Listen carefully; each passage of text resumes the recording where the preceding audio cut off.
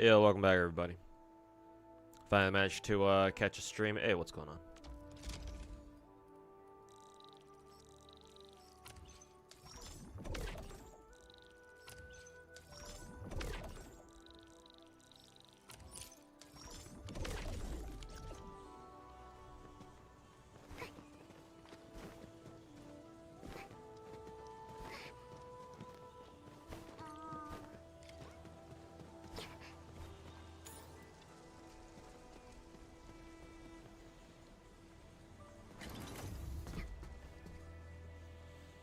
NT delaying their global release, really? How long did they delay it for? So basically, no longer on the 29th.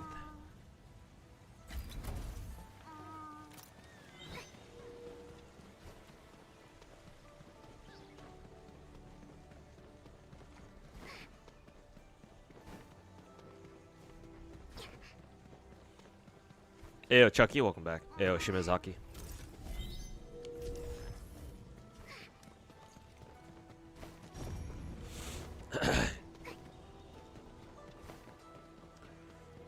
No, it's still at the 29th. Then why are you saying that? Why are you saying that? Well, why are you? What were you saying? They're delaying their global release for then?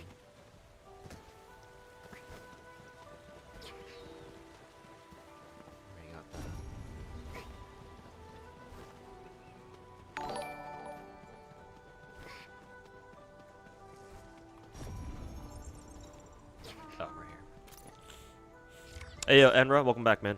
Thanks so much for the year-long resub, dude. Much appreciated. Enjoy your Emerald Tail badge. So yeah, thanks so much, dude. Thanks so much for the year-long support. Okay,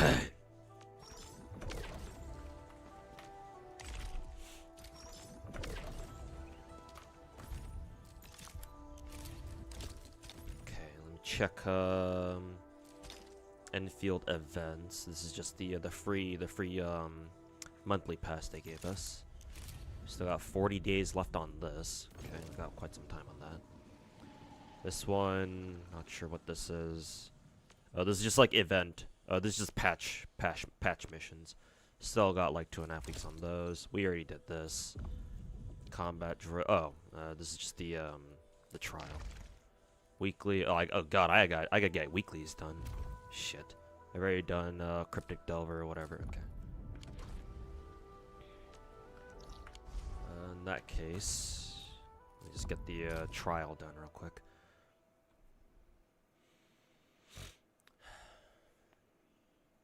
Aside from a few bug fixes on the Chinese side people and global getting filtered already, like certain groups of people, I have an idea of who you're talking about, but...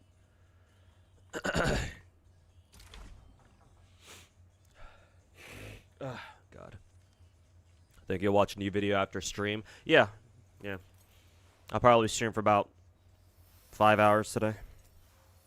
Probably go to like 5 p.m. my time or something. Maybe I'll get off a little earlier so I can go grab something neat first. But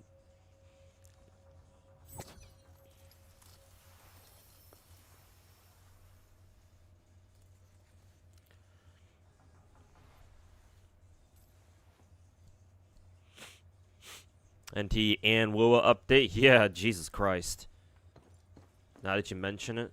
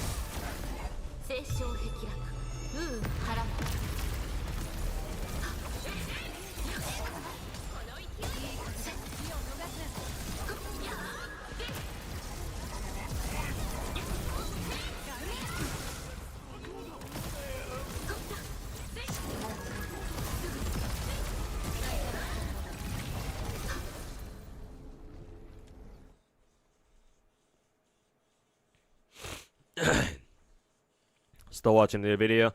That video is like 40 minutes long, so yeah. What? It went live at like 15 minutes ago, so you're not even halfway through the video yet, or at least you shouldn't be. Ugh.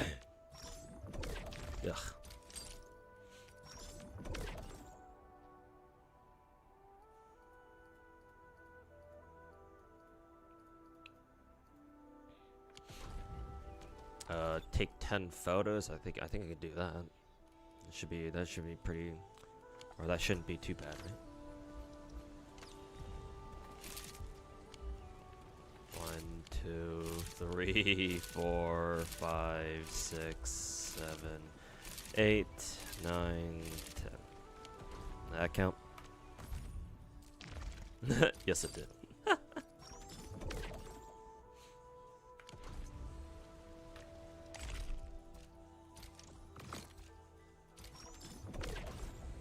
All right.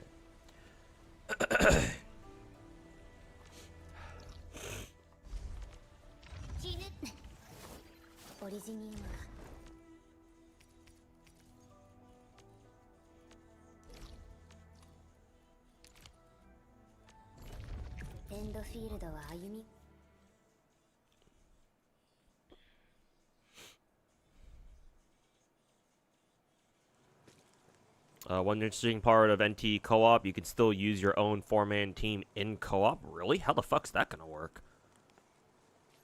If everybody and how many players, actual players, can you have in a single co-op lobby? What, just like 4? Like every other gacha? Like Genshin and Wuwa? Because if that's so, then what? Won't you have like 16 characters on the field then? At that point, that kind of feels more like an MMO than a gacha, like gacha co-op. See how that works. Still pulling for Fengyi. Still 20 pulls away. Oh, you got it. Hopefully, I think. We still have like what, a week and a half left? Maybe 2 weeks left. Already lost 4 times on a weapon banner. Oh shit. Well, 25% rate up. But yeah, hopefully you get her soon. Yeah, it's basically a small raid, yeah. No, yeah, definitely not a TOF feature. Oh yeah, I forgot. Hotta Studio has some experience in that, don't they?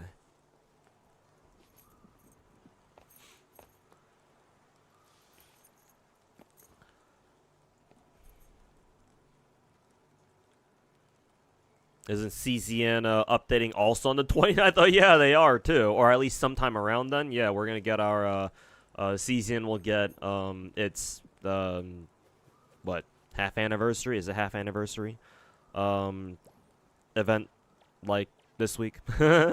So yeah, just a lot of shit happening this week, I guess.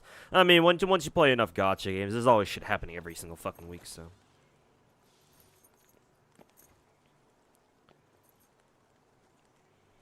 Always something to look forward to. Hey, yo, student, welcome back.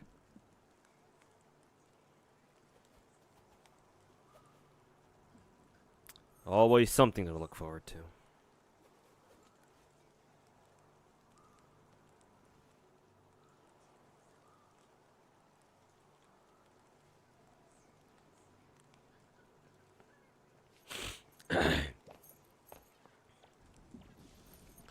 Okay.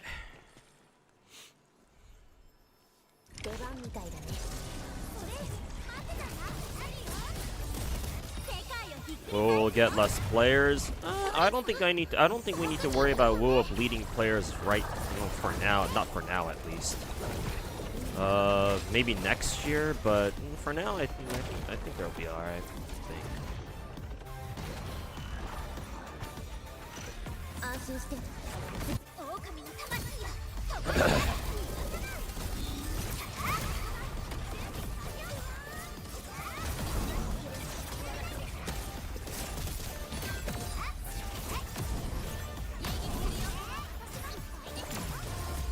Is this a new?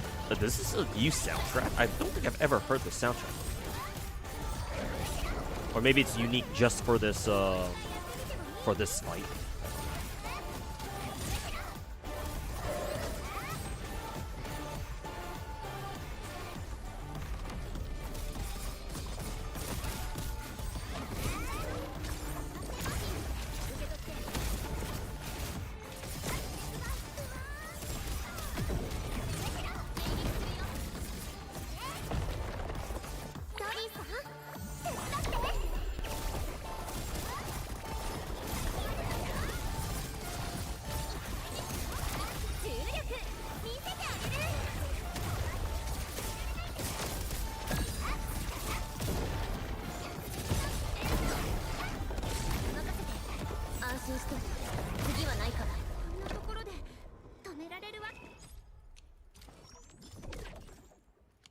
think that's enough materials to max out Enman, I think.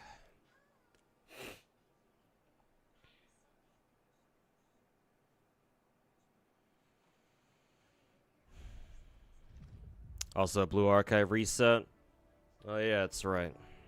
I gotta finish up the rerun event, and I get Grand Assaults done today because today's Sunday. I'll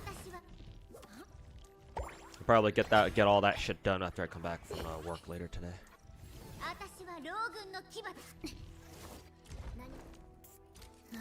All right, finally, Enman's all maxed out.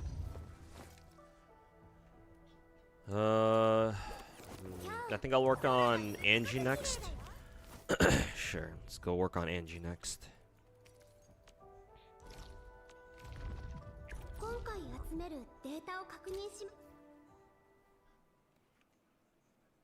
Must stay strong for Nico. Oh yeah, now that she's out for JP, I believe.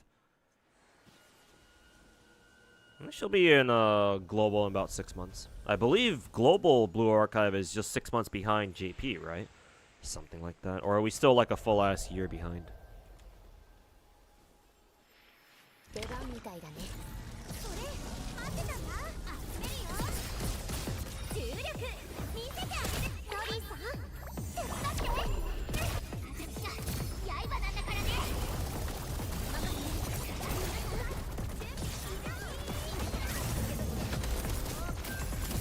Did it too early.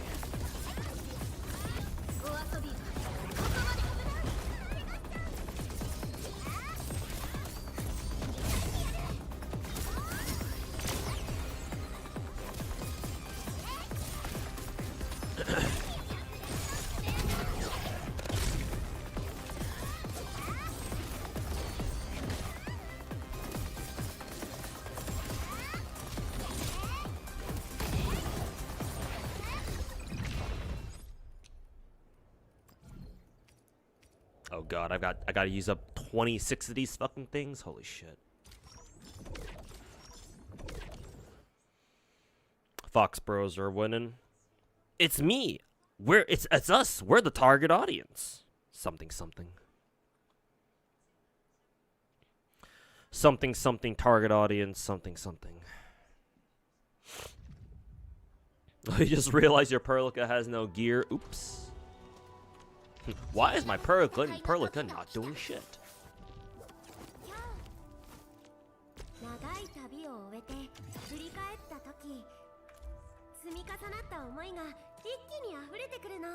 Oh, time to farm T-creds.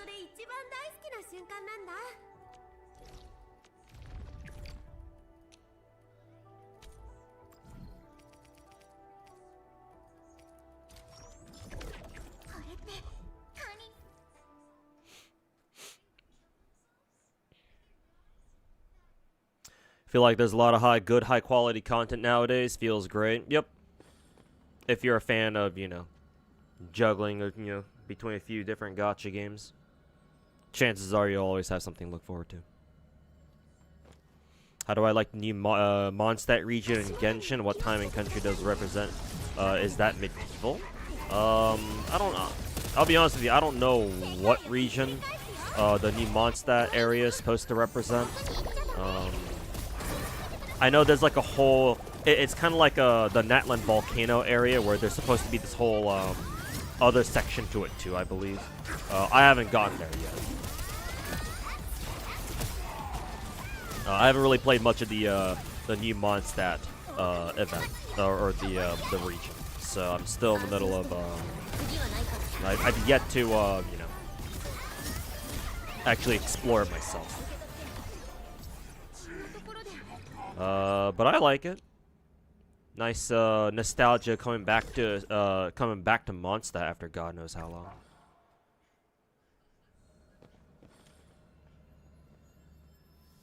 Hey, Denzel, welcome back.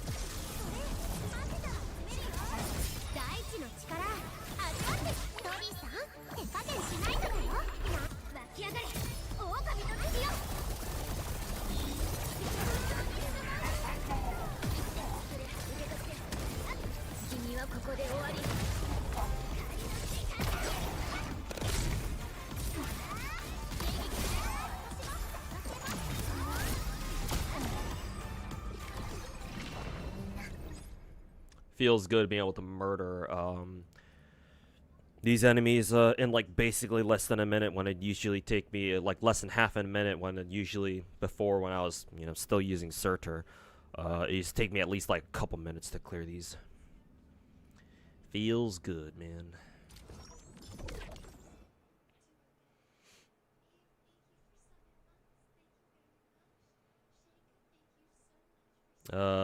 But yeah, it's got the new Genshin, the new Mondstadt region in Genshin's definitely got the nostalgia factor going for it, which I appreciate.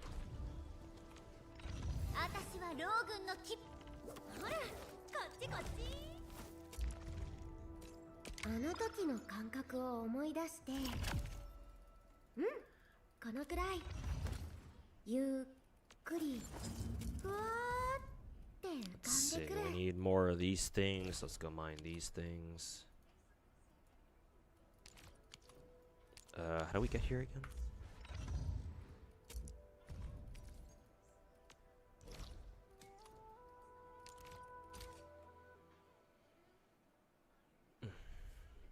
You need this string because you gotta catch up in Enfield. Yeah, I gotta burn through all my stamina potion things. Because I got like 20 of them still, so I gotta burn through them all.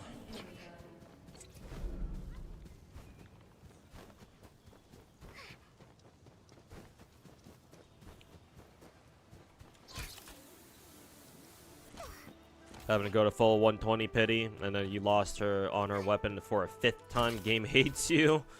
I mean, if it makes you feel any better, my own fungi pulls were the worst pulls I've had in Enfield so far. You know, I know that doesn't really say much coming from me, but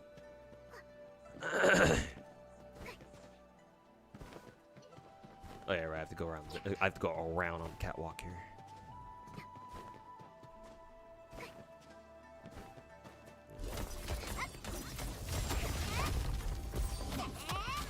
But yeah, I know what that feels like. Well, I don't know what that feels like actually. No, I'm lying out of my ass because I've never had to go to a full hard pity before, like a lot of other people have. So I'm still lucky in that sense.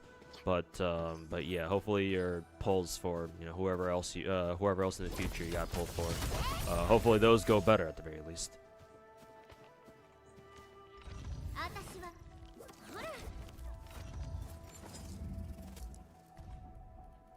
I wonder if there's any other mining sites. Nope, that's the only one.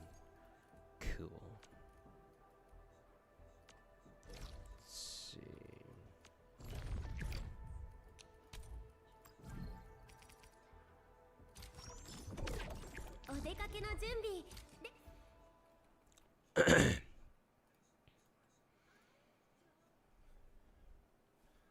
I haven't keep up with Genshin lately, but finally another monster area, so it sounds cool. Yep.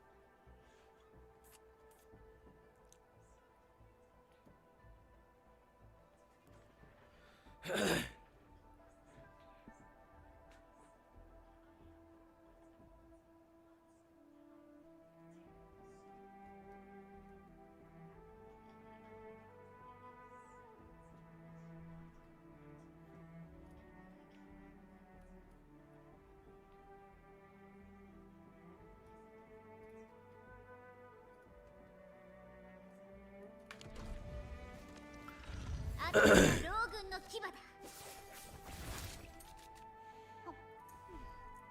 Mondstadt means Moon City in German. Ooh, that's interesting. I always knew that Mondstadt had a lot of like German influences. I think a lot of the names are German, or they're like English versions of traditionally German names or something. But I didn't know that's what it actually meant. Mondstadt, Moon. I can see that. What I've eaten today? Nothing except for a bowl of cereal. Bowl of cinnamon pebbles. Because growing up as a kid, my favorite cereal was what? The chocolatey pebbles. If you're not American, you probably don't know what that is. Because, you know, American cereal, omega lol. Nothing but fucking, you know. Nothing but, you know, sugar.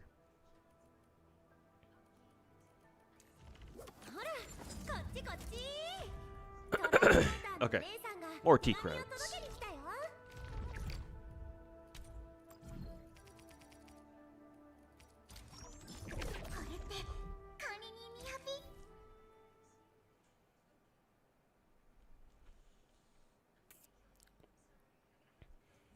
Total of 180 pulls from your Rossi pulls when you got her. Tong Tong and Pogranichnik and 90. Don't play infield, but if this game's daily farm takes an hour to do, chances you play it are 0. I don't know who you're watching, but you don't have to do all that. All the daily chores that you might see other people do. Nah, that shit ain't necessary. The only dailies I do for this game, just for the sake of my own sanity, not even my own sanity. I can't say that. I never had any to begin with.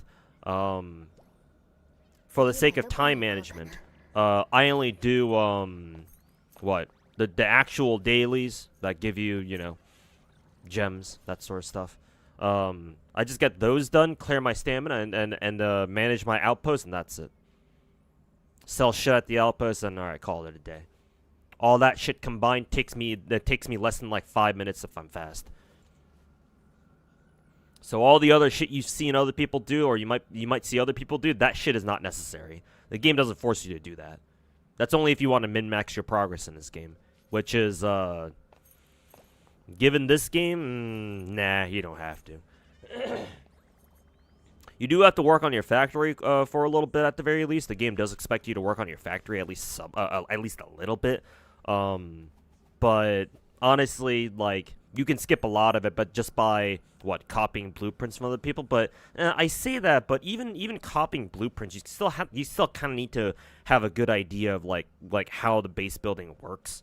Though to be fair, a lot of it is logical, and there are tutorials in game for you to look up if there's something that you don't quite understand, like a specific building or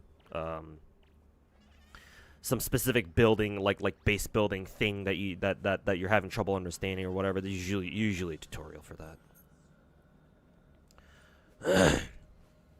But that's just like initial investment, time investment. Once you get the hang of base building, you get the hang of it. So.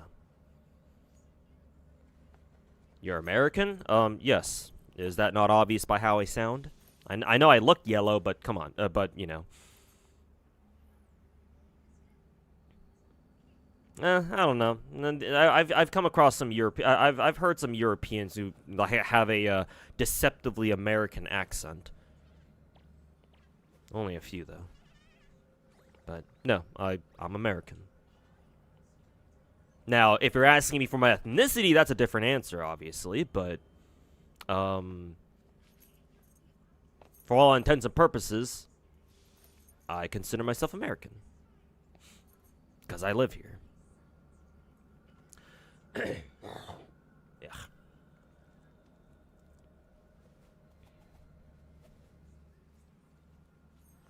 There's one daily quest that takes like fucking 5 minutes. Not even, bro.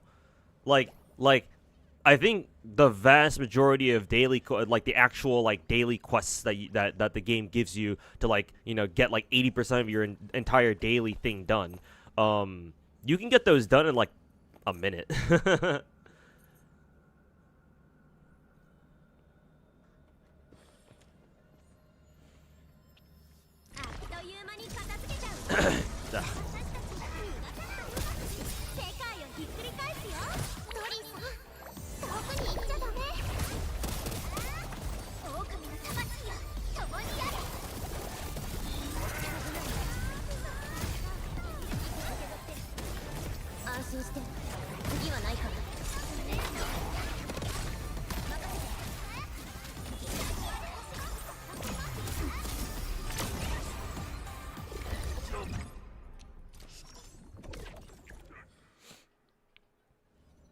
From all the hollow girls, who has the best American accent while being a foreigner? Certainly none of the JP girls, that's for sure. Unless you count unless you consider the twins. Unless you count Fuwamoko to be Japanese, which technically they're half.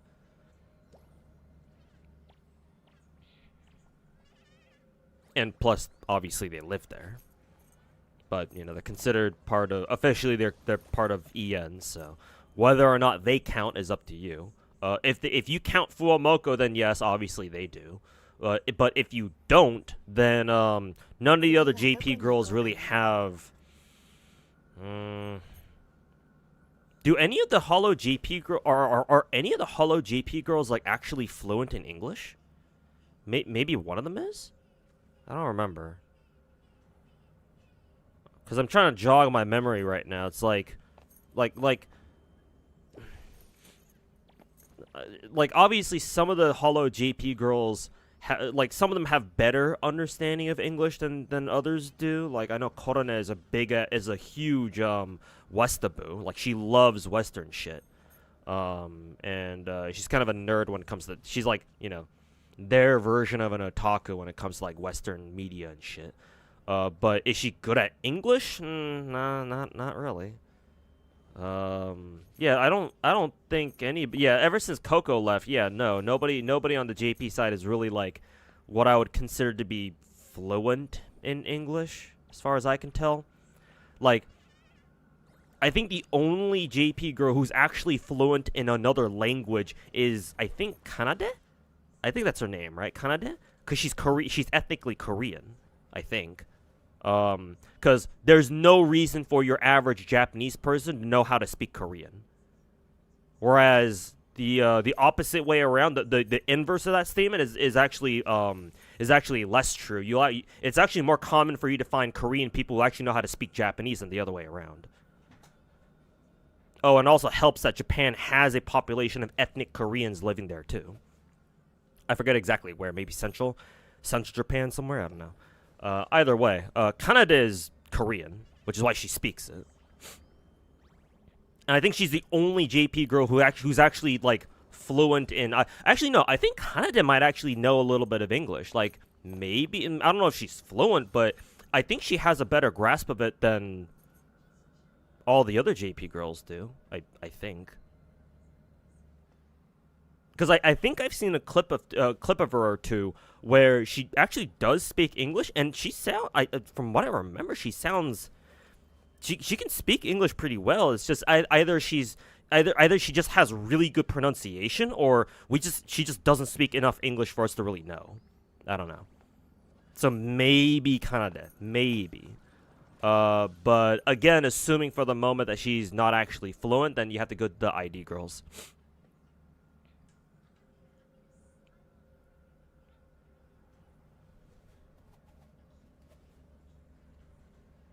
Maybe Kiara or maybe Amelia. Amelia is effectively American, so I wouldn't count her. I wasn't even aware we were counting the EN branch, and if we were, since you guys seem to count the EN branch, or the EN girl, the EN girls, yeah. Yeah, I guess Kiara, yeah.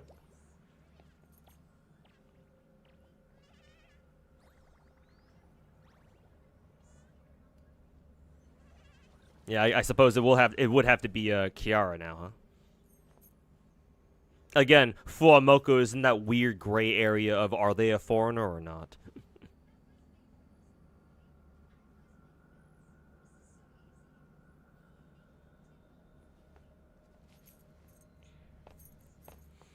NTE and Wuwa 3.3 getting launch on the same day is crazy. I mean, you're bound to have overlaps like that with, you know.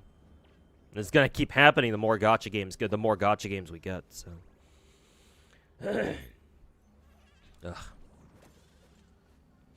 Kiara hardly has an accent. Yeah, it's really easy to forget that she has one, but I can still hear it.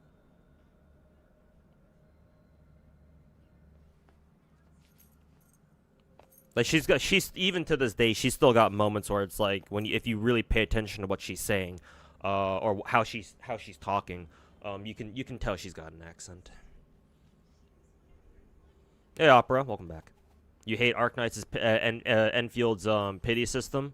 Enfield's pity system is default for most most gacha games. Yeah, the Spark pity system, technically yes.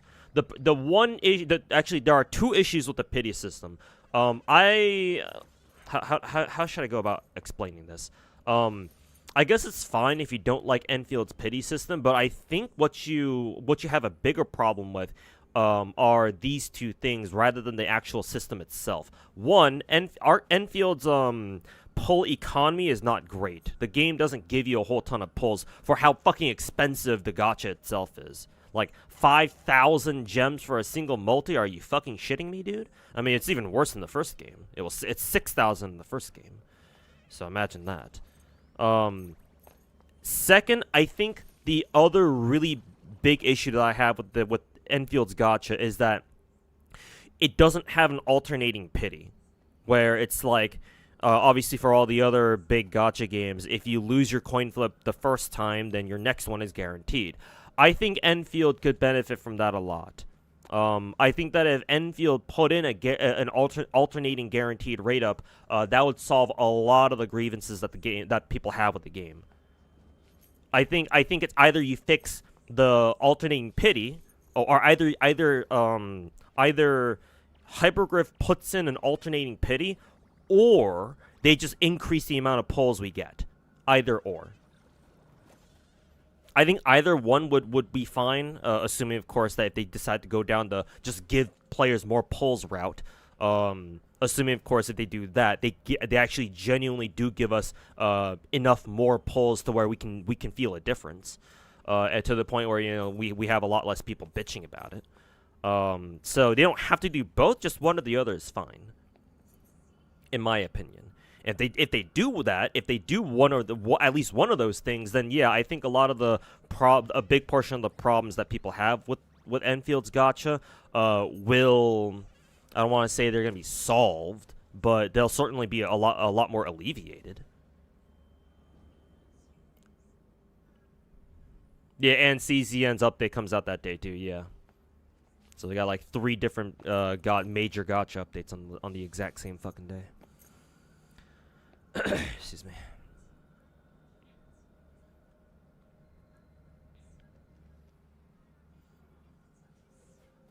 Also, have pity carry over. Yeah, that'd be nice too.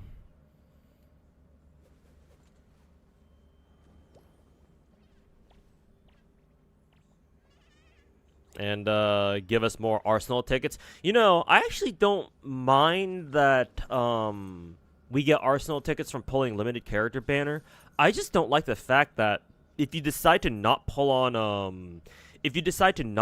character banner, or if you decide to not pull on a character banner because you just want a weapon, I just don't like the whole fact that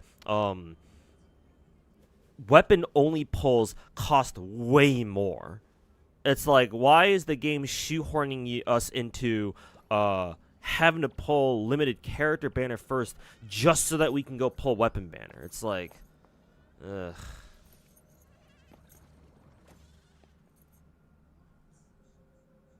But yeah, more Arsenal tickets would be nice too. Yo, Memmy, welcome back. Bermuda Triangle in 3 days. We're gonna get lost in the gacha sauce.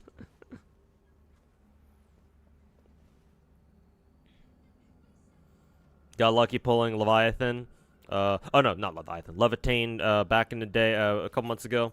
And you couldn't get a weapon because you just didn't have enough Arsenal currency. I know, right?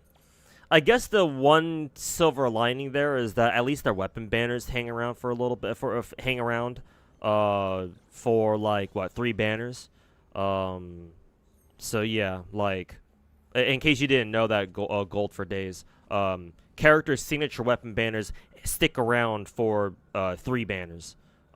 Just like the characters, but unlike the characters, you can still pull for their signature weapons because they still have their own banners active. Let me demonstrate in case you don't know. If you already know this, then yeah, just ignore me. But yeah, if you check the weapon banners, if the game will load. If you check the weapon banners here, obviously the top banner is for whoever's on radar right now. But if you scroll down, you'll notice that both Rossi and Tang Tang still have their signature weapon banners still active, and you can pull for them. You can pull for them on rate up. So I guess that's a silver lining. So that way, if you don't have enough Arsenal tickets to pull for somebody's limited weapon signature weapon right away, because let's say you got lucky on pulling them, so you were able to pull them right away.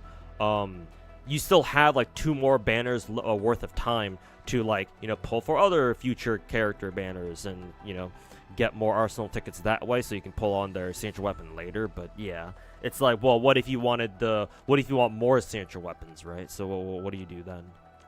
So yeah, I'm not a huge fan of this whole Arsenal ticket system. Like, I get where they're trying to go with that. It's just I don't know, man.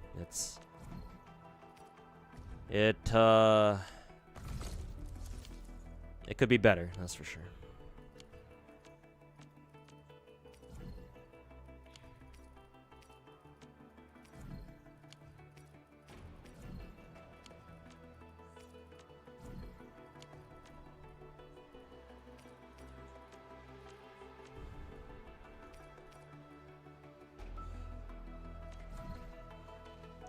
Praying that we get the Craven sword as a direct purchase at some point, so I can give it to last rank. But anyways, yeah, no, I feel you on that one, that's for sure. Anyways, what was I doing? I think I was leveling up Angie's weapon. Yep. Autofill. Yeah, we need more T-creds. We always need more T-creds. God damn it.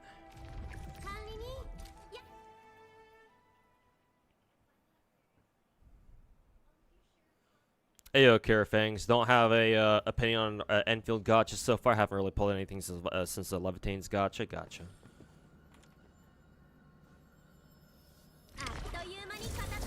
Didn't know Subaki's still kicking as a tank. What, in Blue Archive? Oh yeah, no, she's still.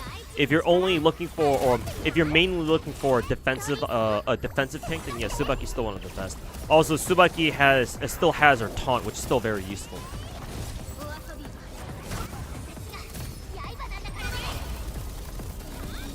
Subaki's taunt is actually fairly useful in a lot of challenge quests, and some bosses still ask for still call for like a CC thing, like a character, a student who can put CC, and so yeah, Subaki's perfect if you need a tank, and if you need a tank who also has CC, so it's quite convenient, or she's quite convenient, I should say.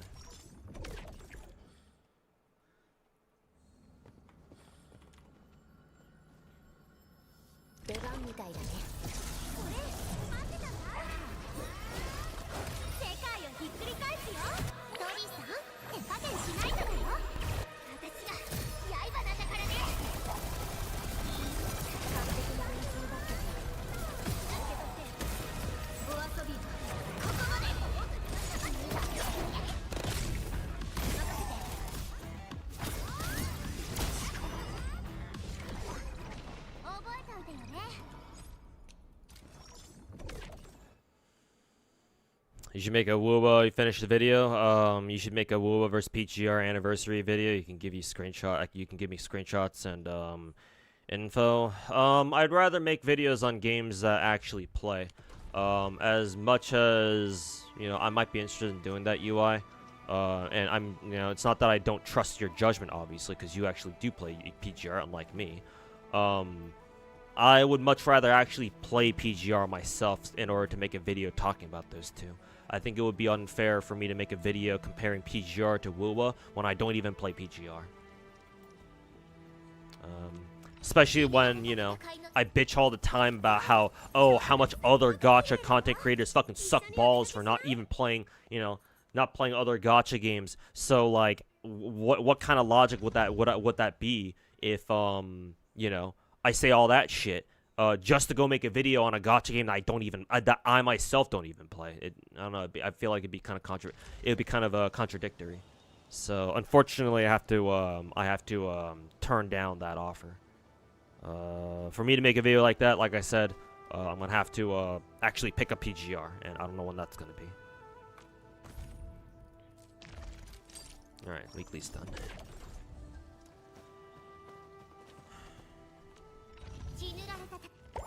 Let's see. So I still gotta get my Angie's Opus Etch figure to level 90. Still need more T-creds for that. Oh, I gotta take it easy. I believe I don't need to worry about any events in Enfield yet.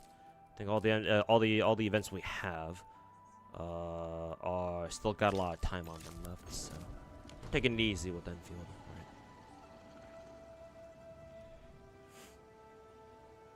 You're new to Enfield. Can you play Enfield with only Fluoride? Technically, yes. You can build a team around her.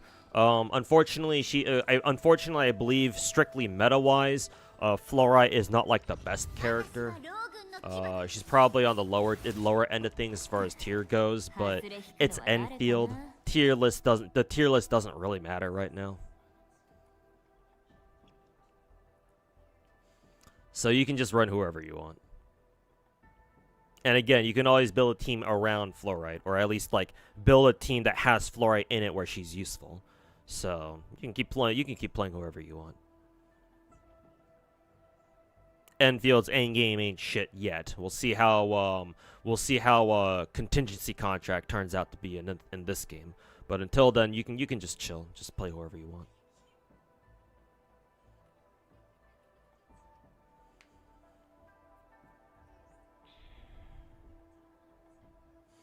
You like the dual overlay setup? Yeah, I just pulled up Enfield because I still need to get my dailies done in this game. But now I am done, so it's now time to play some Wuwa.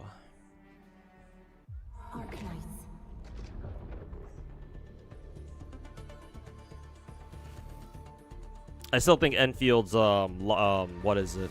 The lobby menu screen here, or the lobby music here, is still the best lobby music I've ever heard out of a gacha. No other gacha game's lobby music ever comes even remotely close. Hey Tammy, welcome back. I plan to pull for anybody in Zenless 2.8. I pull for everybody in Zenless. It's not a question of if, it's a question of when.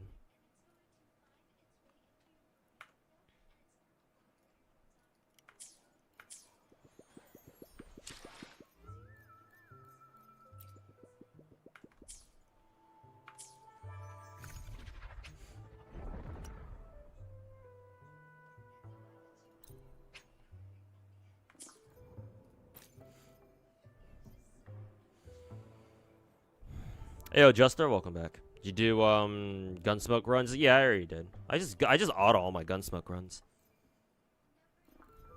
I don't know why people still bitch about Gunsmoke all the time. Just fucking auto that shit, bruh.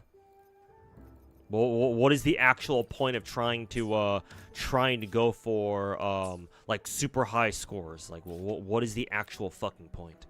I don't get it. Not sure if I ever will.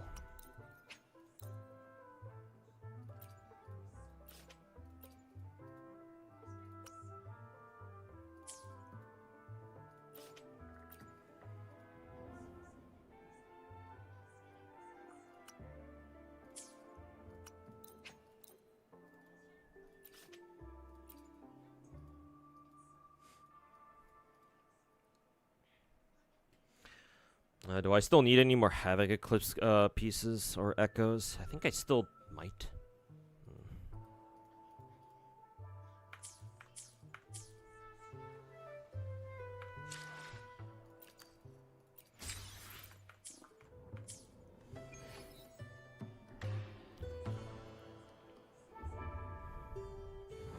How about Nikke's? You still like Genshin's more? Well, I think Nikke's changed their startups, their welcome lobby music a couple times. I think.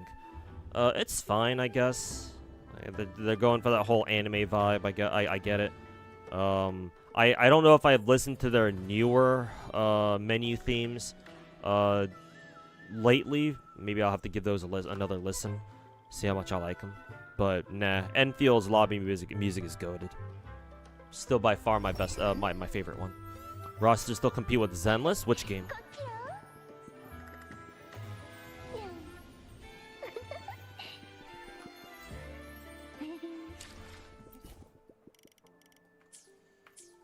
Can you ask what field I was working in prior? What as my job? Freight forwarding / logistics.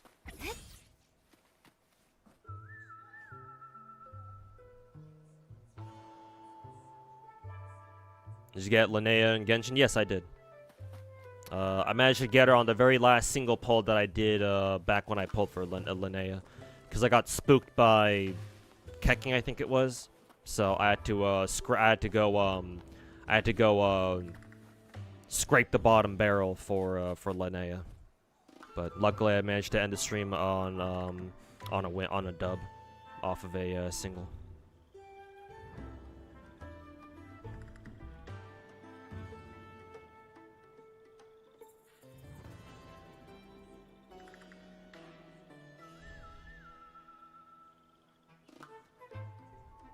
Hey, yo, Gray, welcome back.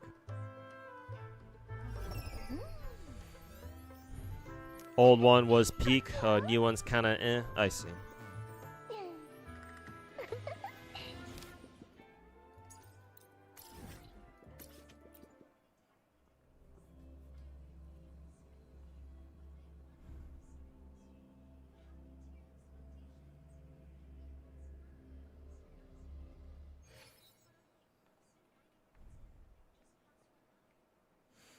Just finished watching my video. Thought it was structured nicely and it was pretty solid all around. Thank you. Yeah, I like to structure my videos, make them, you know, make sense. I used to write a ton of essays back in college, after all. So, no, not even just college, just throughout school in general.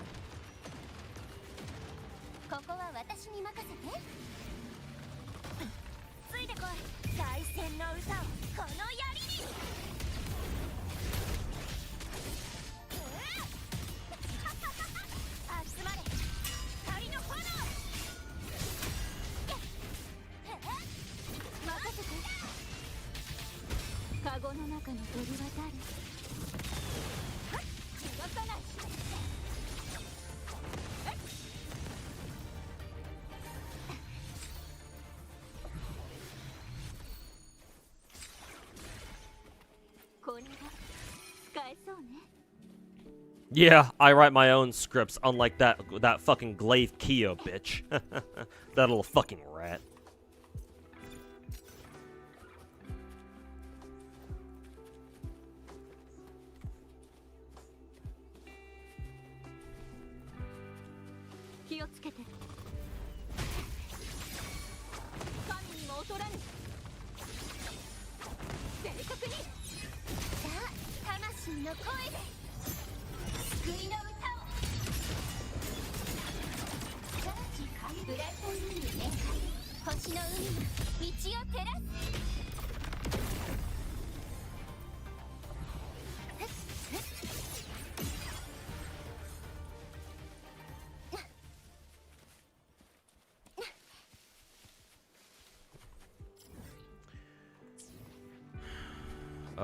Let's see. What was our court cleansing on again?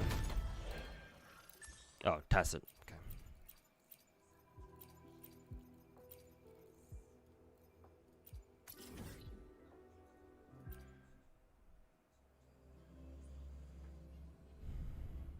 Yeah, you had trouble. You have trouble concentrating for exams because of ADHD. What about you?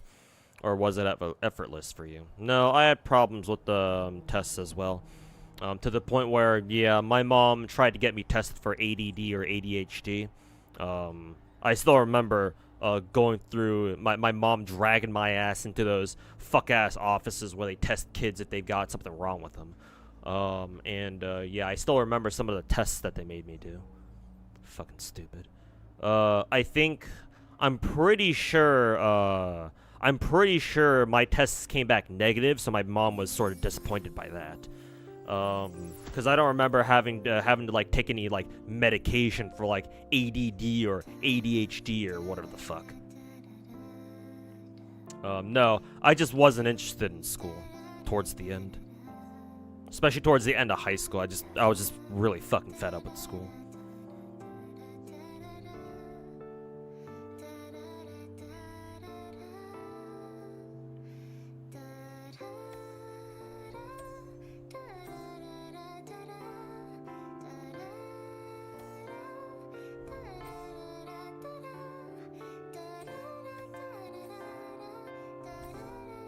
Also like to add, oh, you know what? You know what that did remind me of? I forgot to make chapters for the Wuwa video.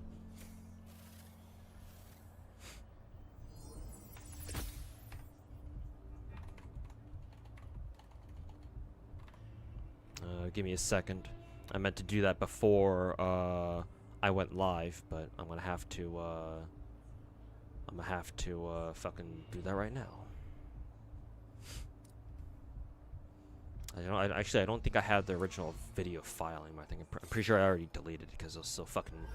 The file size on that thing is fucking huge. It's a 40-minute video, so what'd you expect?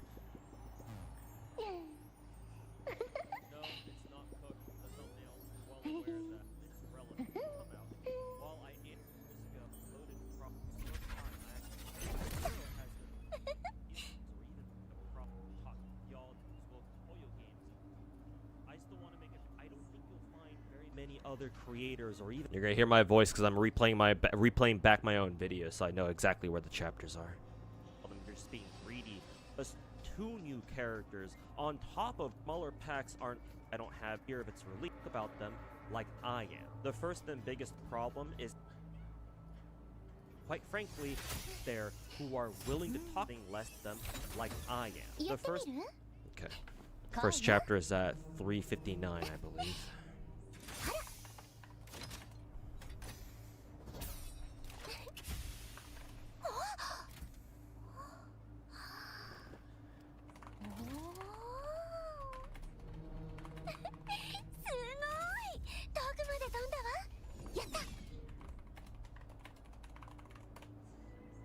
Second chapter was, I believe, is a thing.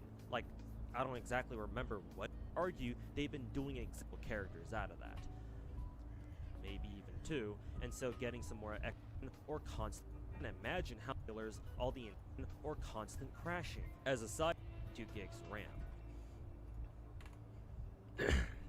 hazard tower, and yes, no matter. On PC, Wuwa is the optimization, though we started to see Rover and other standard 5-star now isn't. The second... Okay, 1318.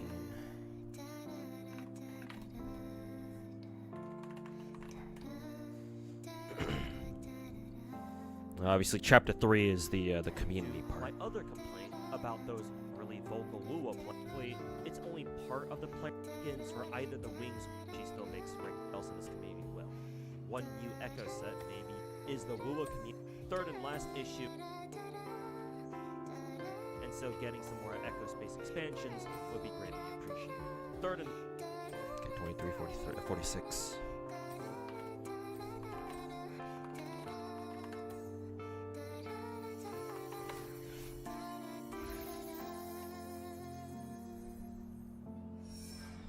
So, wouldn't be fair for me to say that. But, and go off. But, Lloyd, they're 50 for me to say that. But, on the other hand, I guess that also means that from now, and where there has been, like, under, Wuwa's got a pretty bad weapon situation of its own, too. If they did it, or whatever, and pulled out another before King or anything, because I already said before that I need to say that. Lone type of what the Wuwa shield. I still have stuff, or more banger even changes and until you do that anyway. I expect. Just remind me to get some popcorn next time. All right. Okay, 3811.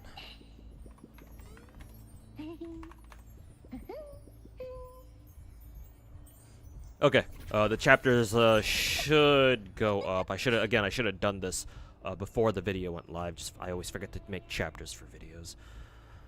But yeah, I feel like I don't need to make like the ending screens where I summarize all the points I made in the video, because usually the chapters do that pretty well, do a good job of doing that already. But yeah, you mentioning it reminded me to set chapters, make chapters for the video. So thanks for the reminder. Now let me catch up with chat. You're on new TOA right now. If they bring about HB inflation, you're gonna hear first from you. All right, let us know then.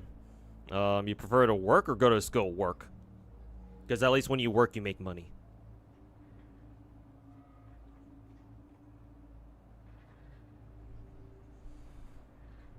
The only way I go back to being a student these days is if it is to specifically study for something that will help me with a future job. Like for example, if I go apply for a job, they're like, we're gonna hire you, but we need you to like take a class first. And like, okay, yeah, sure, I'm fine with that. But like, I ain't gonna take a class just because my mom tells me to.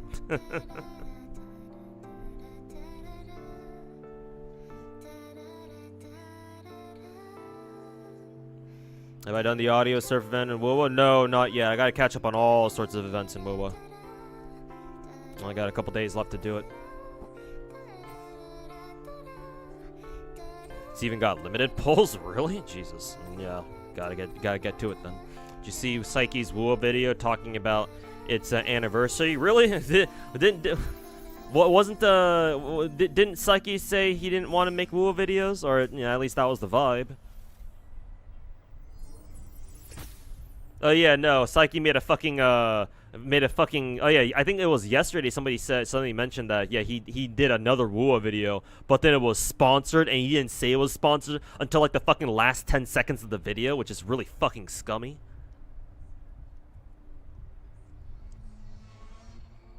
Yeah, it was a sponsored video. And even worse, I don't know how true this is because I haven't watched it. I haven't watched it myself, but the first person who told me that, I forget who it was. I think it was somebody from my Twitch chat.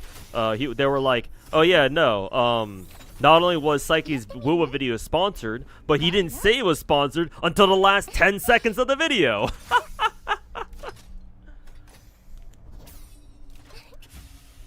Why is it that every time I hear from Psyche, he's just doing something just progressively more and more stupid, man?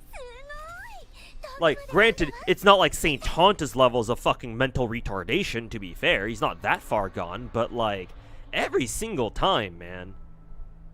Maybe not every single time, but it damn sure as fuck feels like it. Every time I hear every time chat tells me something about, like, updates me on what Psyche's up to, it's like, it's something like, I don't know, man. It's like, well, what's he doing now? I don't know.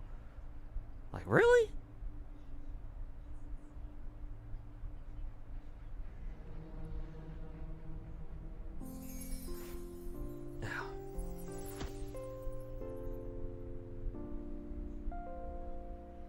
You weren't even aware of all the collabs we're getting? So many random collabs for a fucking bike? Yeah, I have no idea why Wuwa's doing all those collabs.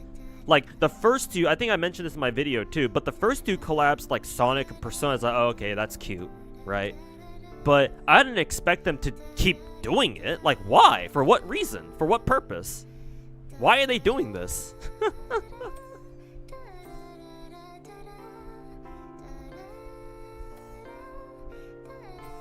W chapters, yeah, I feel like the chapters basically get that job done for me.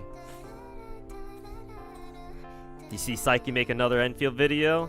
No, I don't really follow his content much. But was it a Glaze video, or was it him talking shit on Enfield like everybody else?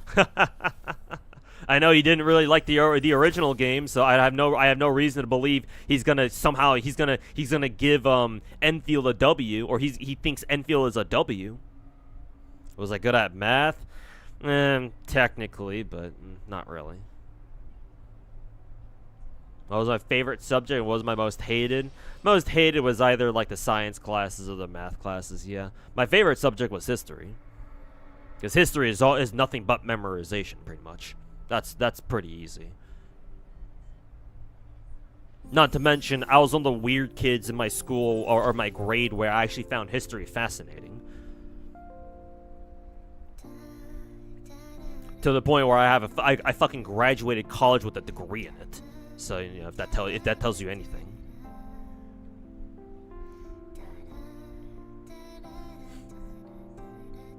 Yeah, since it was sponsored, yeah, that automatically makes it a biased video. And if Psyche made that sponsored Wuwa video to like try to pretend like it wasn't, then yeah, he's even scummier for doing that. Wouldn't be the first time either, because he did the exact same shit for his Path to Nowhere video, from what I've been told. So.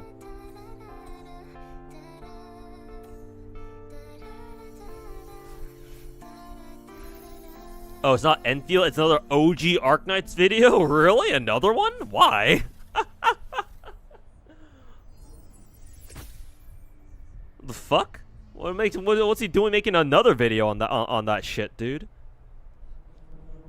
What else is he gonna say? Is he gonna slip in another secret, you know, Path to Nowhere fucking sponsor in there too?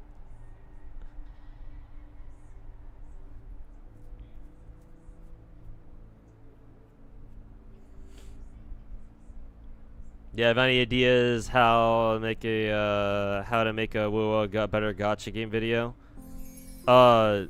Great. That was my the video I put up today. That is the how to make Wuwa a better gacha game, technically. Because I said in the intro that like I was planning to make it, but then eventually I was like, you know what, might as well just turn it into this. So technically, that is the how to make Wuwa a better gacha game video.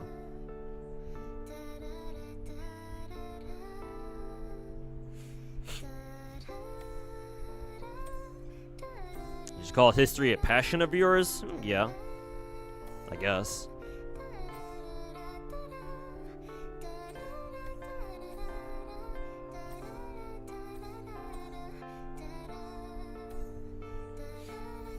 Do I like Girls in Panzer? I never really watched it. Like I'm sure they have some historical references in there, but remember, it's anime, so the whole point of that show is basically cute girls fucking shooting each other in tanks. I don't really consider Girls in Panzer like a source of historical accuracy.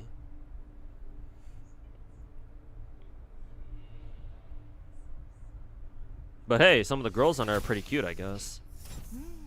Some of them even have some pretty fat fucking tits too, so that's even better. Yeah, the history nerds have it like computer nerds in school. Well, the school district I went to and that I grew up in, we were kind of weird because we didn't really have cliques like that. I mean, we still did, but people didn't really bully like the nerds or some shit like that. We had people do some other dumb shit. But, like, I was never bullied, for example. I suppose I'm one of the lucky ones, but nobody bullied me for, I'm wearing glasses, 4 eyes, motherfucker. Or, he's one of the smart kids, and, I became an outcast like that. Nothing like that. So, my high school experience may be a little bit different from other people's.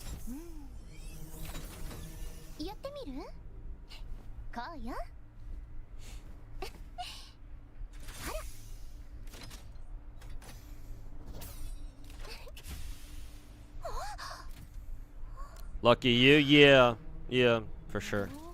It was mainly because I mean, shit, man. The school district I went to, or at least the specific schools, grade schools I went to growing up, there were a shit ton of like actual nerds like me.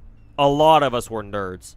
So like normally the nerds are like a minority. It's like no, a lot of us were nerds, or at least like scholastic overachiever types. So like a lot of us were like that. So like the potential of people actually turning to like the potential for kids in our school is like turning to like what the jock types, or like kids who would go around bullying other kids.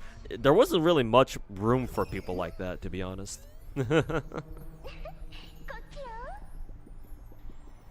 Like, the high school I went to, fuck, man, even our football team did better at fucking science fairs than they did at actual football. To give you an idea of the kind of schools that I went to. Do I like Napoleon Bonaparte? Not particularly. Military, you call him a military genius all you want. Marching into Russia in the middle of winter wasn't exactly his, crowning achievement, I don't think.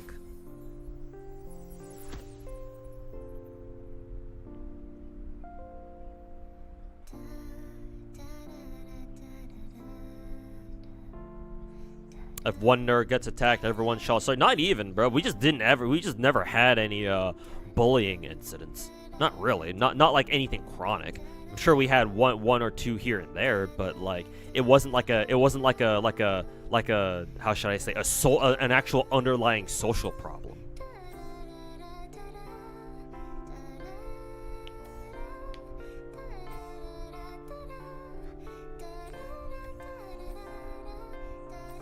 Remember your Genshin ones? I went more in depth with the ideas that I had to improve the game.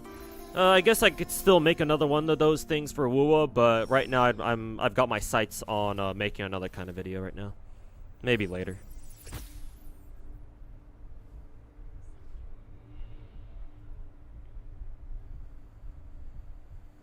What's going on with Psyche?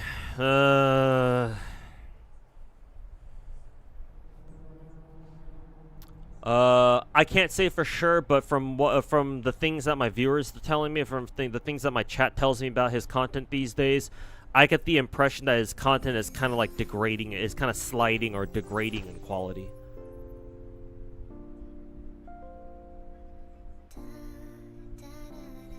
Psyche's really half-assed with his review. He barely plays the games and just makes a review video for it. Yeah, it's like in the beginning he made his reviews were actually were actually pretty good. I mean, I didn't have a problem with his FGO video for the most part. I thought he was pretty on point with it. But like, I don't know, in recent times it doesn't seem like, at least to me, it doesn't seem like he's been putting in, the same kind of effort. At least from what I've been hearing, that's not the impression that I get.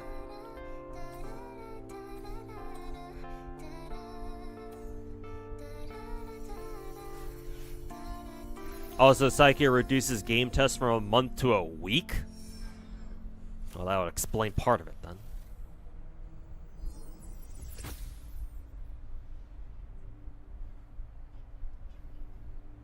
You got TOA done, HP inflation HP didn't change, so it's fine for right now. The end game with HP inflation still remains is what, Wuwa? I've heard that some of the bosses, especially around back when Chisa was released, some of the bosses even got like defense inflation because Chisa ignores defense and all that. So they wanted you to use Chisa against her. So it's not strictly HP inflation, but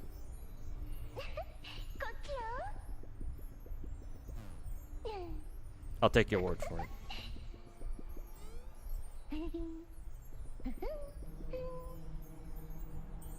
Yeah, NT is coming out on the 29th, so like 2 to 3 days, depending on where you live.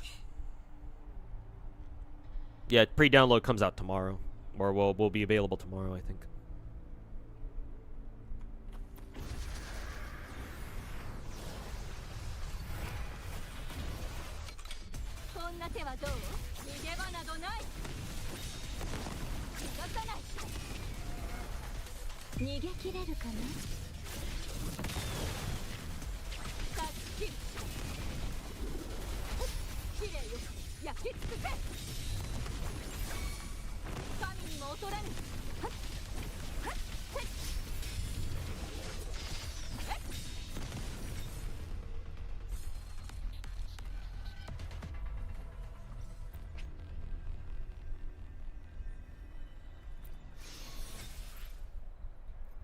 Some of the Chinese reviews about NT were pretty funny. Like, they called its optimization black magic. Like, it's so optimized even on mobile. I mean, they even specifically I remember I remember last year they did a stream, and they did like a preview stream, and then they had this whole like 10 or 15-minute segment of that stream dedicated to nothing but them them flexing their mobile optimization. So I'm like, oh, I wonder whatever happened with that. Well, now we know, I guess. Not to mention what not to mention, isn't y'all said told me yesterday that NTE is what on UE5, whereas Wuwa is still on UE4, just with some UE5 models and assets or whatever.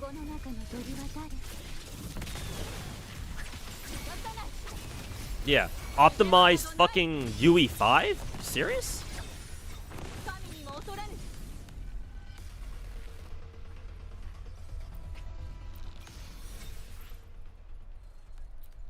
NT using UE5? Apparently, yeah. I thought it was on Unity, but no. My chat told me it's on UE5. Like, straight up UE5.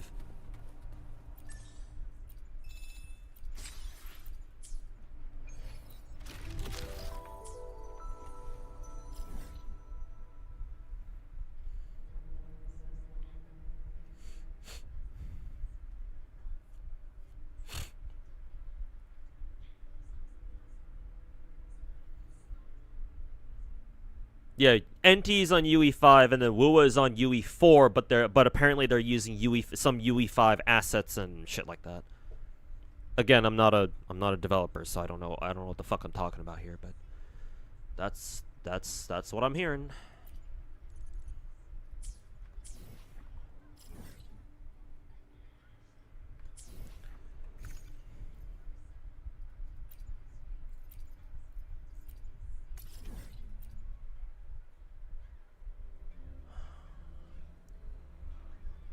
Is my shirt a band name?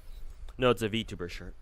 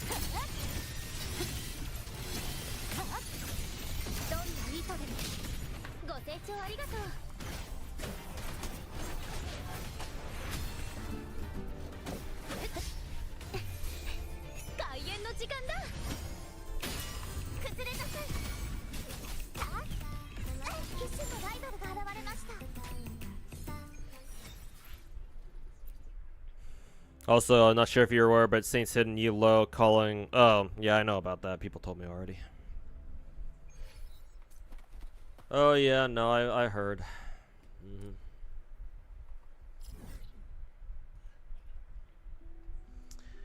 Yeah, I know the clown's going off the deep end again. Quick, call Tectone and tell him to fucking shove his dick up his ass. That'll calm him down real quick.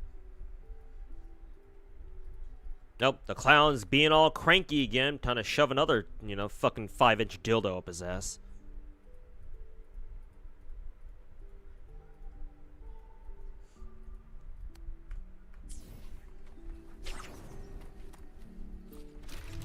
Okay. Let's see, what do I want to get done right now?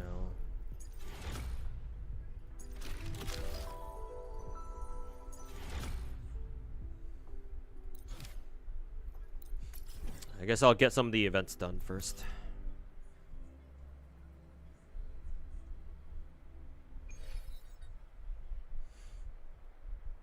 Creating a new engine for a gacha is very costly and takes time, even if you do have all the control. Yes, I'm well aware. And I don't know if I mentioned.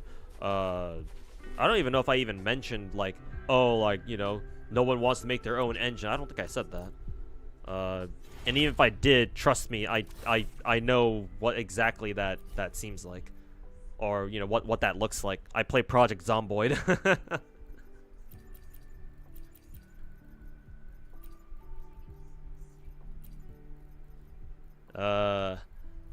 I've seen firsthand how hard it is to make your own goddamn engine. So yeah, I know why most developers don't bother doing that.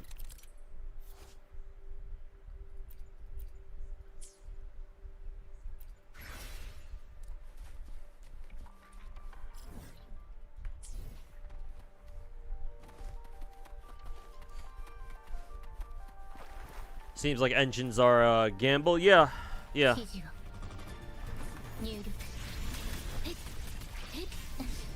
They definitely are a gamble, that's for sure.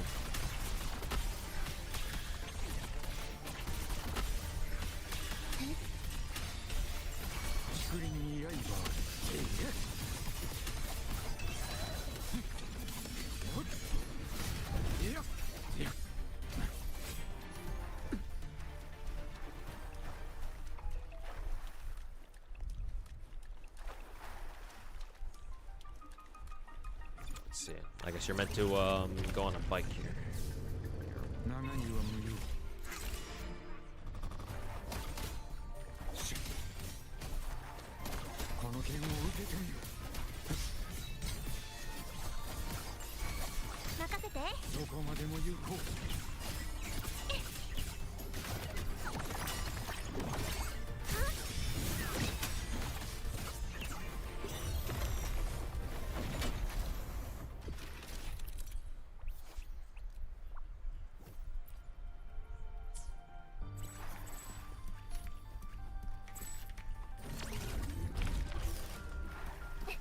What button do I press? T?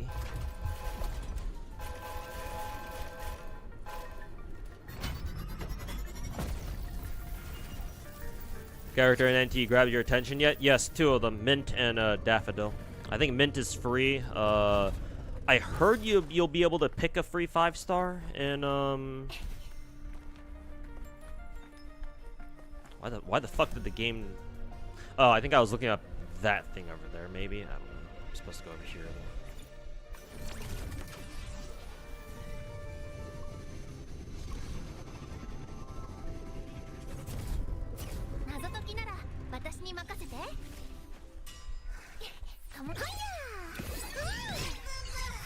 But my favorite characters are Daffodil and Mint.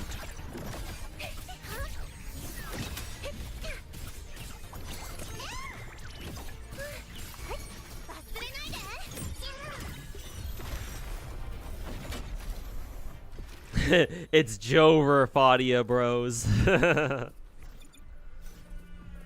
It's so Jover.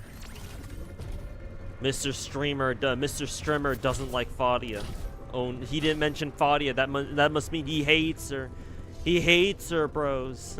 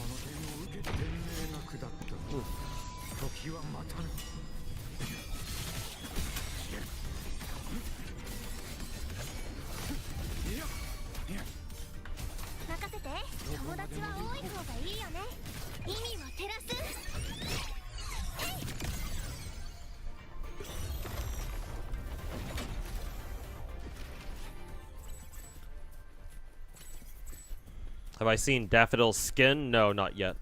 I heard about it. I haven't seen it yet, though.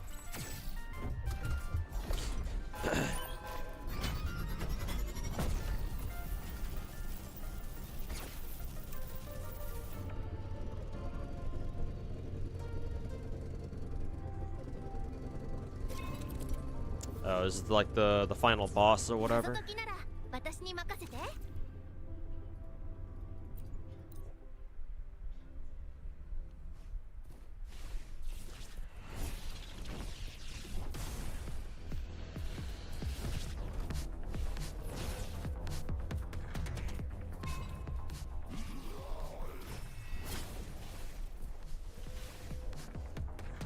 Was I supposed to fight this guy right now?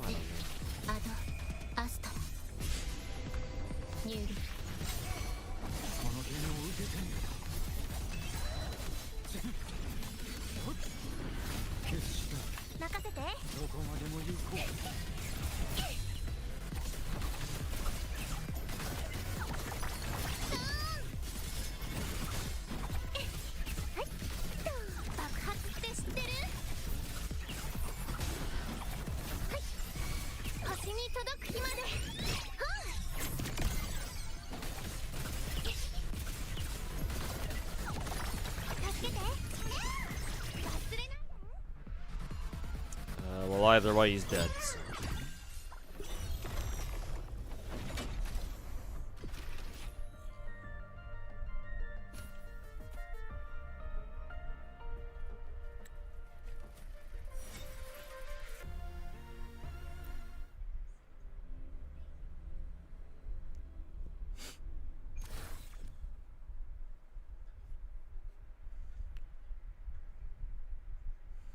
Baldo finally beat Ready or Not after 700 plus hours of streams. Really? He's been streaming Ready. Moon's been streaming Ready or Not for that long?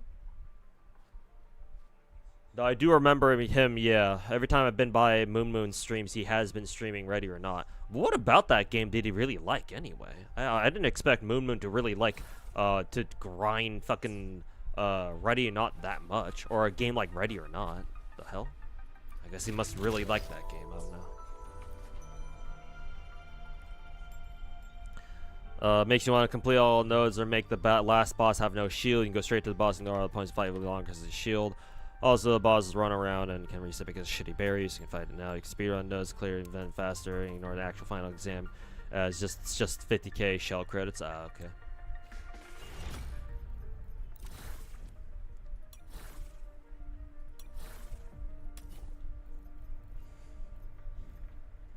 Hey, I want you to use these three.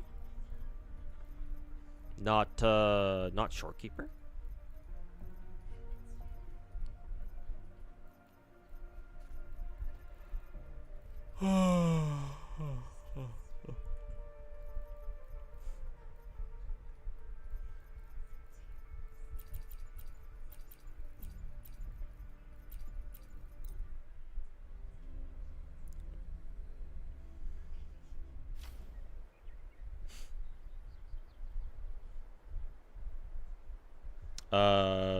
One of the levels has a one of the hard levels had an achievement try who was trying to go for that. Oh, okay.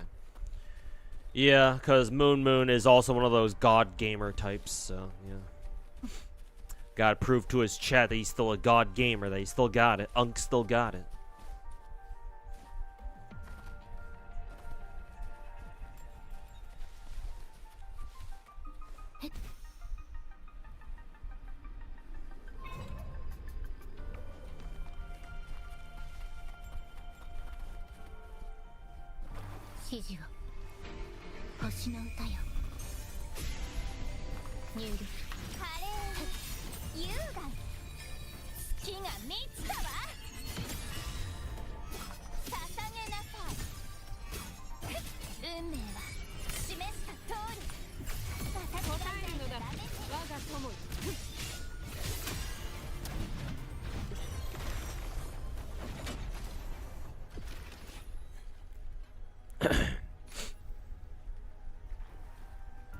Is quite decent at Silk Song. Oh yeah, no, I said the whole Moon is like one of those god gamer types a bit ironically, but no, Moon Moon is, you know, pretty good at games.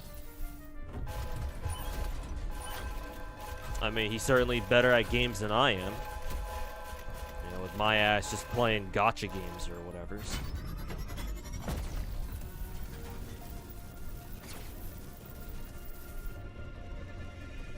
Actually, where the fuck am I going?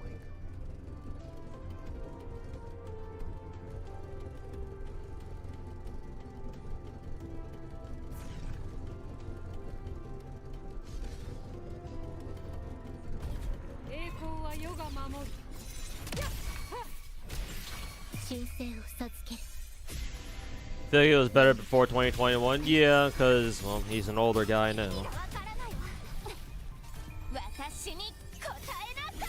And assuming that he has, assuming that all his stories about him having a kid aren't just a bit, that he's, you know, kept up for like way too long. Yeah, he's got his own personal family shit to take care of too.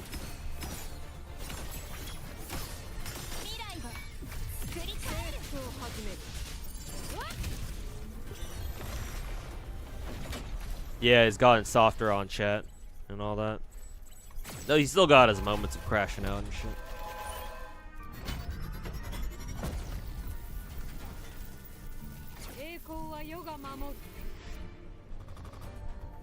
This is trying to be like Banners Never Fall. Yeah, it kind of reminds me of that. It's like, is this shit basically not the exact same thing?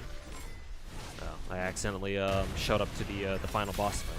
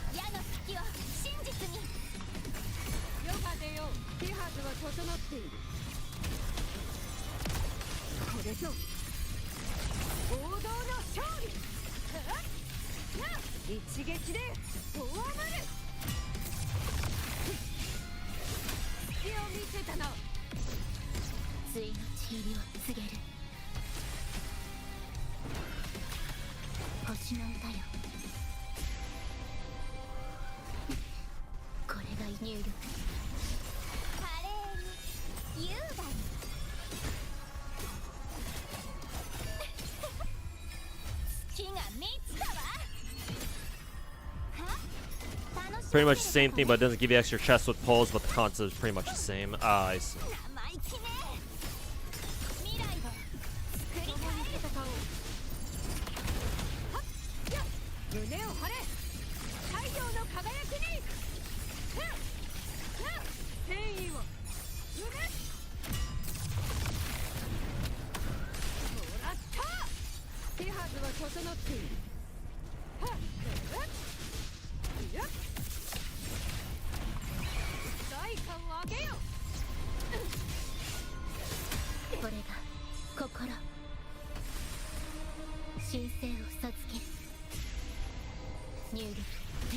DP swimsuit skin would break the internet? Well, I mean, you don't have to imagine much. We already know what it would look like.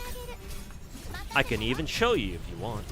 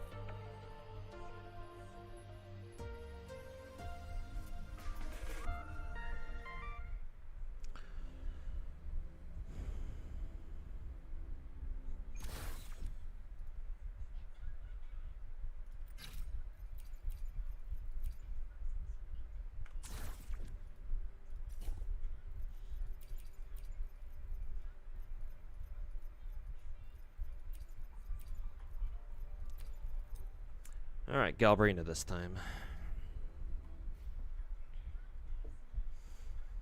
They make DP12 swimsuit skin. Alright, I guess it's time for me to pull out the GFL1 account.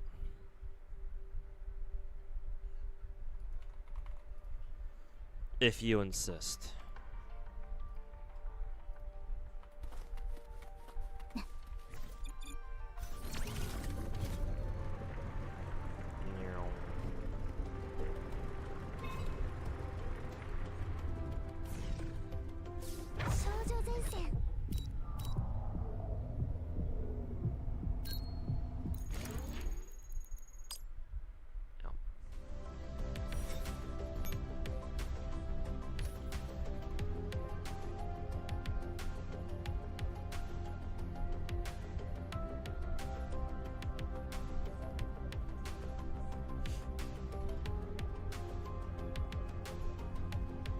あら、いいところに来たわね。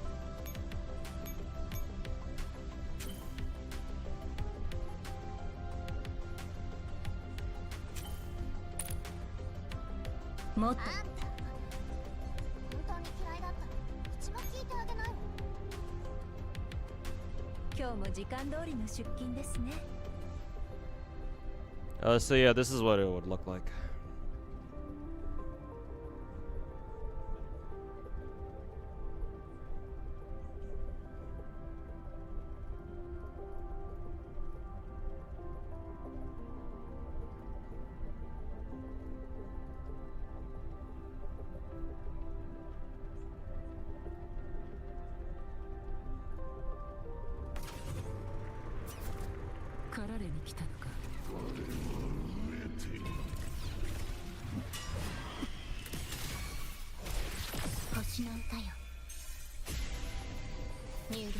Do I care about gacha game story? Me personally, not really, no. I agree with people when, well, not even I agree. I believe that, ideally, you should read gacha story. Because gacha story, no matter what you think of it, you know, it is supposed to be part of a gacha game's, content. And, as how should I say, as new modern gacha games have proved, story is absolutely vital to the casual gacha experience. So, whether it's even good or not, you still want your gacha to have a story. I know there are some gacha games out there that don't have a story, and I think they can still make it work, which is, you know, good for them. But having a cohesive story, or like a coherent story that actually has some stakes that people can be, you know, excited about and look forward to reading and shit. That's a huge part of that's a huge part of the gacha experience. Not even just for new gacha games, but for the older ones too. And just look at FGO, for example. So, ideally, yes, you should try to consume a gacha's story content. You know, if you can, even if you're not like the biggest fan of it. But again, no one's forcing you to.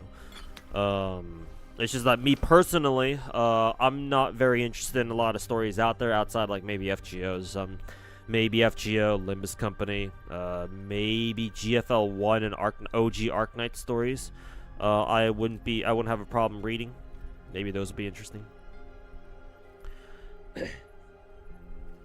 But the majority of newer gacha stories, especially the Chinese ones, are, yeah, miss me with that shit.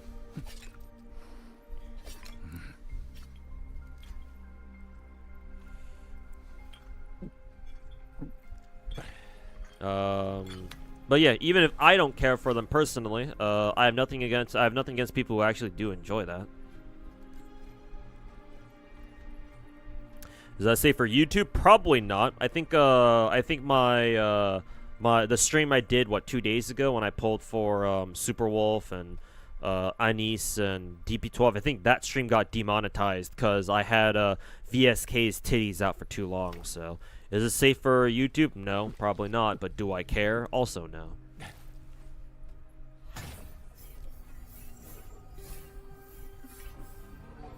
Is that a skin for her in GFL1? Yes, allow me to demonstrate. 敵の火力も侮れないですね。So the interesting thing about skins in this game, in GFL 1, is that, believe it or not, they... Oh, by the way, here's UMP. Here's Laney from the second game. Believe it or not, all skins in this game have two forms, because they took cues from Contact Collection back in the day.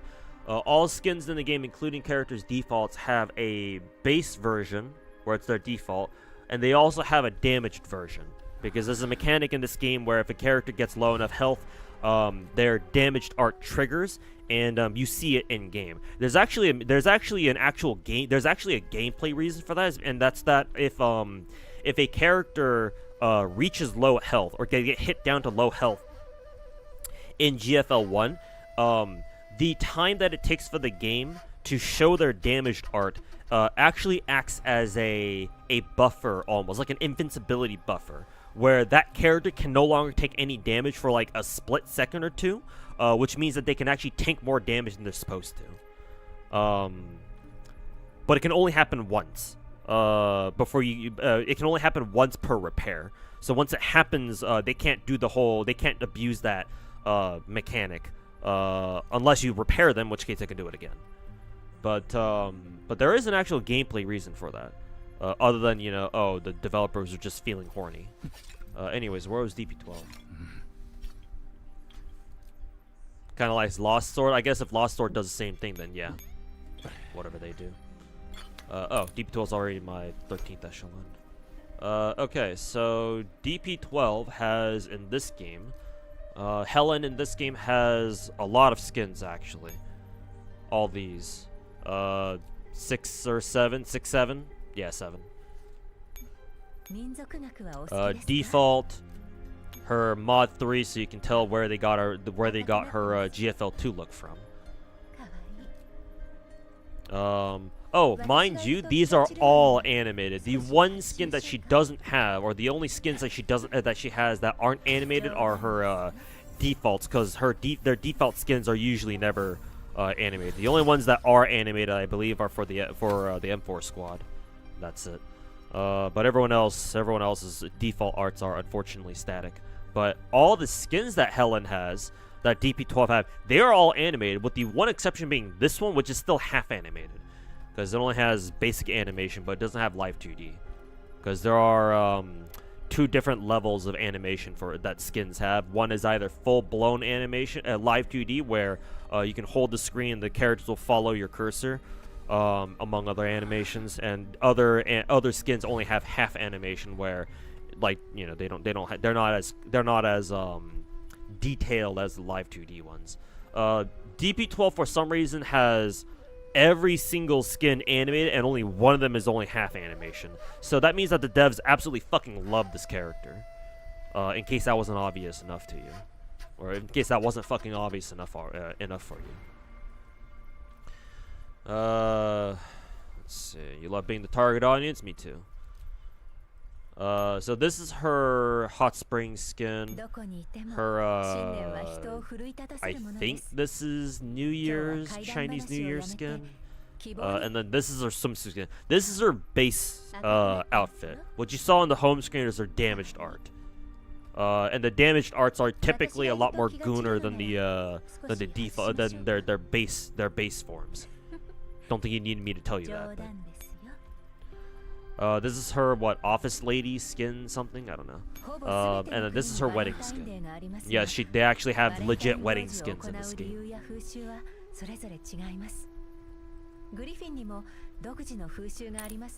So, if I were to demonstrate a little bit more... So, this is DP12's default... Well, this is her damaged art. You can switch back and forth between her, in this game at least, you can switch back and forth between her default and her damaged. So this is her default, and you can switch her to her damaged art here, and this is how you get her. Or this is how you get her to show up like this. So we can go into shotgun, live 2D, animation. Unfortunately, I can't show the other two skins because I don't have them. Unfortunately. I quit the game after these two skins came out. I think I barely quit like just before or just after she got her her wedding skin. Because I remember this. I don't remember her getting her office lady skin. But I do have this, her hot springs, yeah, her hot spring skin. And this is her default, or this is her damage, sorry.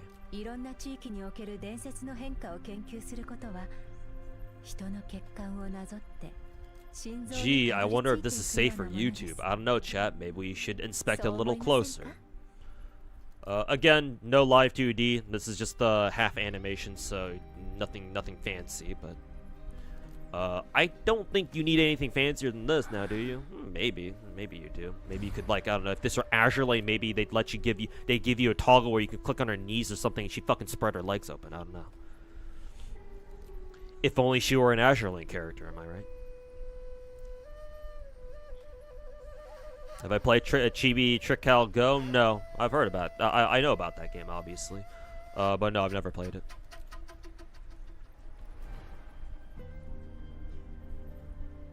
Leaf landed where you would have been. Never been so jealous of a leaf now, have you? And then this is her New Year's skin. Yeah, Chinese New Year's skin. You can tell because there's Chinese on it. You find Helen in a very Chinese time in her life. And then this is her damaged. I'm surprised they let you zoom in this much. Then again, maybe not.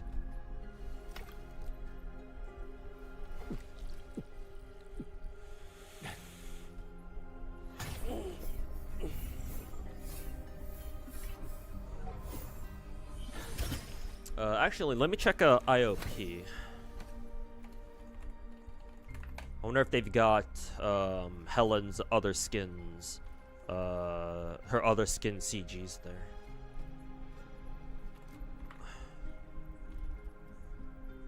Excuse me.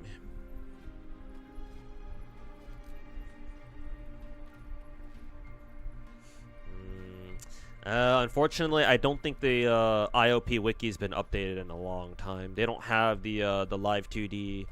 What is it? They don't have the live 2D. They don't have the live 2D files for her most recent skins.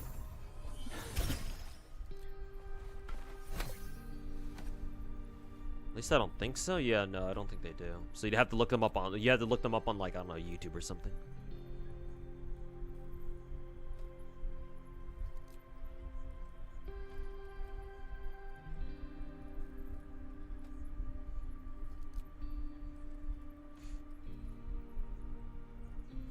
I think Bubba would especially like the damaged office lady skin that DP12 has.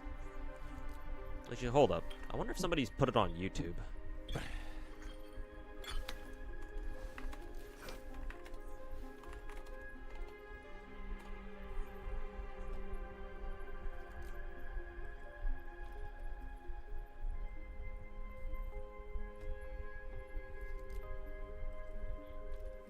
You know what? I don't think anybody has. That's a shame.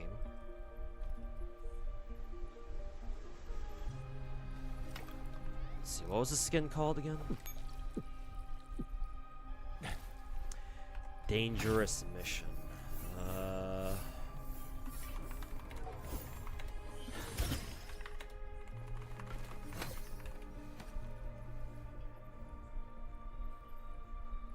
Yeah, no, all the videos I'm getting on YouTube are all about GFL 2 Helen, not GFL 1. That's unfortunate. Barely anybody plays GFL 1 these days, so it kind of makes sense. Let's see, Girls Frontline 1, DP12, Dangerous Mission skin.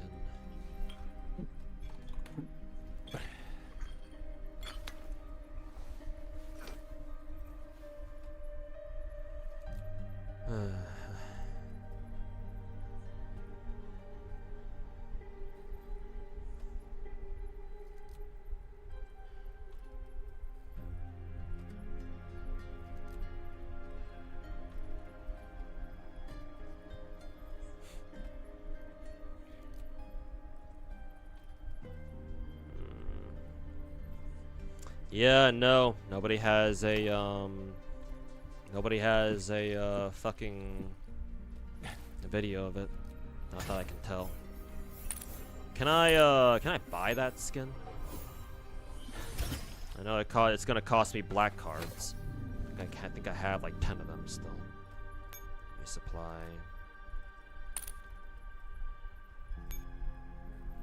Anything on Gacha? Oh, they're rerunning K2. God, this skin is so goddamn old. What the fuck? This was like 5 years ago. For some reason they're rerunning the marching band skins.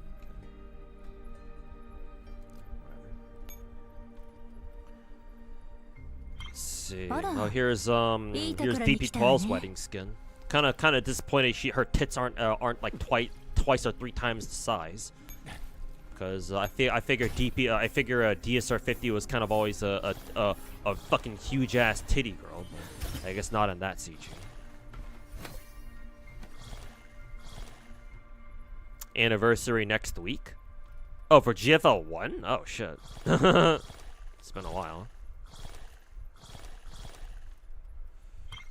I like this one. I'm surprised I don't have this. Because I actually really like JS9.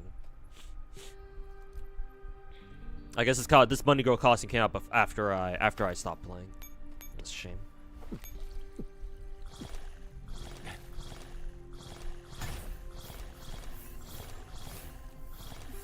Yeah, I don't know where show unobtained items only. I don't know which set DP12 had her office lady skin a part of. Yeah, right. DSR 50 has this skin too for some reason. Lovely.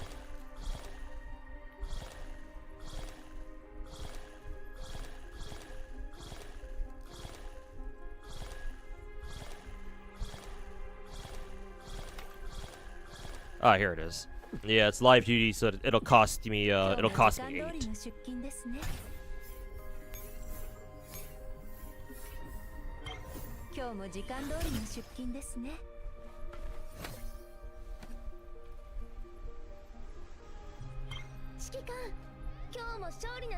Why did they get? Oh right, because 6P62's 6P62's the announcer girl for GFL 2. I think it's the same girl, right? Red hair, the weird ass Russian gun. I think this was meant to be an underwater gun. I'm pretty sure. The fucking weird ass Russian gun. Yeah, this is the 6P's the GFL 2 live stream like mascot, isn't she? So yeah, I was like, why did they give a 3-star a fucking live duty? Like, oh right, they really like this character. Oh. GFL 1 is almost forgotten. Yeah, barely anybody plays it anymore. I mean, it's been kind of on the back burner. Like it's been like that for years now. Yeah, it's Yu Zhong's mascot or whatever.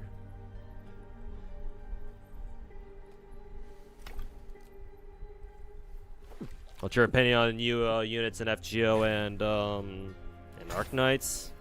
Arknights. Oh, I don't really have an opinion on them. I don't really know much about them. I mean, we knew the Strange Fate collab was coming at some point, so.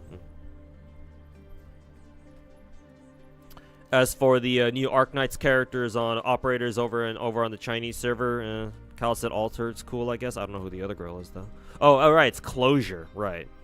Finally we get the shop girl, I guess. No idea how good or bad she is. But that's cute, I guess.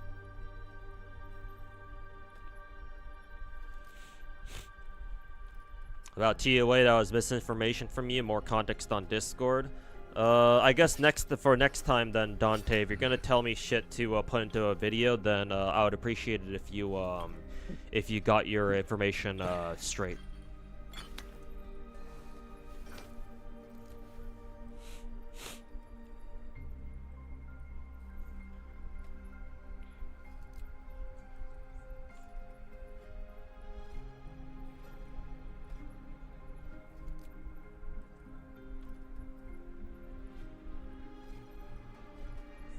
No need for some deep analysis or anything. Just wanted to know if I knew about them. Yeah, no, I know about them.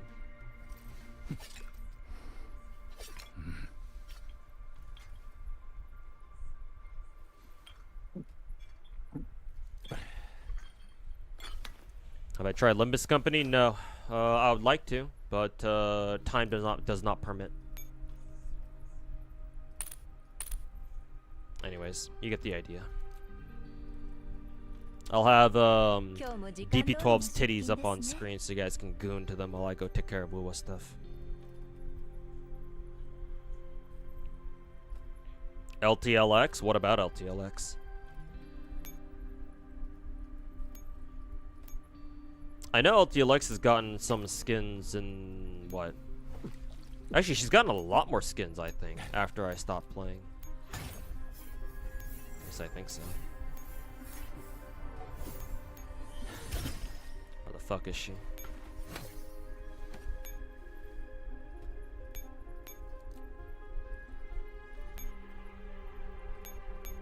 私がリーダーにそんなの私は各々の判断を尊重しよう。 What is this? I'm assuming a summer skin? Looks like a fucking lingerie skin. Bunny girl skin, office lady skin, and then New Year's skin. 何を見ている？人間のほくろは色素沈着によるものだが、我々人形のものは単なる飾りだ。今日も時間通りの出勤ですね。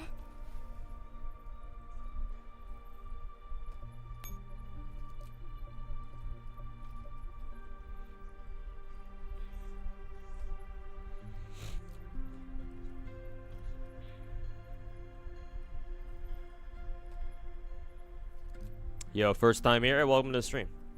Glad you could stop by. FGO getting a strange fake collab? Yeah, I mean, we kind of knew it was coming. I mean, they fucking put Richard Lionheart in the game like last year, I think. So yeah, it was only a matter of time.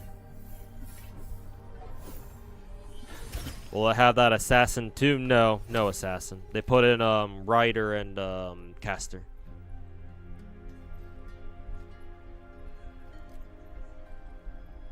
Do I still have DP12 on my GF2 screen? Oh, I put DP12 there for now.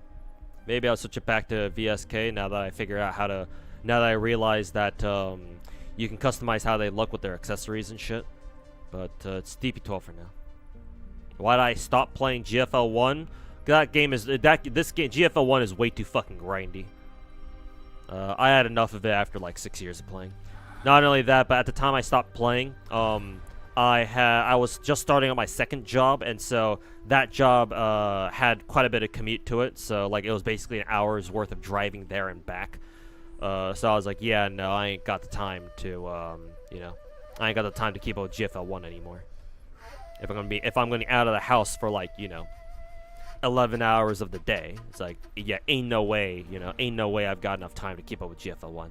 Not to mention, we already knew GFL2 was a thing, so I figured, oh, I'll just drop GFL1 and pick up GFL2 when it comes out, which is exactly what I did.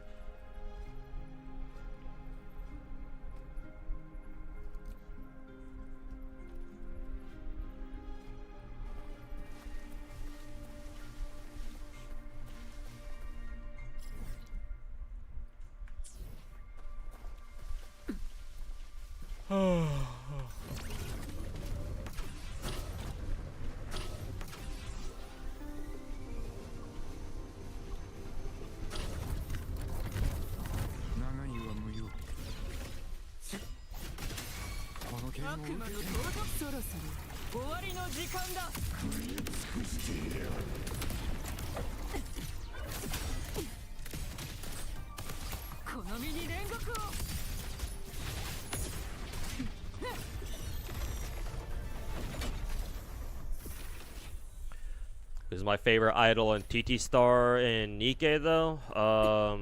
Is it not Anis? Or do I have to go with another character? Like the only one I know is Anis. I don't know the other idol girls in there.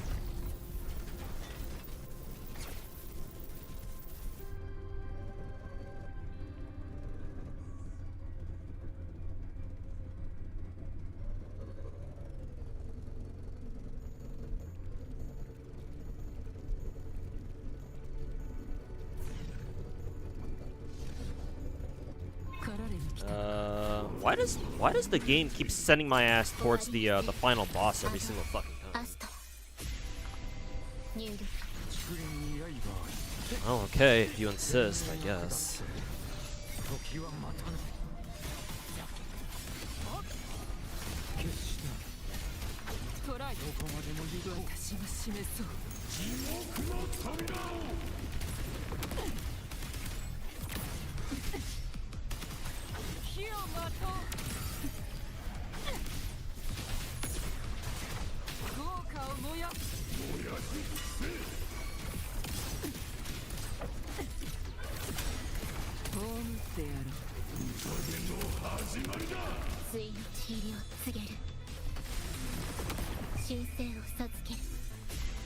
You really like GFL 2, but your phone can't play it correctly. So much slowdown and low graphics. Yeah, I feel you on that one. Sorry to hear that.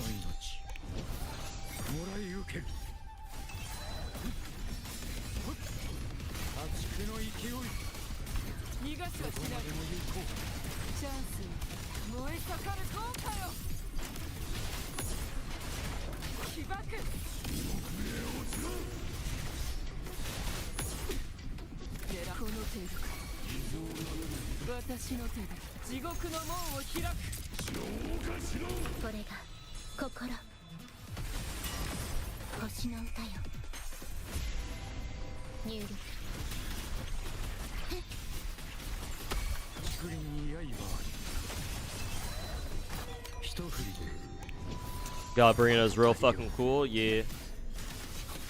Fucking gender bent gunslinger, gender bent Dante ass. Motherfucker.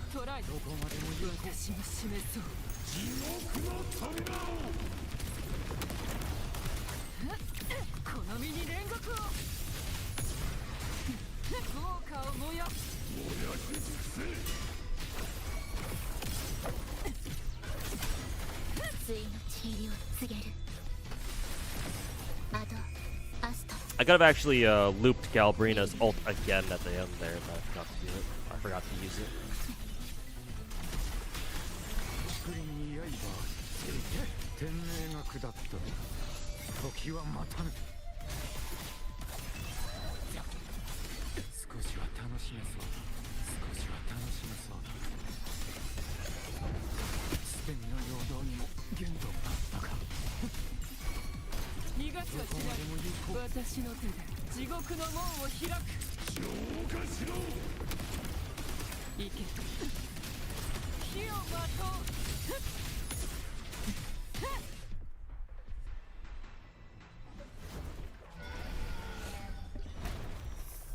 What about Groza? What, in GFL 1? What about Groza? 思う存分実力を発揮したいですね。明けましておめでとう。今日の計画はせっかく今日の計画は明けましておめでとう。今日の計画は言ってみて。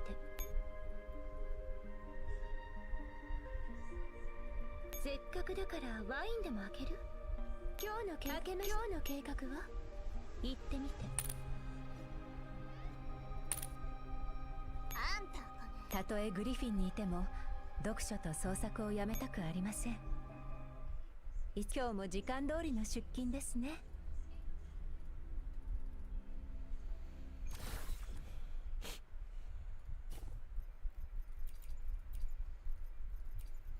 Ooh, cartwheel team? Say less. Galbrina feeds off echoes, right? Rover absorbs echoes. Think you know where this is going? What, do you call your, do you call your mana, echoes, then? Groza is in GFL 1? Yes.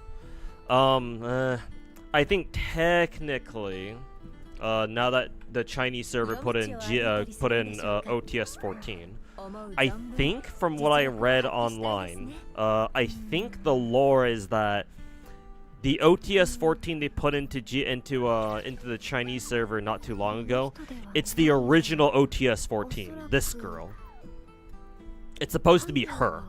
But like she got captured and corrupted or some shit like that. I don't know, some fucking alter fuckery going on there.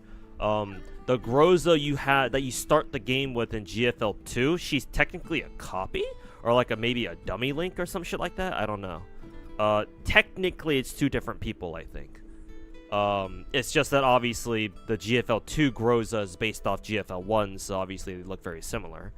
But I think OTS 14 and GFL 2 is supposed to be the original OTS 14 in this game.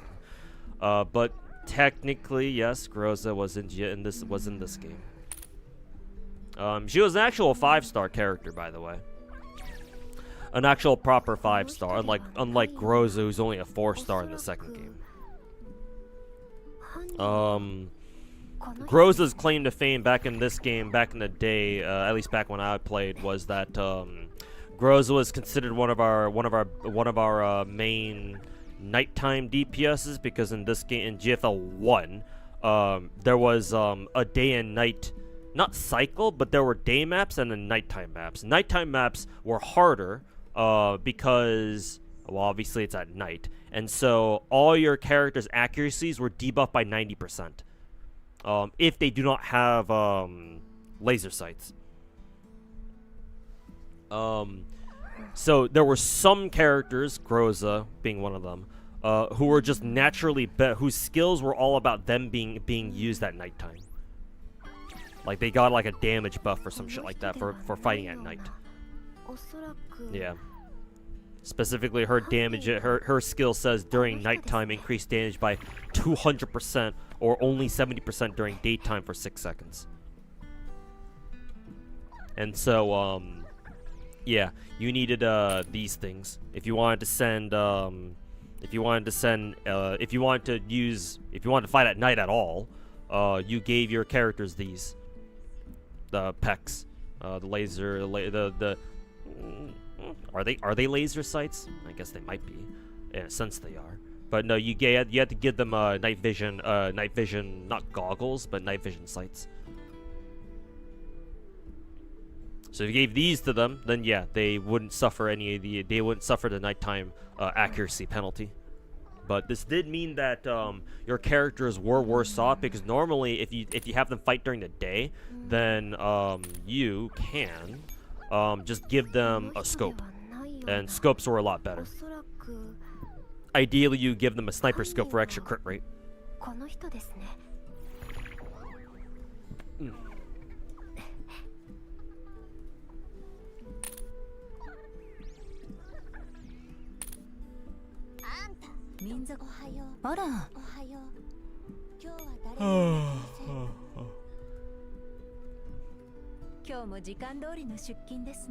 You actually don't even use night vision anymore? Yeah, that was like back in the day.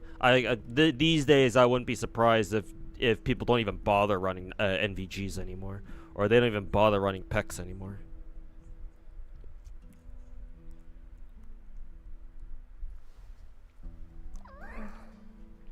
Hey, Anon-kun, welcome back. Nice new video. Hey, thanks, man. Appreciate it.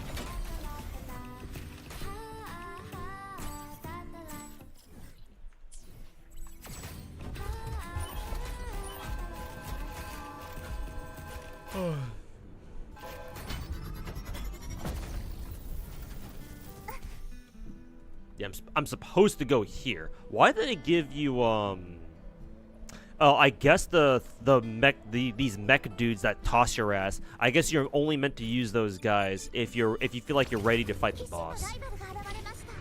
I guess that's why they're. I guess that's primarily why they're there.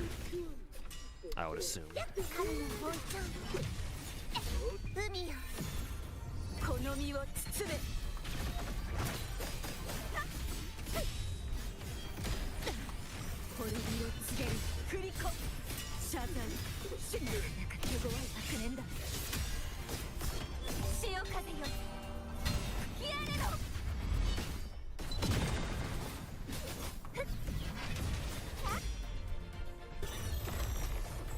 Pistols have flashlights now that reduce nighttime accuracy penalty, and flares that increase team accuracy or reduces team night battle penalties. Oh, sure wish we had those back when I was playing. That would have been nice.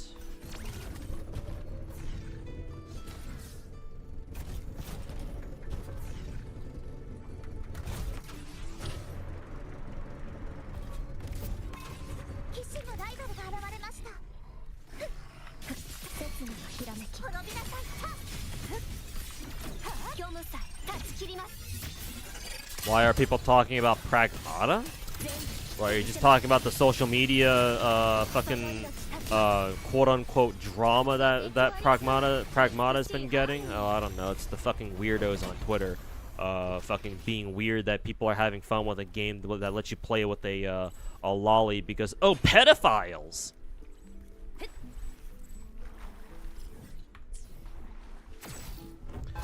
I don't know. Don't ask me, dude. I'm not a fucking Epstein clone like they are. So, beats me, I guess.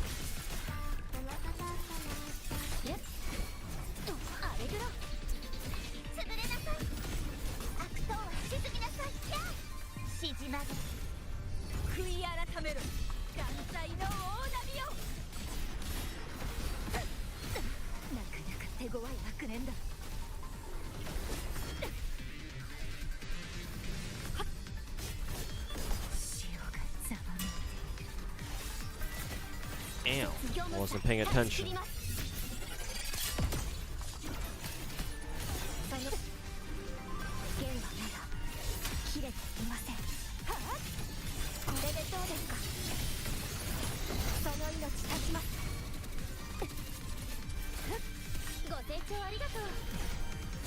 Oh, was I about to fail this challenge because the game was considering me out of bounds?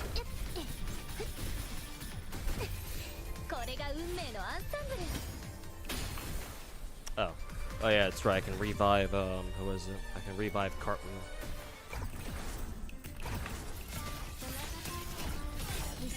き明かし傷は浅そうです。断ち切ります。節の弦はまだ生死は決まっています。いや想定内。まだいけます。ご清聴ありがとう。美しいハーモニー。プレリュード。滅びなさい。神の王朝、汚れを腹に乗っけるだけは。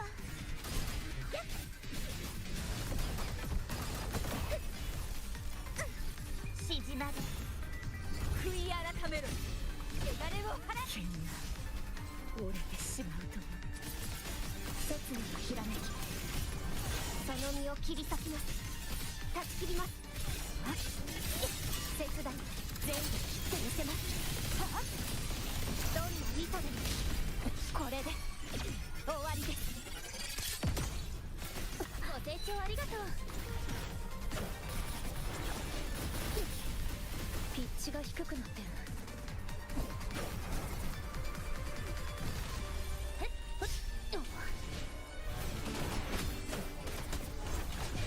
この詩をフィナーレに捧げよう。行きます。節のひらめき。ズレを修正します。崩壊させます。虚無さえ断ち切ります。切り刻みます。ありがとう。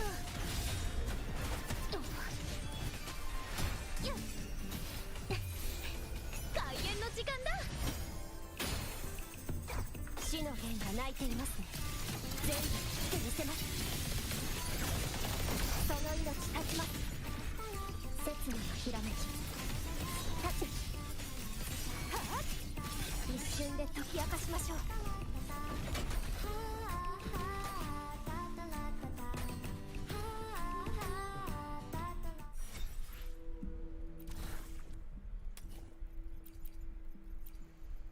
Now we use Amy. Cool.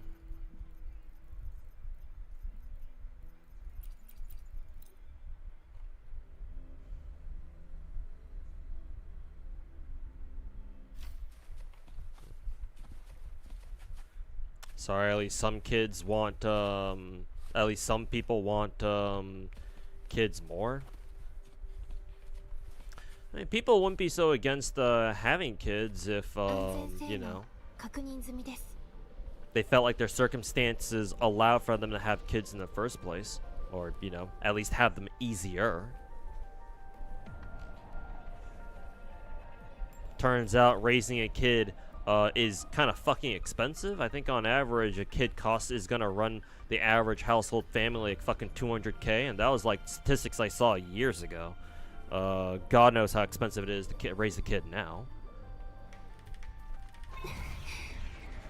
Hey, I'll tell you this much. My ass ain't having a kid anytime soon. That's for fucking sure.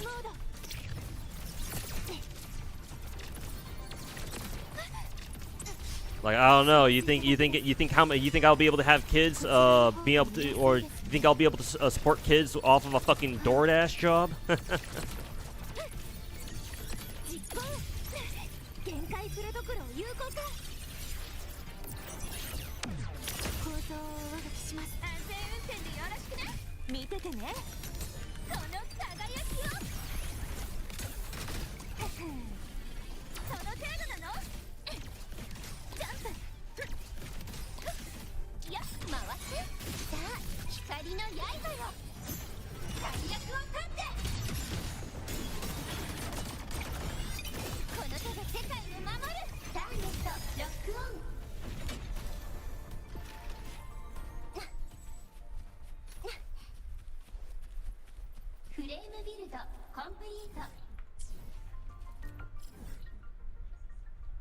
Oh, did I do the second one first? Oh, that's funny.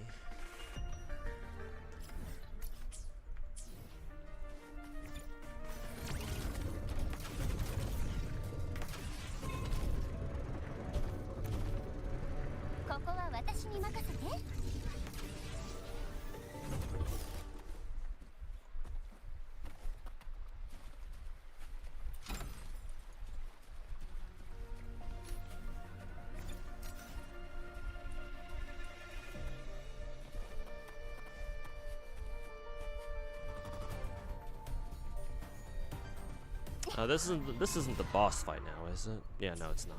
Okay. システム引き継ぎ完了。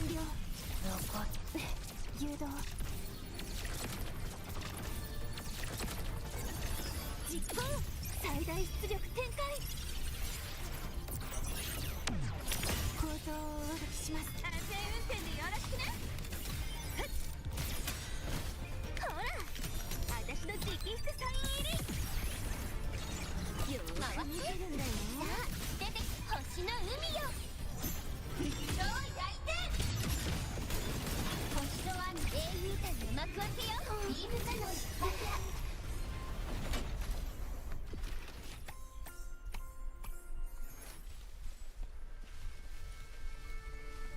フレームビルドコンプリート。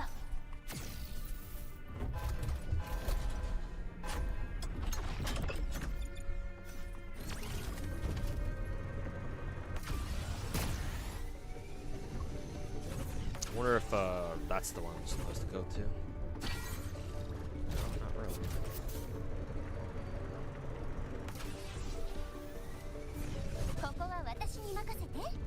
Up there. So.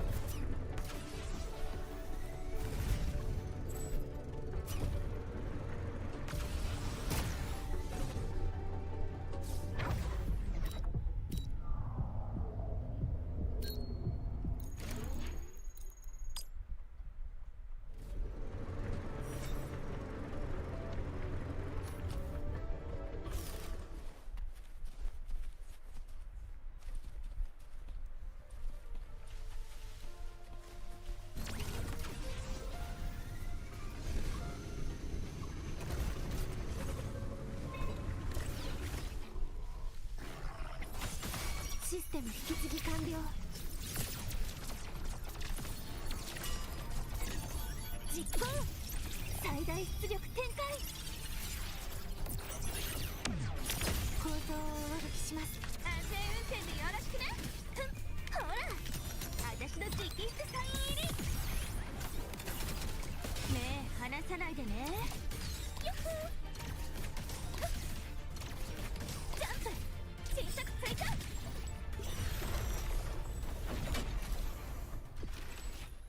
Oh, that one gave me a different animation that time. Let's see. I've gotten 3 of them done. I wonder if I do an. I wonder what happens if I get another one done. Wonder how much easier the boss fight will be if I decide to get another one.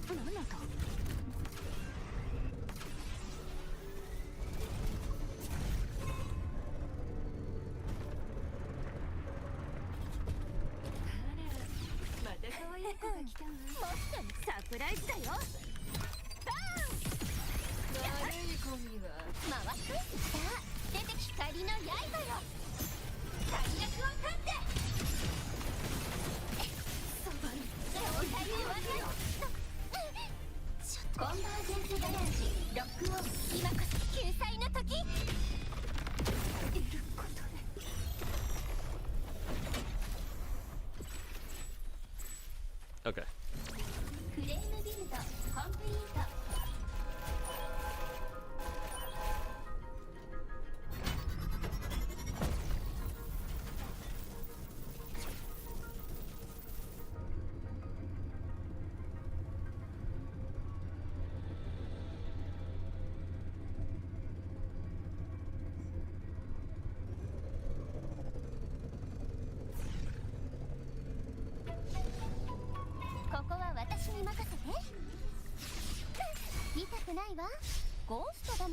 Oh, it's high VA to you.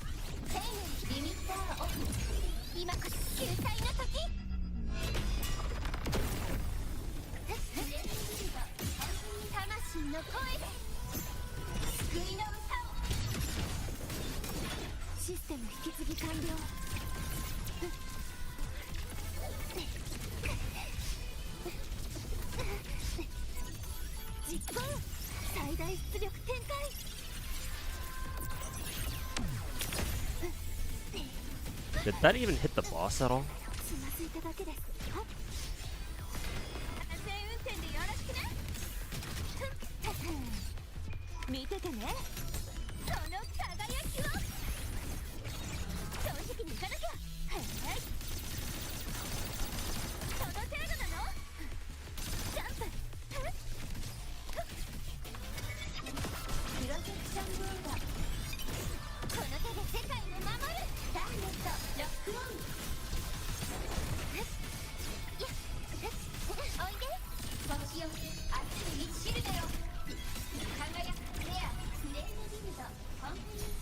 That boss fight felt like it still took a similar amount of time even after clearing 4 nights instead of the usual 3 or 2 that I do. I wonder if there's even a fucking difference.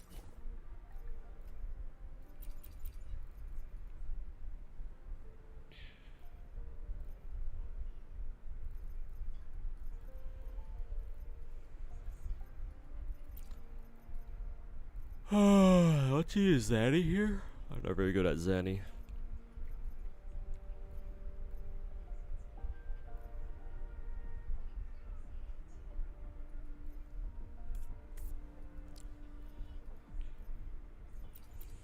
I'll just use Sigrika again, fuck it.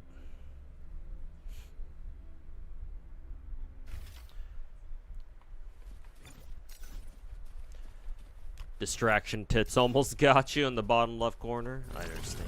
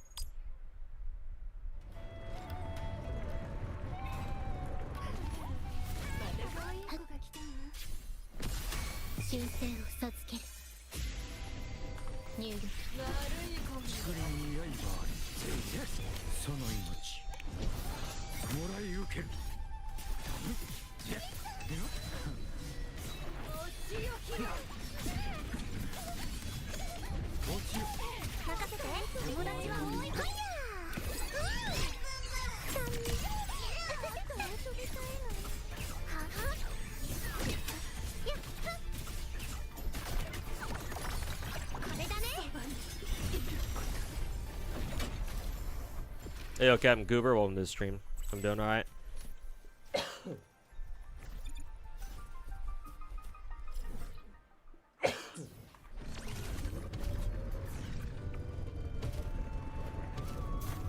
Just trying to catch up on everything in Wuwa.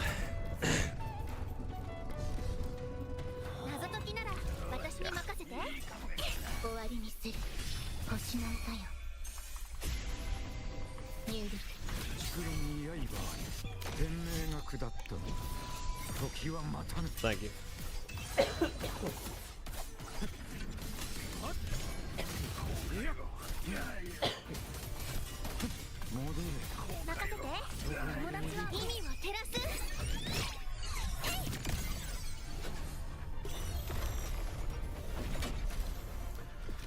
The bike could be used for a racing mode in Wuwa. Would you believe it? We've already had a couple of racing events, yeah.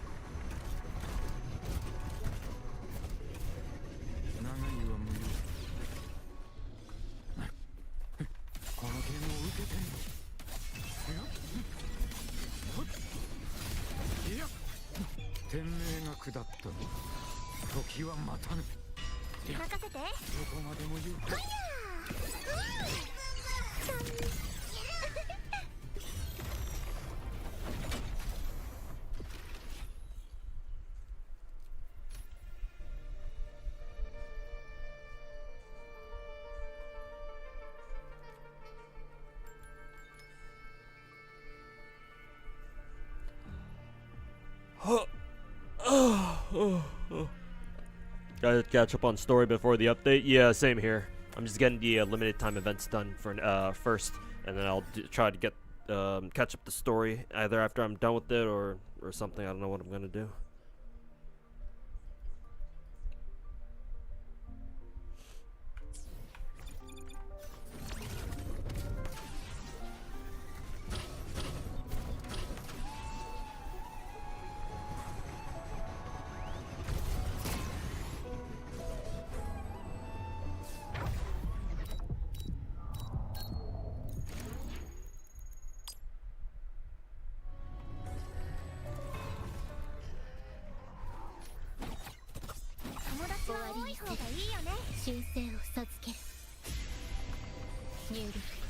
Shouldn't take too long. Even though it's 3 acts, you believe it shouldn't. Yeah, because unlike Genshin, at least, what is it? Wuwa actually has a skip button. So yeah, if you only care about catching up, then yeah, it shouldn't take you too long.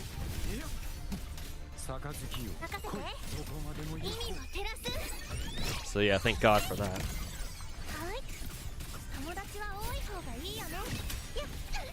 Ow.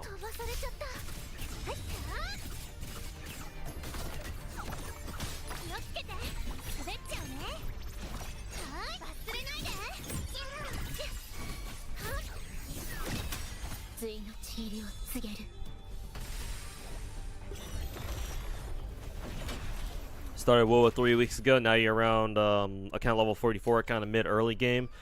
Is there anything you focus on right now? You're doing just going through story events? No, I would still say you're in what, late early game, maybe early mid game, maybe you're starting to break into like mid game, if that makes any sense. Which region are you at right now? How far along are you in story?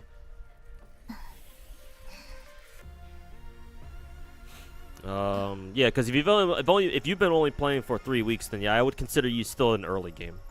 I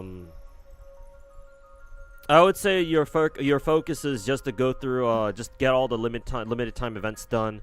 Go through as much story as you can. Try to catch up with as much story as you can. Do your exploration stuff, all that good stuff. I will say if you care about prepping for endgame, I will recommend. Actually, this isn't even technically this isn't even an endgame advice. It's just overall just solid advice just for your entire Wuwa playthrough. Level up a healer. If you still have access to that free 5-star the devs gave us like 2 years ago. I don't know if they're still there. Probably not. But level up a healer. You're gonna need one. Your default healer is Baiji, so probably level her up for now. If you get Varina or Shorekeeper, I believe beginner beginner players have access to a Shorekeeper banner, if I'm not mistaken. So honestly, your best bet is to try to pull on that banner first and foremost.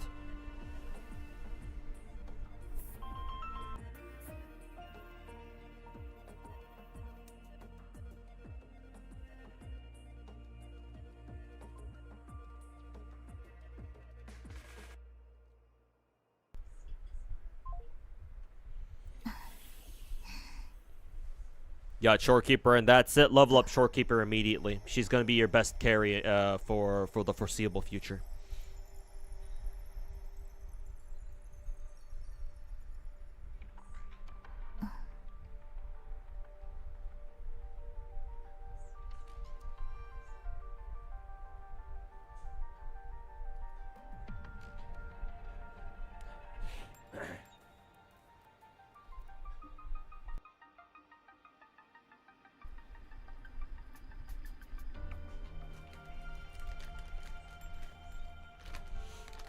Should pull for Linnea or keep something else because he's missing good DPS and sub DPS. Linnea is one of the best characters in the game. If you want to pull for her right now, I don't blame you.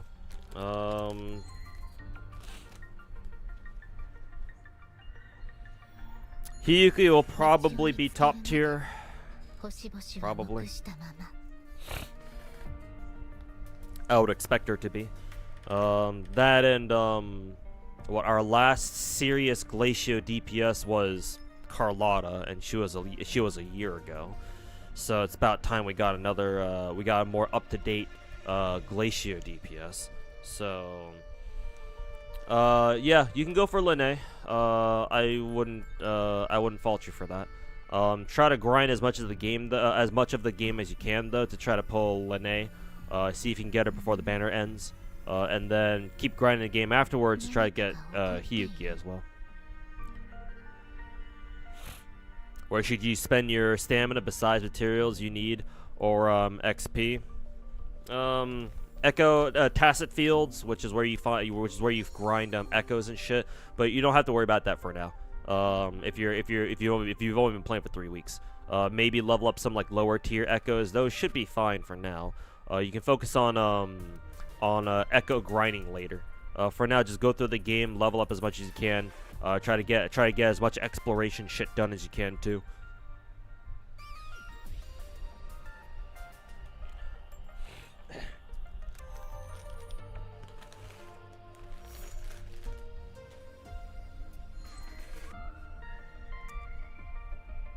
You like Linnea a lot? She's cute. Yeah. The Gyaru schoolgirl type. With the Glock.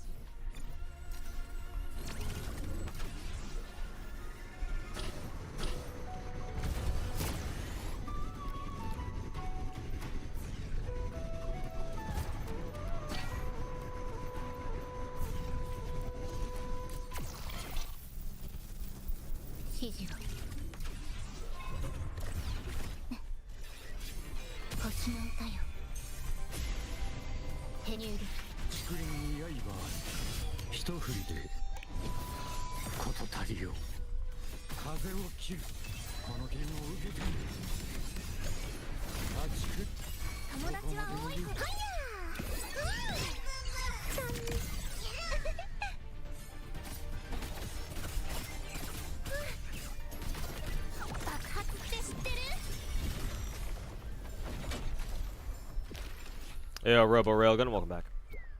Saw the video earlier today, pretty good. Hey, thanks, man. Thanks for watching.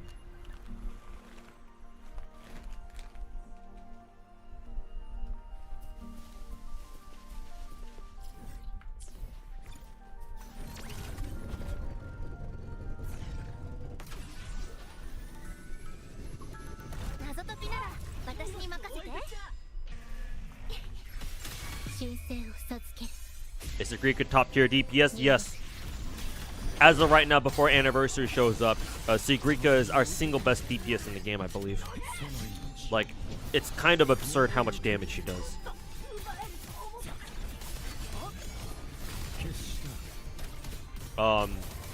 However, that's specifically if you have Choyuan supporting her. This dude right here. If you have this guy, the blind Chinese swordsman dude, if you have this dude, then yes, Sigrika becomes the single best DPS in the game, I think. Without him, I think she's alright. I believe she's kind of like Skirk from Genshin, where it's like, if you have this one character, she becomes the best damn DPS in the game. If she doesn't, then she's still good, just not, you know, the single best DPS in the game. Okay, got everything done.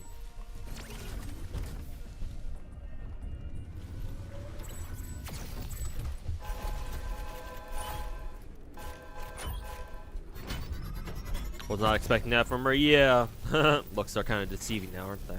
But yeah, no. Apparently, she's the single best DPS in the game right now. Might change when Anniversary shows up, but even still, she'll still be really good.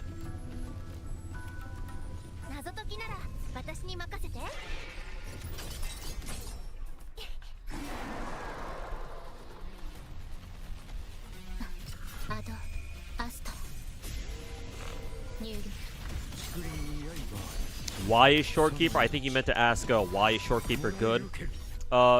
Couple reasons actually. Let me kill this guy first, and then I will answer them seriously, or I'll answer your question seriously.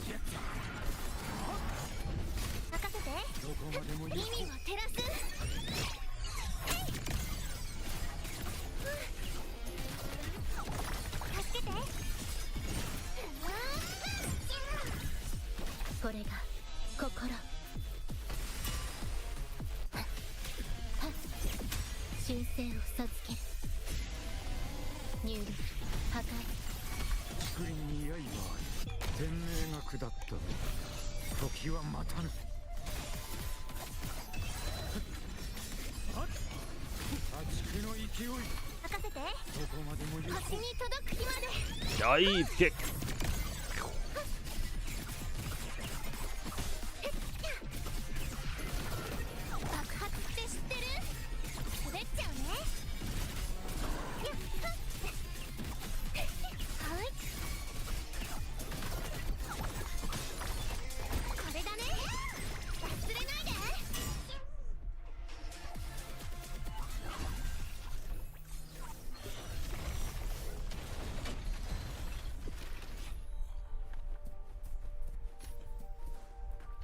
Oh, this wasn't even the boss? Oh, no, it was. Yeah. I was about to say, like, was that not the boss? Hold up, let me back up. Okay.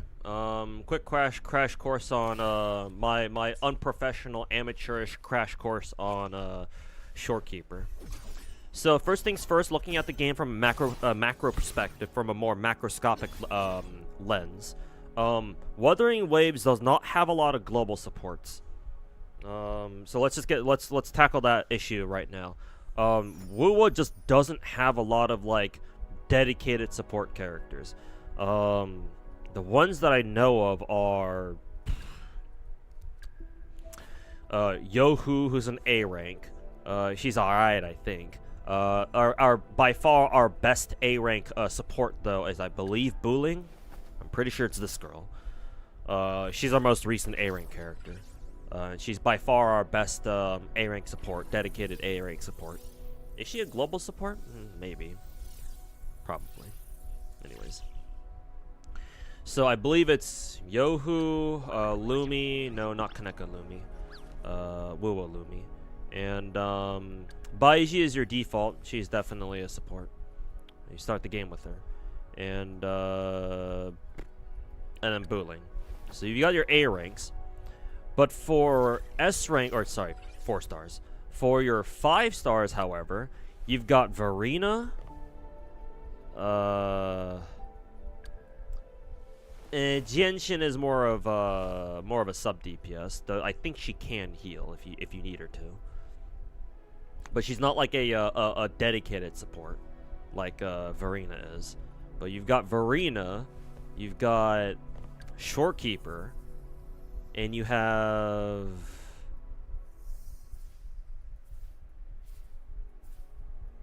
Mornier? Yeah, Mornier, I think it's fine for us to call Mornier a dedicated support. Because she scales off defense, how much damage is she really gonna do? I think you can make her do damage, I just wouldn't recommend it. Because I think it's a little bit too much effort to get her to actually start doing damage when...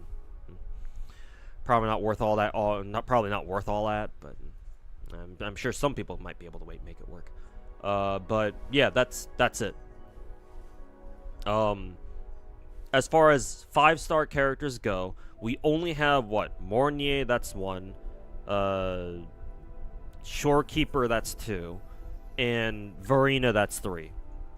You only have like barely 3, maybe 4, depending on who you ask. Dedicated supports in the game. So there's that.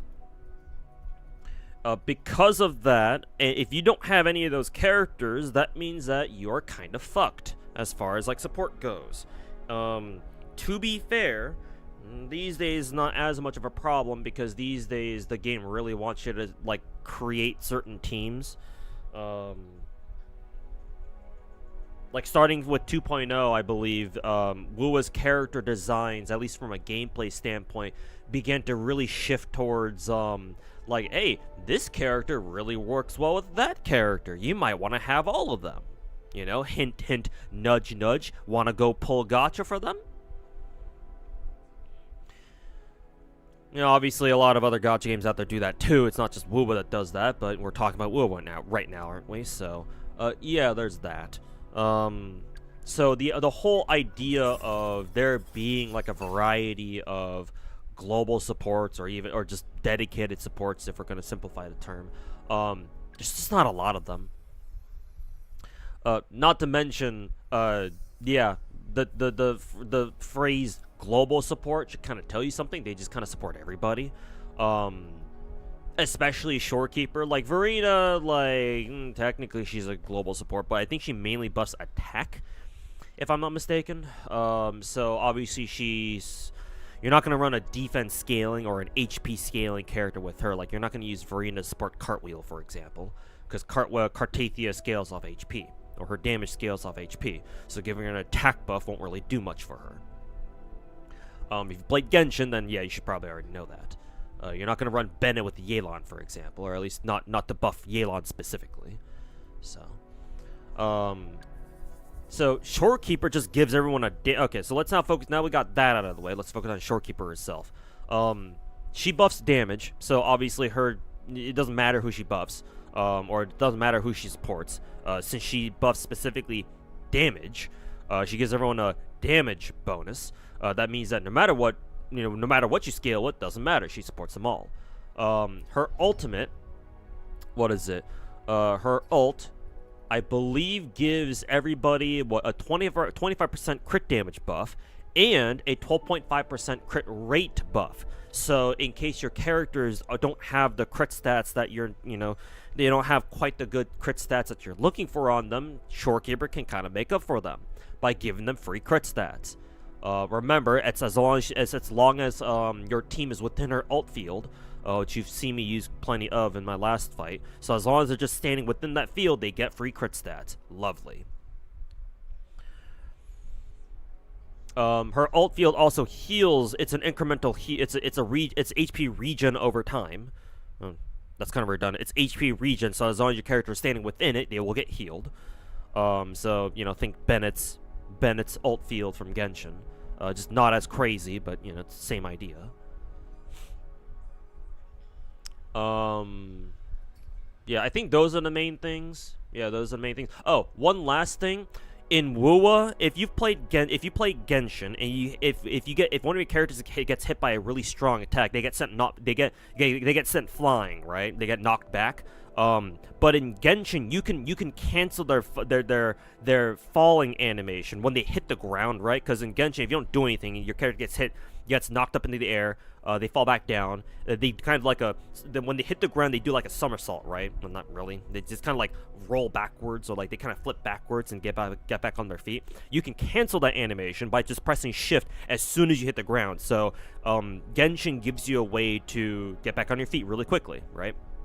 I don't know. Think of like Tekken and Melee, for example. I don't know. Same idea, just different execution. But in Wuwa, that does not exist. If your character gets hit by an attack strong enough, it sends them flying. You cannot cancel their landing animation. You have to sit there and fucking watch them tumble over, and you waste time that way. 1 or 2 seconds might not seem like a big deal until you start playing TOA, where every second might count. So you don't know. That can become really fucking annoying.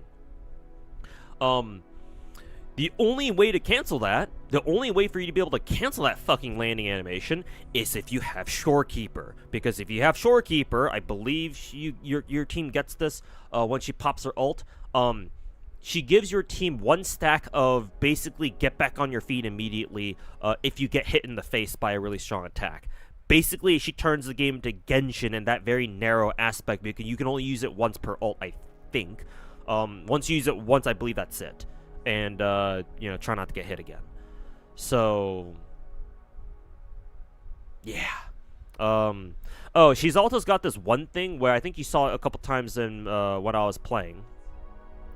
But if you have Shorekeeper in your team and your team rotates if you're able to rotate through your entire team fast enough, so basically if you have all 3 characters, Shorekeeper included, you build up and use their intro-outro skills, then if you rotate back to Shorekeeper, she'll have a unique animation that plays where she will do a fuck ton of damage to your enemy.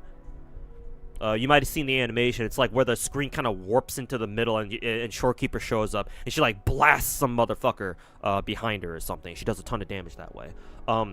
This is possible even on S0, but S1 Shorekeeper, she gets to do it a lot more often, because the window that she has to do that is extended by like a good amount of time. Let's see what her S1 it says specifically.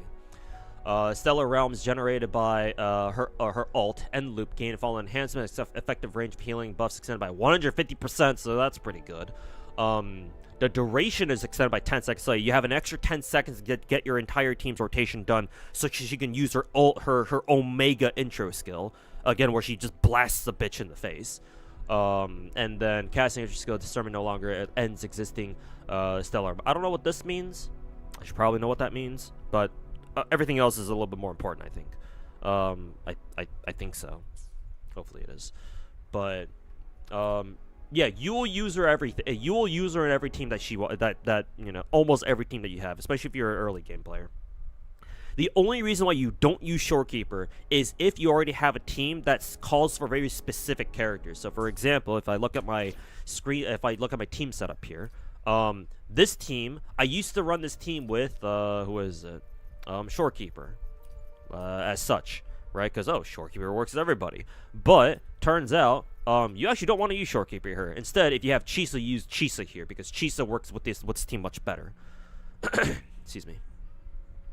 Chisa is preferred for this team. So in specific team setups like this, where you're looking for specific characters, where Shorekeeper is not needed, then yeah, you don't use her here.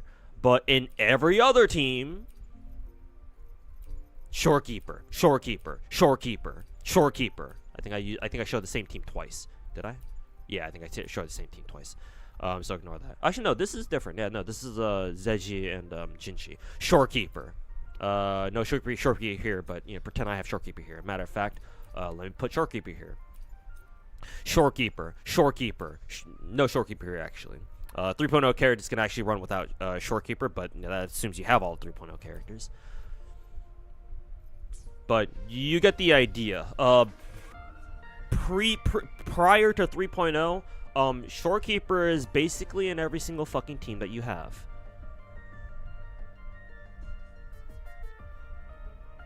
Yo, King Sean, how's it going, man? Oh, Chisa can do it too? I see. I guess she can do it too then. But most other characters in the game cannot cancel their landing animation if they get knocked back into the air by a really strong attack. Was the game at the bottom right? GFL 1, not GFL 2. GFL 1, the first game.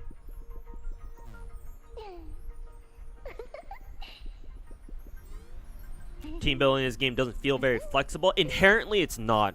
Like, if I'm gonna compare this to Genshin, and I apologize for anybody ahead of time if y'all don't really like the Wuwa Genshin comparisons, but I feel like it's appropriate here. In Genshin, team building, like, I know even Genshin has the problem now of like, oh, you really want these certain characters these days. Like, I get it. But at least in Genshin, they've got a whole-ass elemental reaction system where, yeah, sure, even if you don't have all the exact characters that you're really looking for to, like, create, like, the absolute best-in-slot team or whatever, right? At the very least, in a game like Genshin, you can rely on the good old-fashioned elemental reaction system. And if you know how to abuse the system, then, you know, you can still make it work. Even if you don't have all the fucking top-tier characters in the game. Wuwa, we don't quite have that luxury. Or maybe not luxury, but we don't have that same privilege. Elements here don't really do much, if I'm gonna be honest. Like, all elements are in Wuwa are basically just restrictions, you know? Like, oh, TOA calls for pirate or fusion characters. It's like, okay, well, guess I can't use these other characters that I've already invested in. Sucks to suck.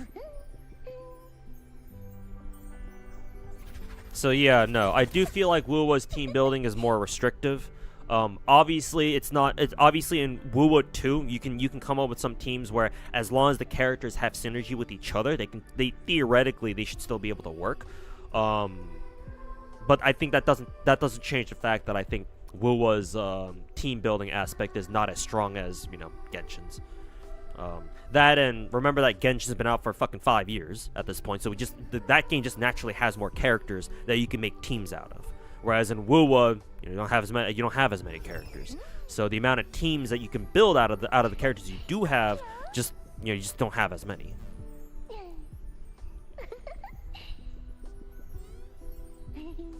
Which game is the character in the corner from? Girls Frontline 1. You might have heard of the second game, Girls Frontline 2. The game I have up in the corner is specifically the first game, so GFL 1. Nobody plays it anymore. Or hardly anybody plays it anymore. Only reason why it's still alive is because GFL 2 makes enough money to support to keep the servers alive. But well, that, and I'm guessing still there's still a decent number of like Chinese and Korean players who still play it. But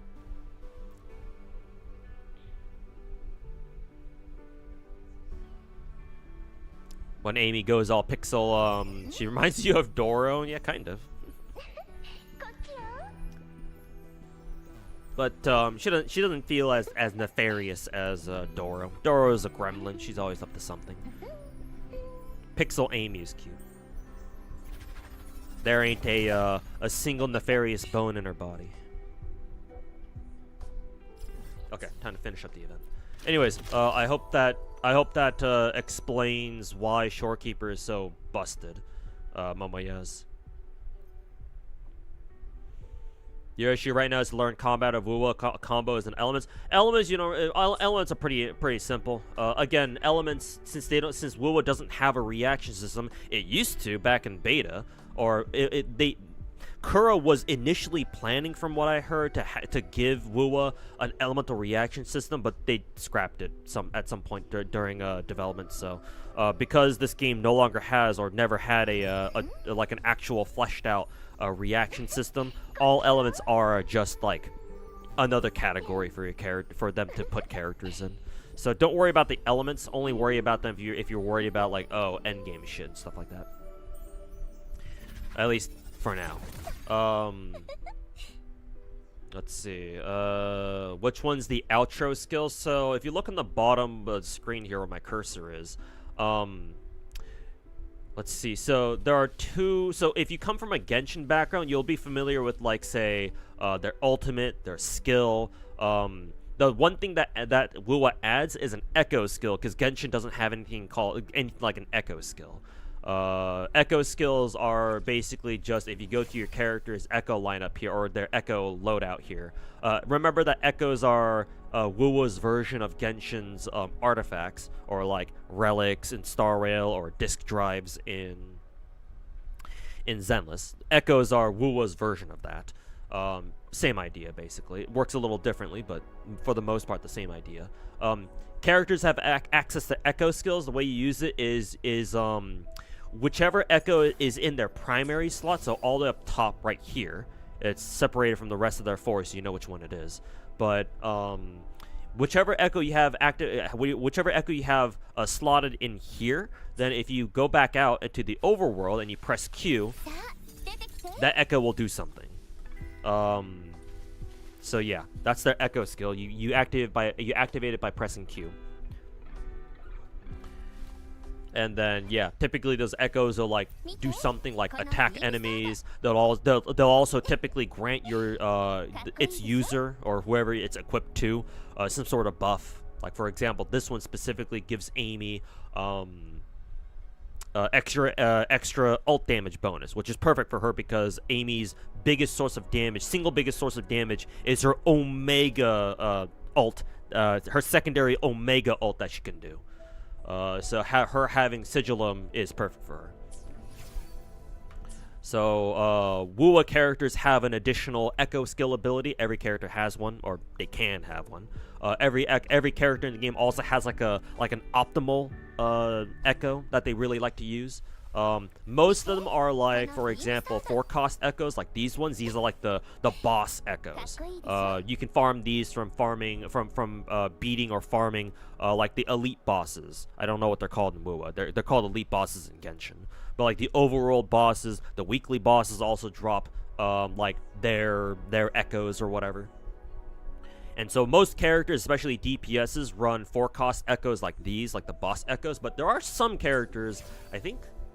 Yeah, for example, Luke is our most recent example of this, where strangely, maybe it's not so strange, because there's a handful of characters who do this, where instead of having a 4-cost echo, they actually prefer having a 3-cost echo, or like a lower cost echo, where these are easier to farm because they're just like, these are echoes that you can farm from like overworld enemies and stuff like that, and from tacit fields. So these should be a lot easier to come by.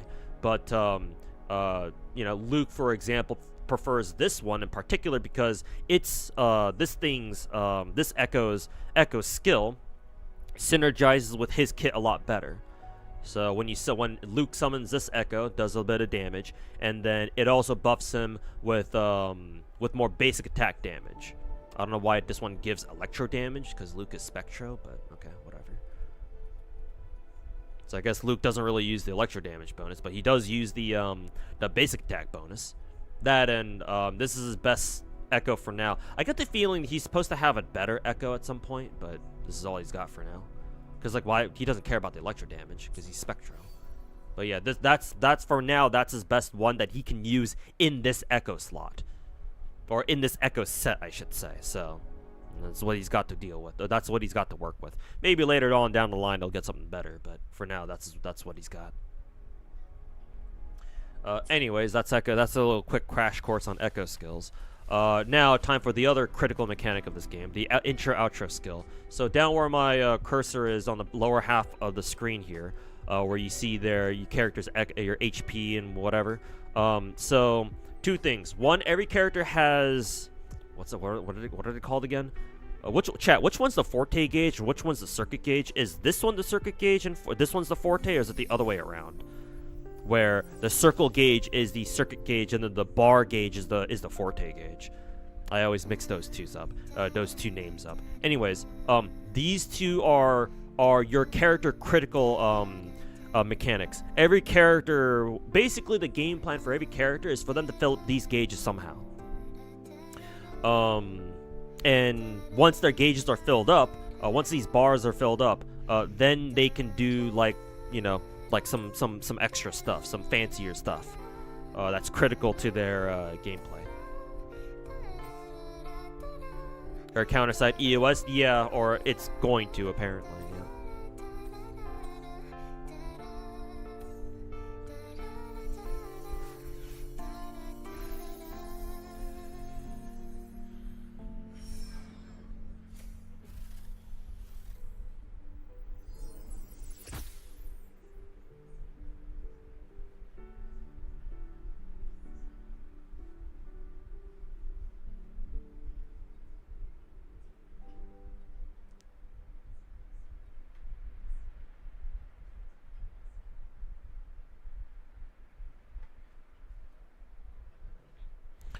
Anyways, so yeah. So you want to fill up these 2 gauges in some way. Each character does that a little bit differently. But the idea is that you want to fill up this gauge in particular, the circle gauge, this one right here, because it kind of fills up in a circle counterclockwise. And once it's full, then you want to switch to your next character in your rotation, and then do the same thing all over again with your next character. Because intro, outro skills, well, intro skills have characters like do some damage or do something, but outro skills typically buff the next character that comes after them. So for example, with Amy, her outro skill here is that, let's see, some characters don't buff the rest of the team or the next character in your lineup. Some of the DPS have just pure damage outro skills, but let's see. Amy should have a support, should have like at least a partially support outro skill. When casting outro, the following effects are triggered based on resonance mode that Amy is in resonance mode tune. All resonators in the team except Amy gain 10% all damage amp for 20 seconds. Yeah, so she does buff the rest of the team's damage. This effect is increased to 20% for resonators who inflict tune rupture shifting. So whatever the fuck that is. But in fusion burst mode, all resonators in the team except Amy gain 10%, again 10% damage amp for 20 seconds, and the effect is increased to 20% for resonators who inflict fusion burst specifically. So technically she supports Lupa, which is why the Lupa, Chun-Li, and Amy fire team exists. Only problem with that team is that there's no sustain in that team, so, you know, I hope your dodging is good.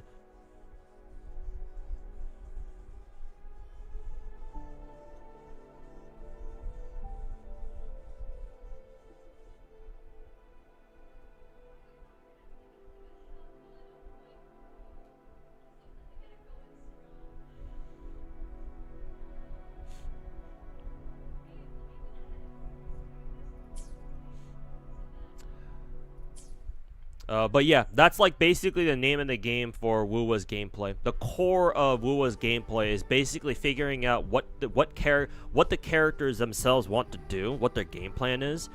Specifically, how does each character want to fill up their circuit gauge and their forte gauge? And as soon as you figure that out, basically you know how to play the game.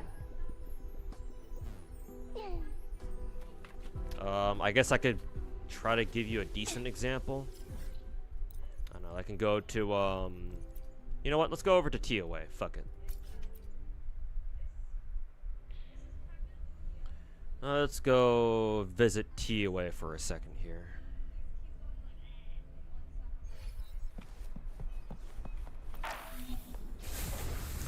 TOA is the first endgame mode of Wuwa, by the way, in case you didn't know about this. Let's see. So.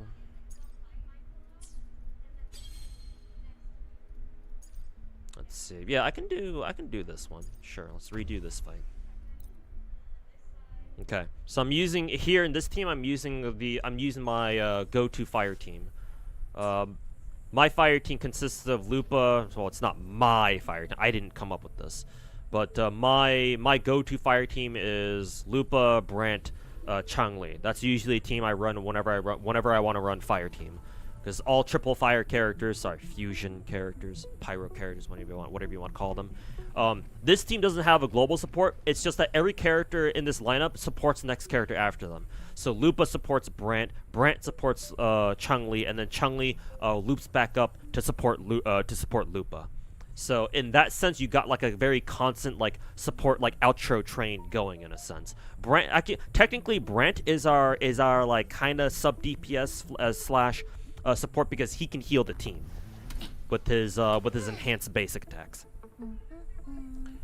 So in Lupa's case, I will use Lupa to fill up her forte gauge, go through her gameplay, her fucking gameplay loop, which is what, pop ult immediately, or cast echo skill first, then pop ult, and then do her enhanced basic attacks, or ult, sorry, echo skill, ult, skill, enhanced skill, then enhanced basics until she gets her enhanced skill again a second time, use that. By that point, her forte gauge should be filled up. To where should be filled up, so I can go back to I can switch to Brant, and then Brant should do his bullshit. Once he does his bullshit, I switch to Chun-Li. I have Chun-Li do her bullshit, and it loops back up again. So pay attention to every single one of my characters' circle gauge here. Again, I don't know what this is called. It's either the forte gauge or the circuit gauge. I always mix up what the names are. But pay attention to this, and also their bar gauge here too. Because every character's bar gauge fills up a little differently. They're like a little different. Every character's got their own gimmicks and shit. But everybody's circle gauge, they're all the same. They all want to fill it up until it's fully maxed out. And then once they're maxed out, you can tell because either the forte gauge itself is full, or if you look on the character icons on the right, they'll start glowing like white or something. You'll know what I mean if you pay attention over here. And that's an indicator. That's an indication to let you know that, oh yeah, you're ready to switch to your next character. And when you do that, they get the game automatically does their intro-outro skills. It does the outro skill for whoever you are on, and then it does the intro skill for whoever you're switching to. So Echo skill, alt, immediately go into enhanced skill, do her basic attacks until she gets double skill again, enhanced skill again. You need the basic skill until she gets her forte gauge, go into Brant. Do this, go use his echo skill, alt. And then he's still in the air, which means that we can still keep doing this. That means that Brant is in his healing mode, so he's healing himself back. Now he's got his enhanced skill, use that, slam his ass, go straight into Chun-Li, pop this. I go into alt immediately. This is I think for me, this is personally more efficient for me. Tune break here, I think that's what it's called. Skill, boom. Second skill again. Boom. Before I switch to Lupa, me personally, I like to keep attacking with Chun-Li until she gets a third bar. Then I switch to Lupa. Do this. Keep attacking with Lupa until I get her ult again. It'd be better if she had one more stack of, one more ER substat. Maybe one day I'll get that for her. So basically, do this shit all over again.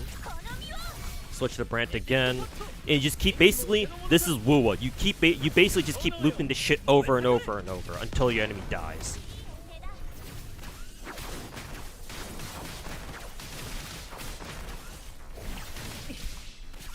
Alright, good. Parried that.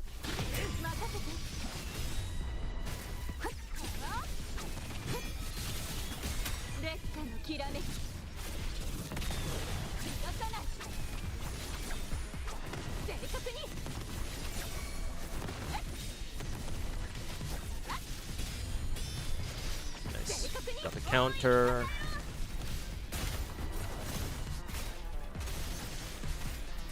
Yeah, having a second having a second energy sub would be really nice here. So that way my Lupa's rotations are a lot smoother. But I'll worry about that later.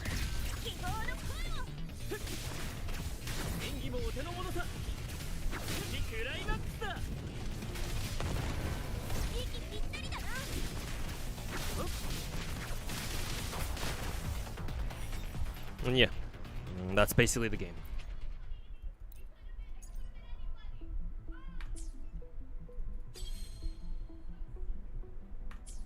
And yeah, that's the core of how every team works, pretty much. And I can do another team if you like. This is a Verena fucking double Havoc team. Basically, same idea.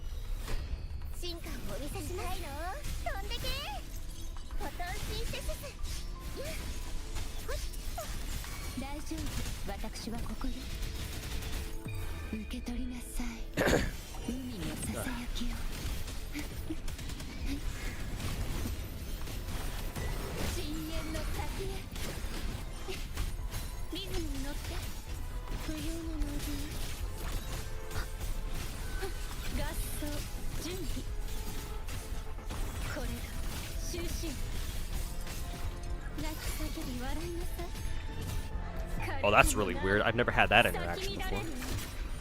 Where Forlova gets frozen before she's able to before her heavy attack pops off. That was weird.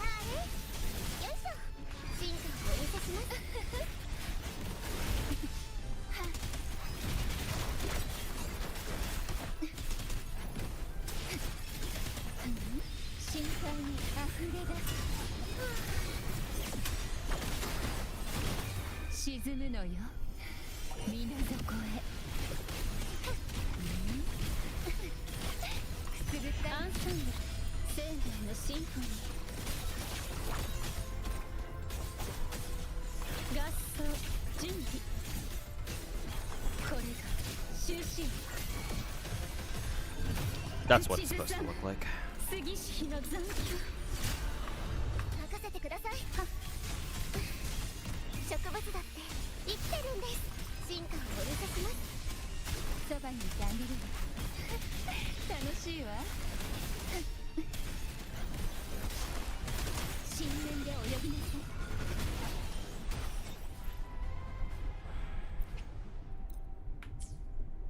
Yeah. So hopefully you see what I mean, Momoya. Or Momoyas. Yeah. That's Wuwa at its core.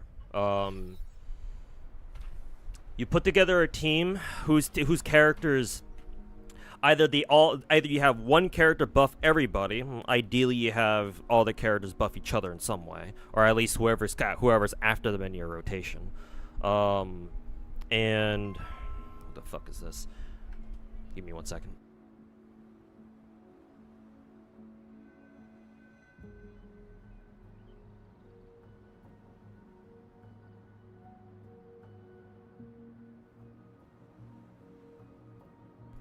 Fuck ass scam callers. Where was I? So you come up with a team where all the characters buff each other, as you saw earlier, or you saw just now.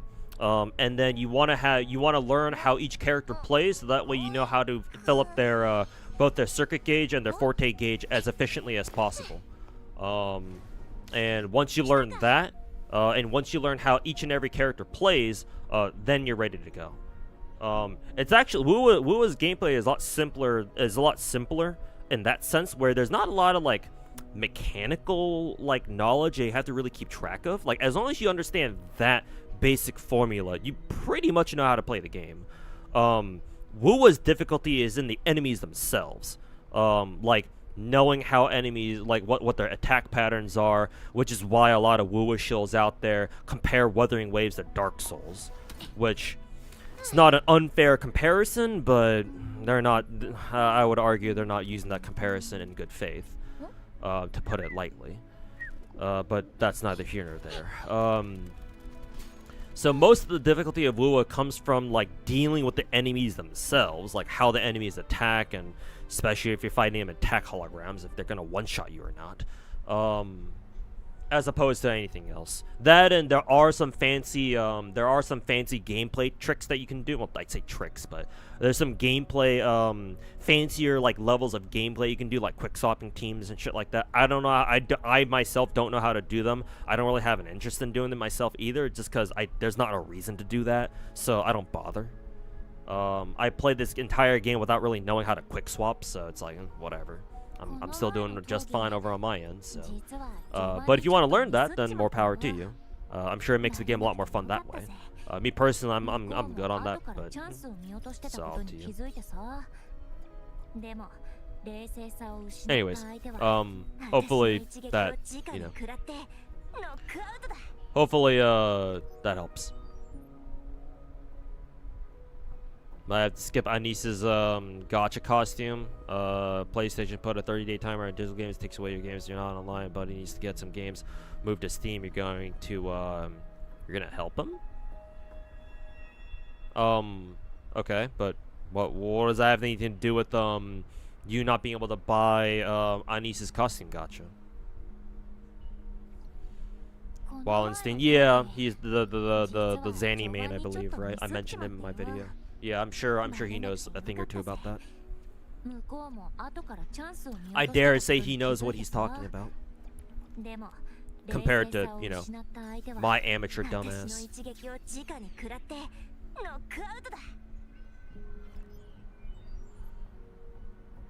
He doesn't read YouTube, I guess. I do. It's just that, unfortunately for you, the guy who was asking me those Wuwa questions was on Twitch chat, so my bad for not reading YouTube chat, motherfucker.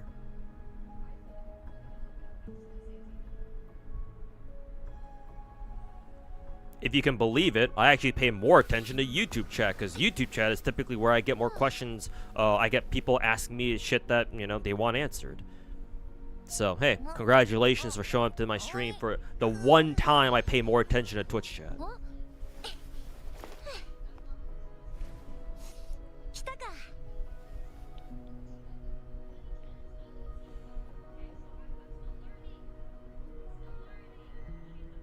But anyways, the circle gauge on the left is concerto. Okay, so that means the bar gauge is the forte. Hopefully I'll remember that next time, so that way, you know, I don't have to ask chat about that. Cantarella heals. Oh, does she? I never knew that. Shows you how much I pay attention.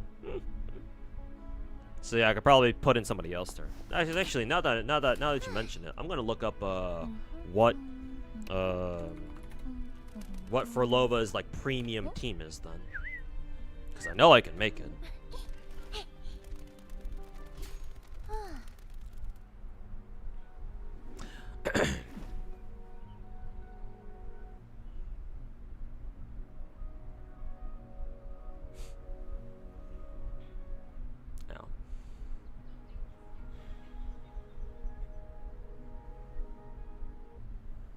Let's see. Cantarella, Sagrika, and Linnae. Of course, it's Linnae. Seem like they're her best teammate candidates. Candidates, maybe. Let's see. I like running Cantarella with Furlova, so I'll probably stick with her. Which means, let's see. Pridwin recommends I run. Who is it? I run Choyuan. Interesting. She also wants Choyuan, huh?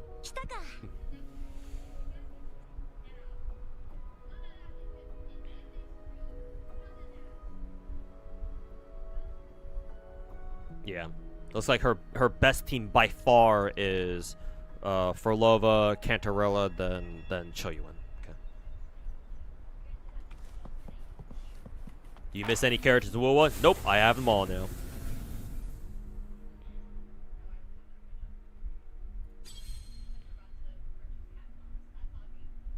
Gameplay reminds you of Zenless. That's why I compare Wuwa and Zenless a lot too. Most gacha Twitter retards love comparing Genshin to Wuwa, but actually in terms of gameplay, Zenless and Wuwa are a lot closer in that respect. Both games are 3-character team gachas, and both of them are Omega action RPG oriented games. Obviously, Zenless still does things a little bit differently than Wuwa. But yeah, those two games from a gameplay perspective are probably the two most similar gacha games. Like the one comparison you can make among the big gacha games that actually makes sense. Again, from a purely gacha point of view, or purely gameplay point of view. Sorry. What was the team again? It was Furlova, Cantarella, and then Choyuan. Oh, I'm actually kind of surprised that it goes in this order. Oh, I can't use Choyuan actually, because what is it? I think I already used him for yeah, middle tower, because Sigrika. Oh, oops. Maybe I'll try that team later on. Future Kick stream when? I was planning to stream on Kick. I even made a channel too. Unfortunately, somebody already took my original Tuhu or Toe Sniper 98 name, so I had to make some other dumb shit name. But I can't actually stream on Kick because the restream service that I use, I'm using the free version, so I can only stream to 2 platforms at a time. If I want to stream to Kick on top of YouTube and Twitch, I gotta use the paid version of it, which I don't really feel like paying for at the moment. So I don't know. Maybe I'll do a Kick stream. I think I'll do a Kick. I'll restream a Kick as well if I'm able to do like content creation full time. Then what? In which case, yeah, there's no reason why I shouldn't. But at the moment,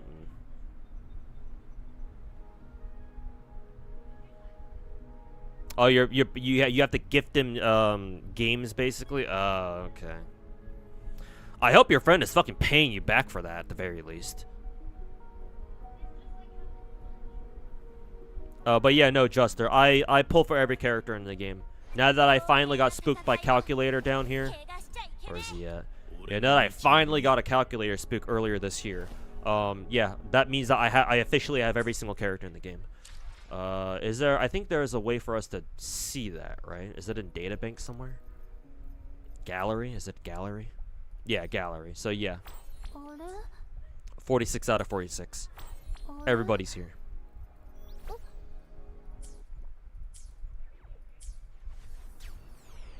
この前の討議、実は序盤にちょっとミスっちまってよ。バレなくてよかったぜ。向こうも後からチャンスを見落としてたことに気づいて。Zero dupes, clearing endgame content with little effort. Love it. I mean, if you have every character in the game and their signatures, then yeah, the game becomes significantly easier. Like I'm not trying to say like, oh, I'm so good at Wuwa because of what I'm doing here. It's like, no. I'm just playing the game I'm just playing the game how I think the devs intended for their players to play. Which is pull for every character, pull for the fucking signatures too, and you will be able to demolish TOA. It's really just that simple. Like, there's nothing really praiseworthy about this. At least not in my opinion.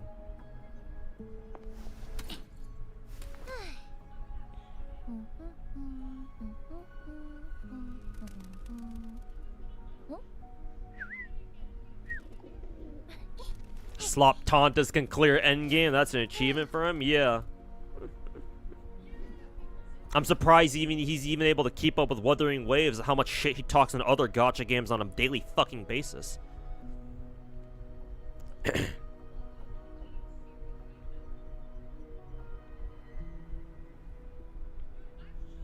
Furlove has got quite a few teams. Actually, now that you mention it, yeah. Given how her ult works, it's like, yeah, I guess you can technically just put her into any team. Or into, like, a lot of different teams. So as long as it's like, she doesn't just straight up have anti-synergy with people. Also, hey, Mr. J, welcome back. What are my PC specs? 3090 GPU. CPU is i9, Intel i9 12900K. And I got 32 gigs RAM. So yeah, my build is decent. Graphics card is definitely pretty good because it's a 90.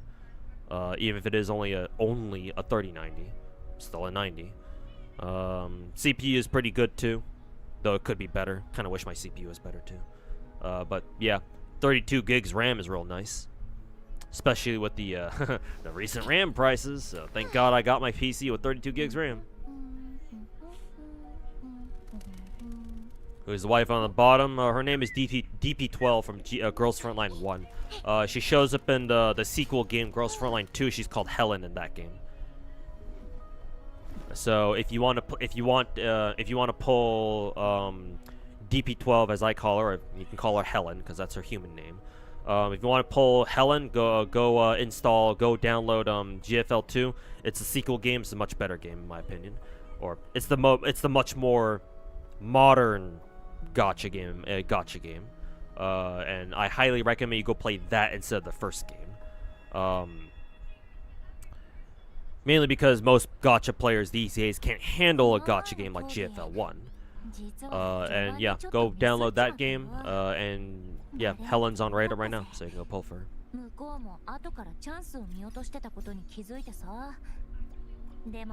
What PlayStation is doing right now, what Sony's doing right now is batshit stupid. Well, yeah, it's Sony, so yeah, kind of par for the course.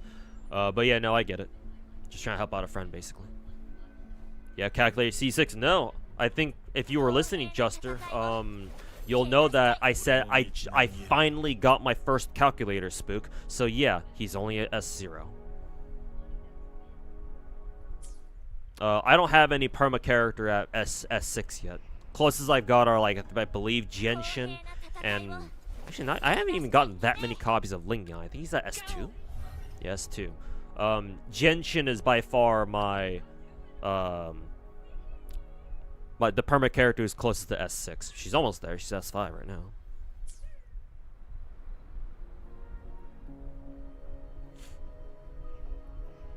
Is Sigrika good? Yes.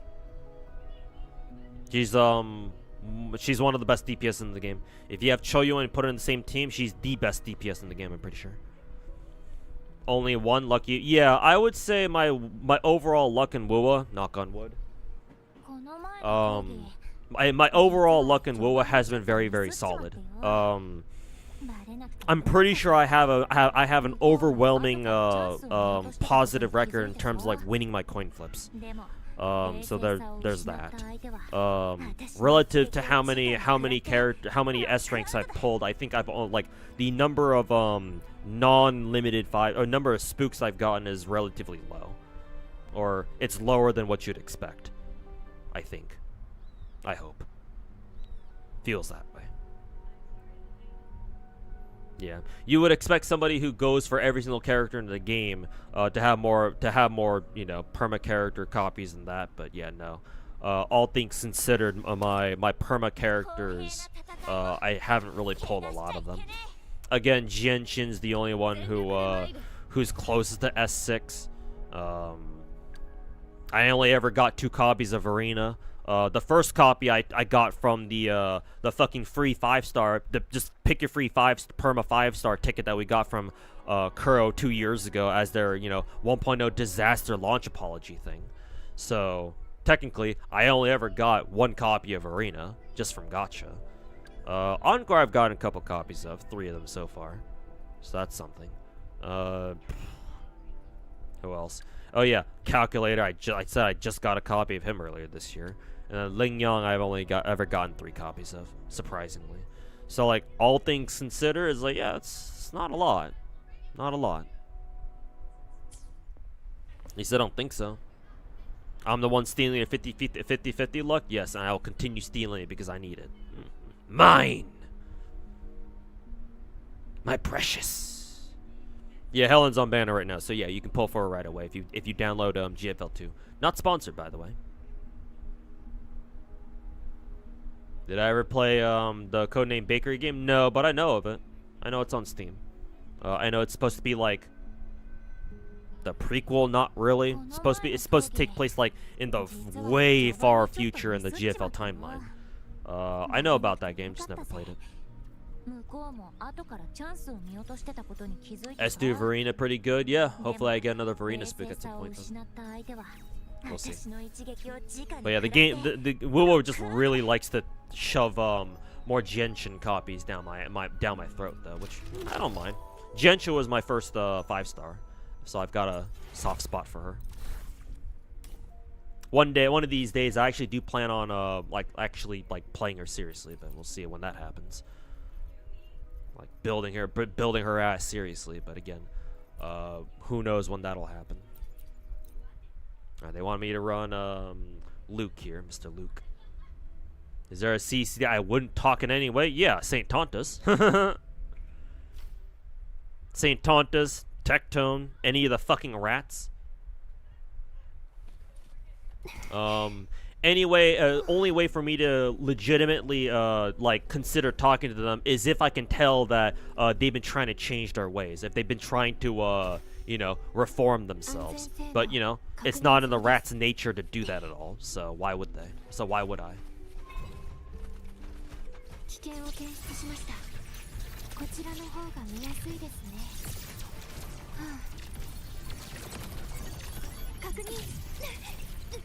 God fucking damn it.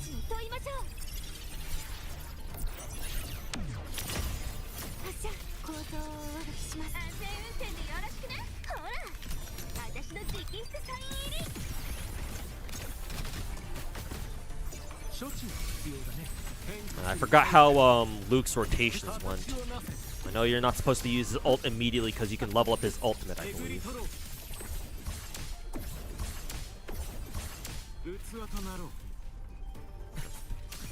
I believe now I can use Papa's ult here. I think I saw that was at level 3.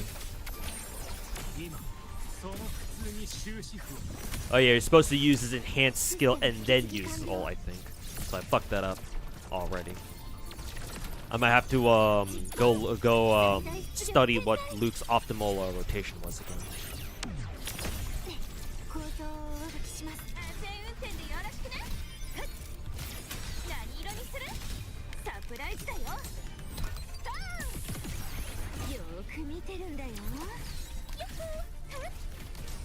these enemies are really tough. Why are they so? Why they got so much HP? 痛みは和らいで変化するタイプ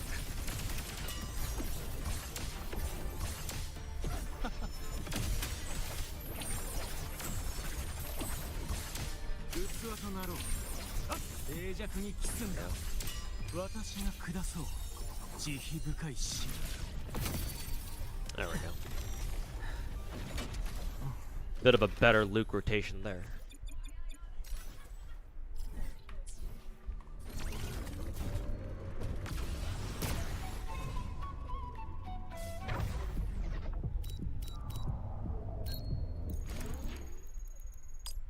Bonk. ちょうどいいねシステム引き継ぎ完了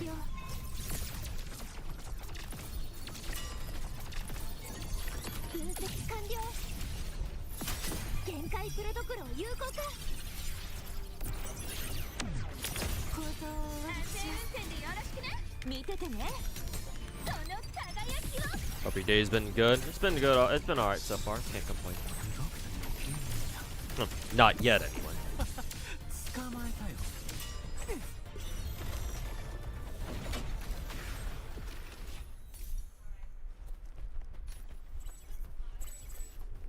Better than you when it comes to Tectone. You won't even try to begin why he started pivoting to right-wing grifting.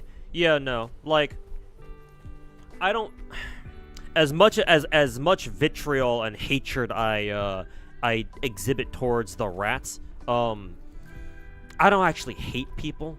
The only way you get me to actually, like, genuinely hate someone is if, like, for me to hate somebody genuinely and unironically, like, just 100%, like, with every fiber in my fucking being, hate somebody, for me to do that, I would have to know them in real life. Like, yeah, sure, I'll talk a ton of shit on, like, the rats, like, the fucking clown and, you know, Kectone. That fucking trailer trash. But, like, I'm never gonna fucking run into them in real life or anything. I'm never, like, I never have to interact with them, like, directly. So, like, it's like, yeah, sure, I'll talk mad shit on them, but it's a waste of my time to sit here being like, oh my god, I fucking hate St. Thunder so fucking much. Like that's fucking, you know, fucking Twitter retard behavior. I got better things to do with my time. So, like, a corollary to that is if there is somebody out there who I don't like for whatever reason, if I can see that they're trying to change, like, actively change for the better, then it's like, okay, sure, you know, you're trying to change, you're trying to reform yourself, all right. Like, if they're actually putting in a genuine effort to, you know, and they realize that, oh, you know, on the unlikely chance, obviously it doesn't happen a lot, but on the unlikely chance that, you know, oh, they see the error of their ways and they're trying to change. Okay, sure, all right. The one example I can give here is Arikoto Zodan, where back in the day, back when I first started talking shit on the rats, Zodan started off supporting the rats. But then, you know, sometime later, I forget how long it took for him to, like, you know, reform, if you can even call it that. If he ever even reformed in the first place, if you even call that reforming.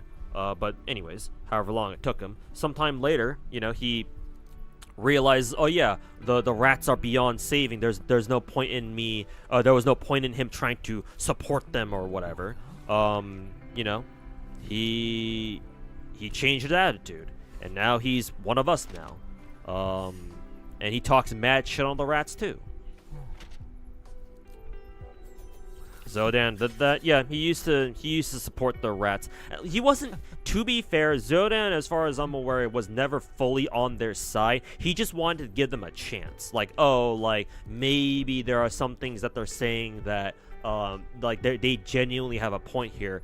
And I don't know, maybe Zodan saw something in them that we didn't, that I certainly didn't, but no, eventually it just didn't work out. And Zodan eventually realized, oh yeah, no, the rats are beyond saving. There's nothing good that'll come out of associating with them. And so yeah, Zodan just fucking said, all right, fuck these guys. And so he left. Did Legion's gaming change? I don't know.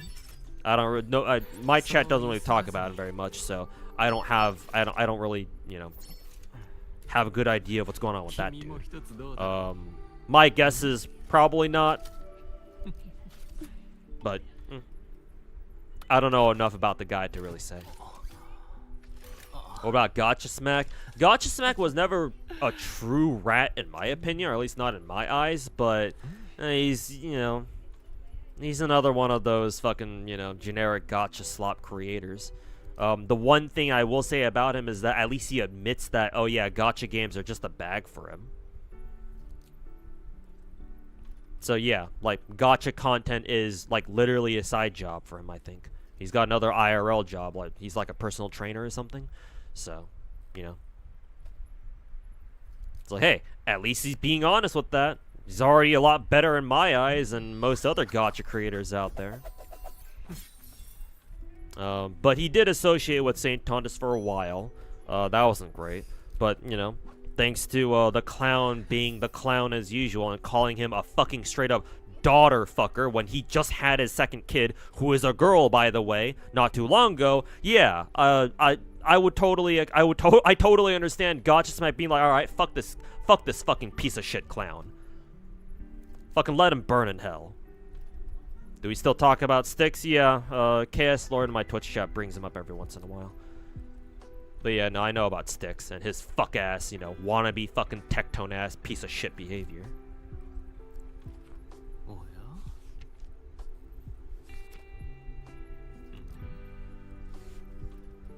This is a gacha drama space. I talk about gacha drama. I ain't got a problem with that. I've been involved in a fair bit of gacha drama myself, especially back when Tectone decided to fucking blast my ass on his channel. So yeah, he can go fucking burn in hell for all I care. But I don't normally start my stream talking about it. I only talk about it with my viewer if you guys in chat bring it up. Then in which case, yeah, sure, I'll talk about it too. But I usually don't initiate it on my own. I would much prefer sitting here and just play my damn gachas rather than just, you know, blab about fucking drama of, you know, 24/7. But if it comes up in chat, sure, all right, I'll talk about it too. Look at Luke being all fancy.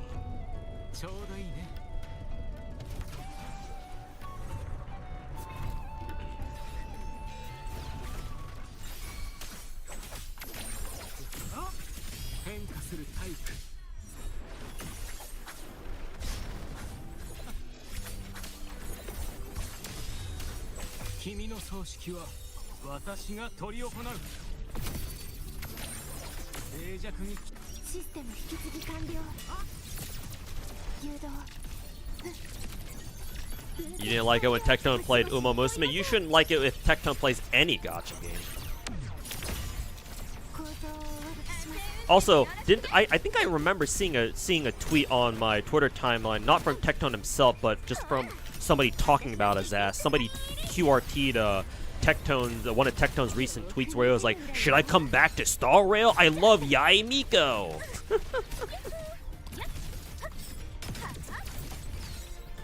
Peak fucking irony, by the way, because we're talking about a dude who was like, you all should quit Star Rail because of Castorus's fucking global passive.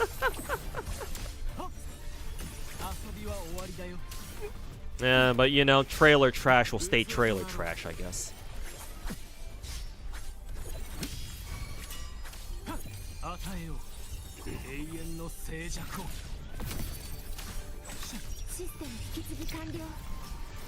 What about Welsh Lady? Welsh Lady? Are you talking about Captain Cabinets? Last I checked, I think she was still a rat, unfortunately. I think some of us had a little bit of hope that maybe Captain Cabinets would stop being a fucking rat after her run-in with St. Tontus, but I don't think that's the case. So.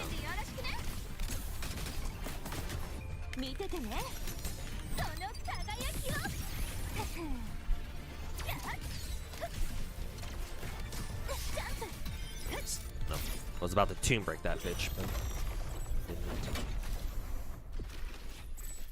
But yeah, no. Anyways, let me finish my thought that I was talking about for towards Senya's comment.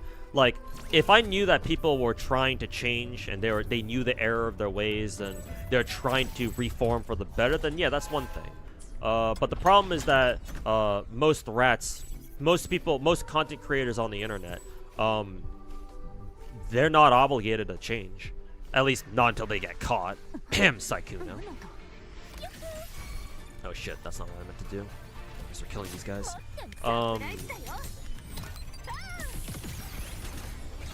And like in this day and age of streaming where like, you know, you've got retard, you got fucking absolute fucking dipshits like, you know, that Johnny Somali guy. Well, at least that Johnny Somali bitch is gonna get shoved into South Korean prison. So hey, I hope he enjoys fighting North Koreans one day. But like with him and like what was that other like nuisance streamer that went viral for being a little bitch or being a fucking asswipe? I think his name was Fiddly or something, right? I think it was like a French streamer or something. So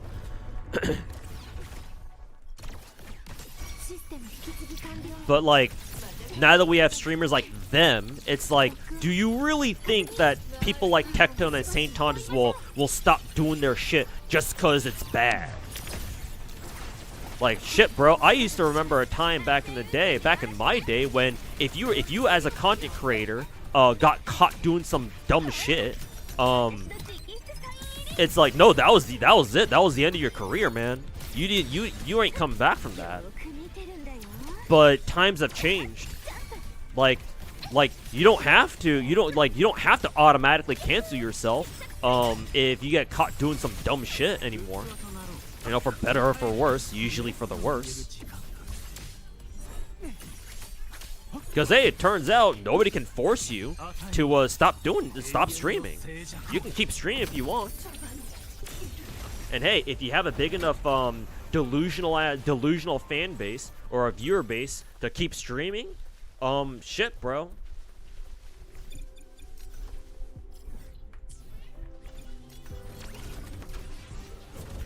So people don't really have an incentive to change anymore. Technically, I guess if you really think about it, it never really did. But strictly speaking, they never really did. What the hell is this? Why is this one all over here? I'll just go get this one done instead. So like, again, what incentive do creators have to even change? They don't really. You know, Saint Tontis can keep being the little fucking bitch-ass little rat who keeps sucking Tectone's dick on a fucking, you know, weekly basis every fucking Friday night.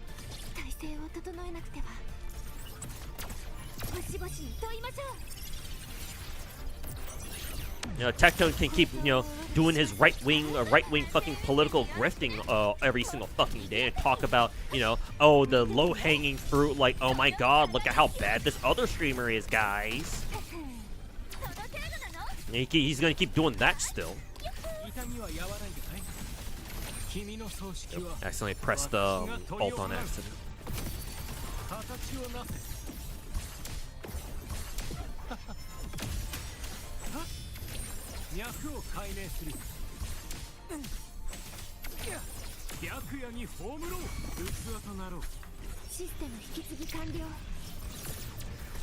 So it's very rare for, like, you know, nuisance streamers like them to ever actually come to their senses on their own.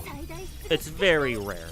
Even the Zodan example that I gave earlier, that I mentioned earlier, Zodan was never really like a rat like them. He only tried giving them a chance. And as soon as he realized that, oh no, there's no saving these rats, he jumped ship off of them real fucking quick.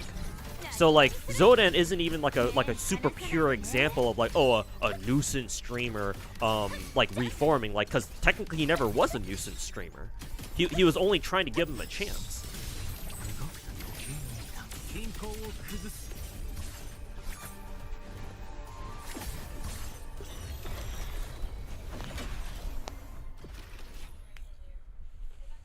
Legion's game, it was also spiraling downwards last time you checked. Oh, well, can't say I'm surprised by that.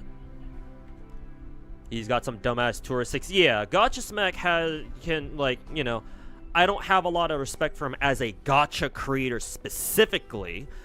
But yeah, at the very least, he seems to be more decent of a person compared to a lot of other dog shit gacha CCs out there. Or at least is a lot more honest than a lot of them out there. So yeah, I can respect him for that at the very least.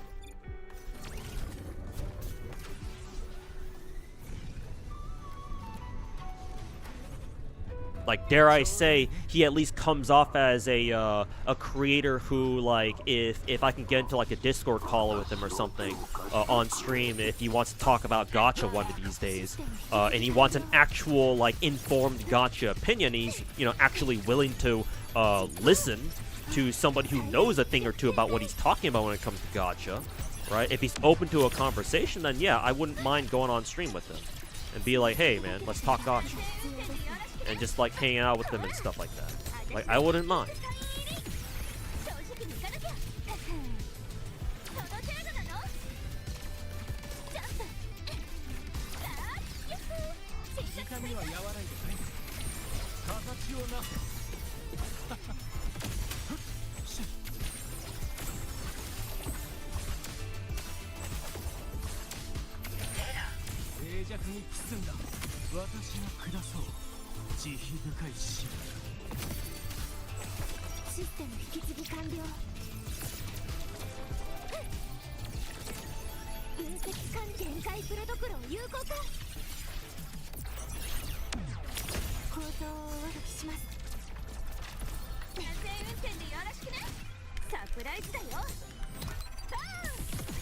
Yo, Cornelius, welcome back. How you doing?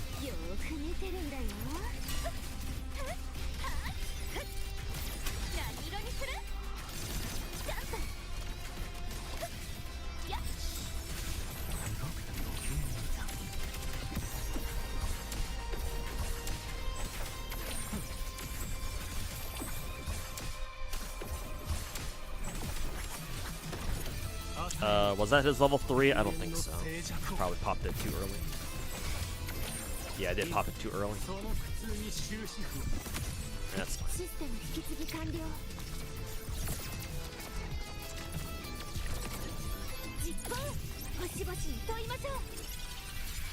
It's been a while since last hopped on a stream. Hey, good to have you back. Hope you've been doing well.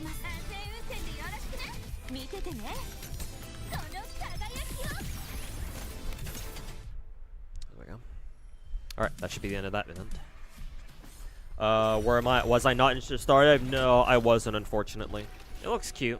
Like, I'm glad it exists. But yeah, no, me personally, I never really had much of an interest in it.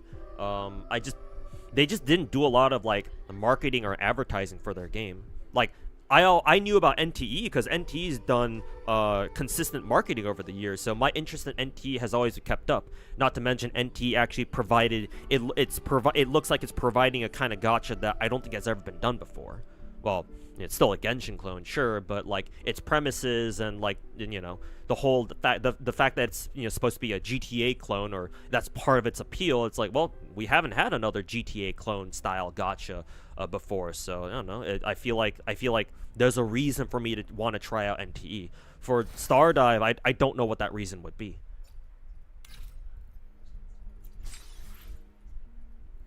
Let's see. Oh yeah, UI was right. I don't need to play the final exam. I think I still will anyway. Fuck it. Just for the sake of completion. I will run Sigrika though, because I like playing Sigrika, even though I don't really know what I'm doing with her. Do you know how to play Sigrika? No, I just press random buttons and she fucking launches a goddamn nuke that fucking destroys the entire map. It's long though, really? Oh god. Is it? Oh, I see. I think I know what they want you to do. They probably want you to go through every single thing, right? Ugh. Yeah, it will take a while. That will indeed take a while. Is Luke S1? No, my Luke is S0. All my limited characters S0 except for this girl that you're looking at right now. And that's only because I got S1 Shorekeeper off of the spending event we had a couple months ago.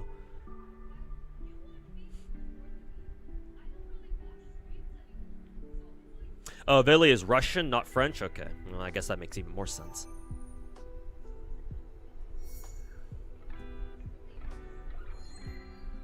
I'm surprised the Kremlin hasn't tossed his ass into Ukraine.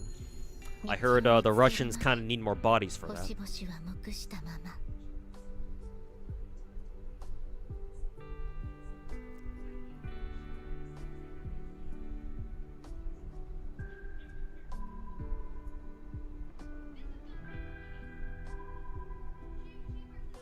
You should go do the music event. Yeah, probably. Maybe I'll do the. Maybe I'll finish the rest of this this long ass exam, if I've got like time and I've done everything else. Yeah. Yeah, the music event's probably, or doing the other event is probably smart. Let's see. So we got this done, or basically done.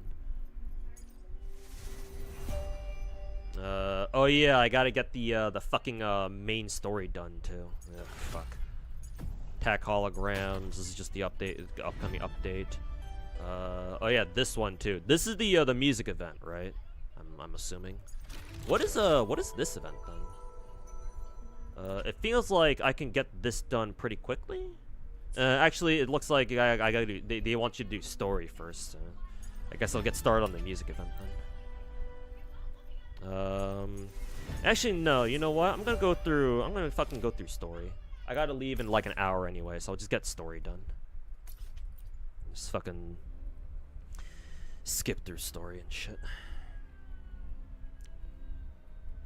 Oh, that top event is gonna take, it only takes like 3 minutes? Okay.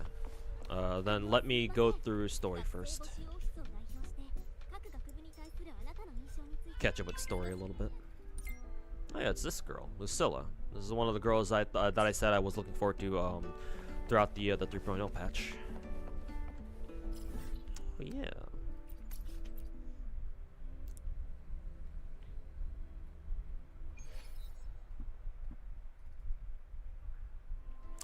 Difference is that people like Tectone and St. Tontus try to frame themselves on a moral high ground. They're very performative by nature. Nuisance streamers like Johnny Somali and Vitaly they just straight up do dumb shit, and they don't even try to pretend. I mean, honestly, like, if I'm being real fucking honest here, I would rather deal with Johnny Somali and the Vitaly types, because at least that way they're not even trying to pretend.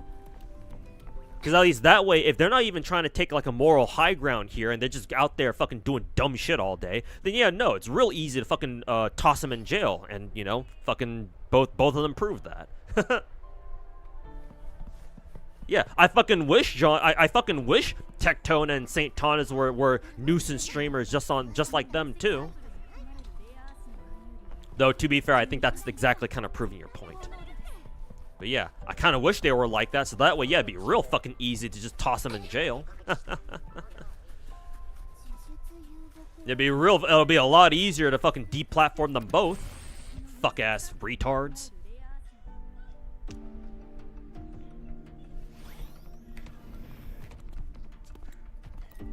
Lucilla's coming up soon. Yeah, I think she's soon, right? Maybe. I think she is. I certainly hope.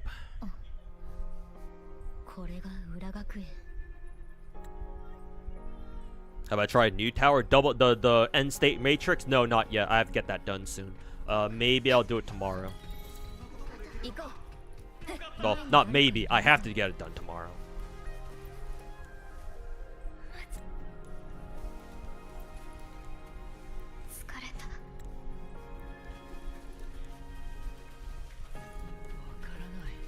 Yes, Quacky, I did mention that, I have said that I do want to pick up Limbus Company one day. Main reason why is because I simply don't have the time for it, at least not right now. I will pick it up if I'm ever able to make content creation a full-time thing. There's like a short list of gacha games out there that that apply. So Limbus Company, PGR, I believe Stella Sora are on there. I think Limbus Company as well. Oh, Reverse 1999 as well. So that's what, like 5 games, I think. 5 gachas. But yeah, all those gacha games are gachas that I will pick up like immediately or as soon as possible. If content creation becomes like a full-time thing for me, but it's not right now, so no.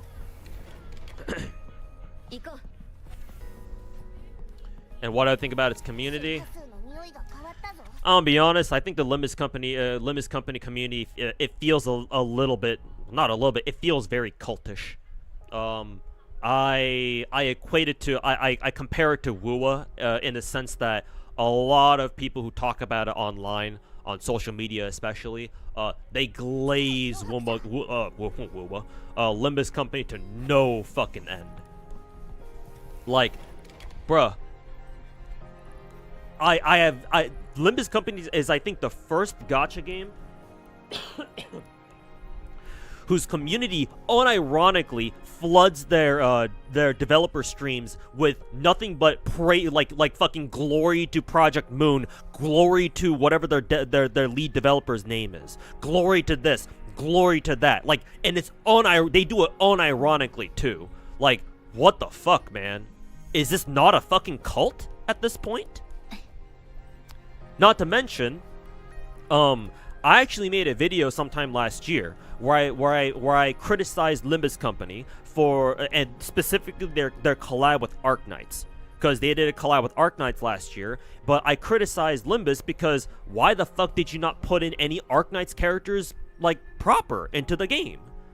Like, I understand it's oh, there's a lore reason for that, and oh, you can't have they couldn't have actual Arknights player characters in there. Like, I get that, but purely from a gacha collaboration standpoint, if you're gonna have a collab with a if a gacha game is gonna have a collab at all, and it's not gonna include any new characters, to me, that collab is fucking pointless. Why the fuck did you even do it in the first place? And especially I was especially disappointed with the Limbus and Arknights collab specifically, because it's a collaboration between two gacha games. It is, like, do you know how rare that is? Because to me, that is the only collaboration I have ever seen between two actual gacha games. Because every other collab I've seen for a gacha, it's always been with a non-gacha IP. Unless you count Star Rail's Fate collab, but even then I don't count that because it was with UBW, not FGO specifically. That and FGO doesn't do collabs, not outside the Type Moon universe anyway. So no, I don't count that. It's like, this was such a rare opportunity. This is just such a rare occurrence in general. A gacha game collabing with another gacha game? Are you serious? And yet they fumble it anyway by not putting in Arknights characters. Again, I get it. It can't happen because of lore. I fucking get it, dude. But fucking come on, man.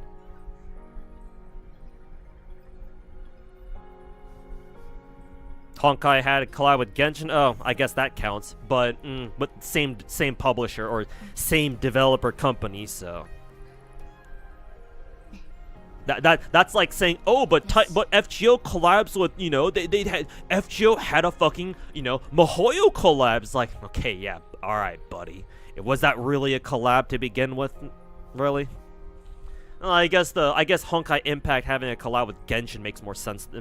Is more of a collab, like an actual collab, than, you know, FGO with MiHoYo or literally any other Type Moon IP they collabed with, but. I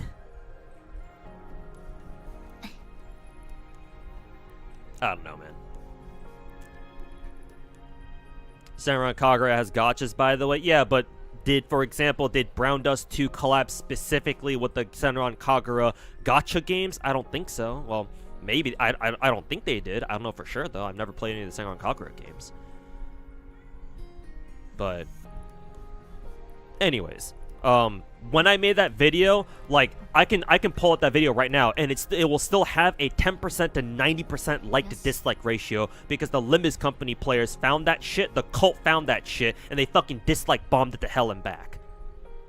Like, I don't mind the dislike bombing so much because I've already had a lot. I know what it feels like having my videos get dislike bombed. Like, you know, Tectone exists, right?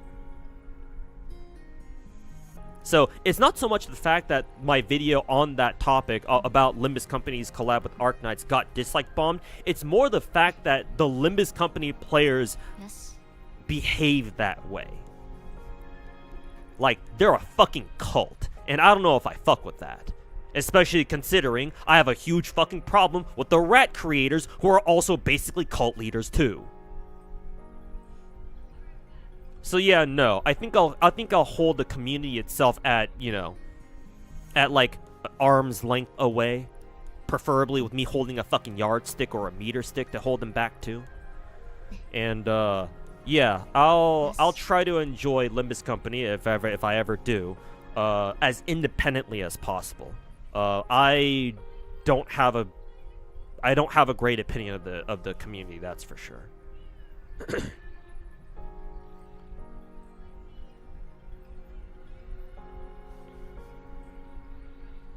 Azraelane did what, a collab with another gacha game? Which one was that? Because I don't remember. I'm not saying you're wrong. I just want to know which one it was. Maybe they did. Yes.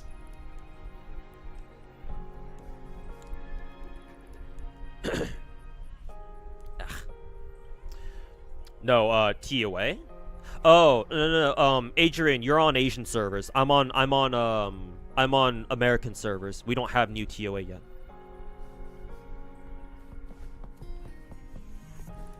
Our TOA on the American servers will reset in 10 hours? Less than 10 hours. So no, we don't have TOA. We don't have the next TOA cycle yet.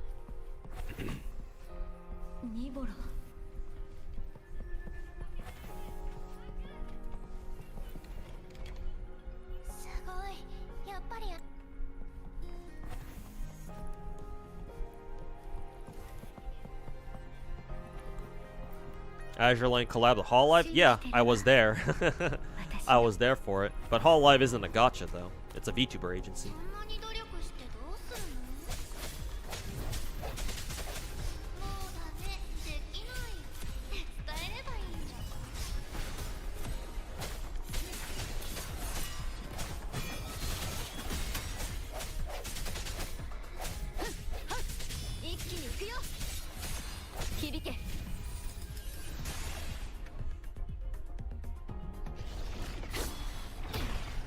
Unskippable cutscene.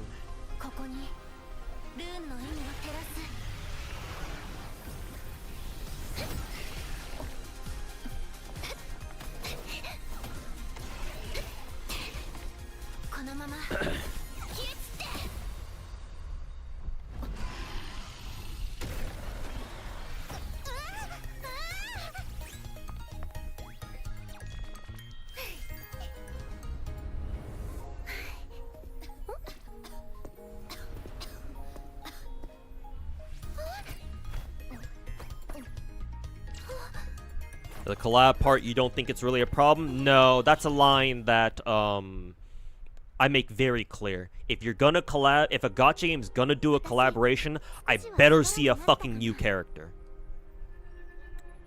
The reason why I'm so adamant about that is because gacha games, one of the fundamental characteristics of a gacha game is the characters. You play gacha games for the characters. If you're not playing them for the characters, why the fuck are you playing them?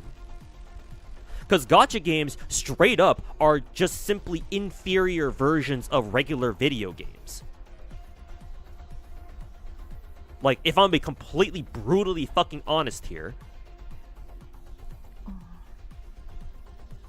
Like, in my opinion, objectively speaking, there is literally no reason for you to play a gacha game, because usually there's probably a better version of a gacha game out there that's an actual video game, and you don't have to deal with all the fucking bullshit that gacha games usually bring with it.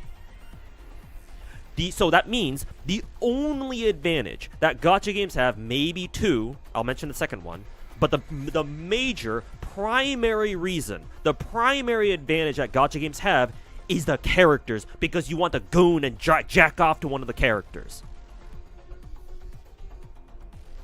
The second reason being it's a live service game, so that way you get more content for your favorite gacha.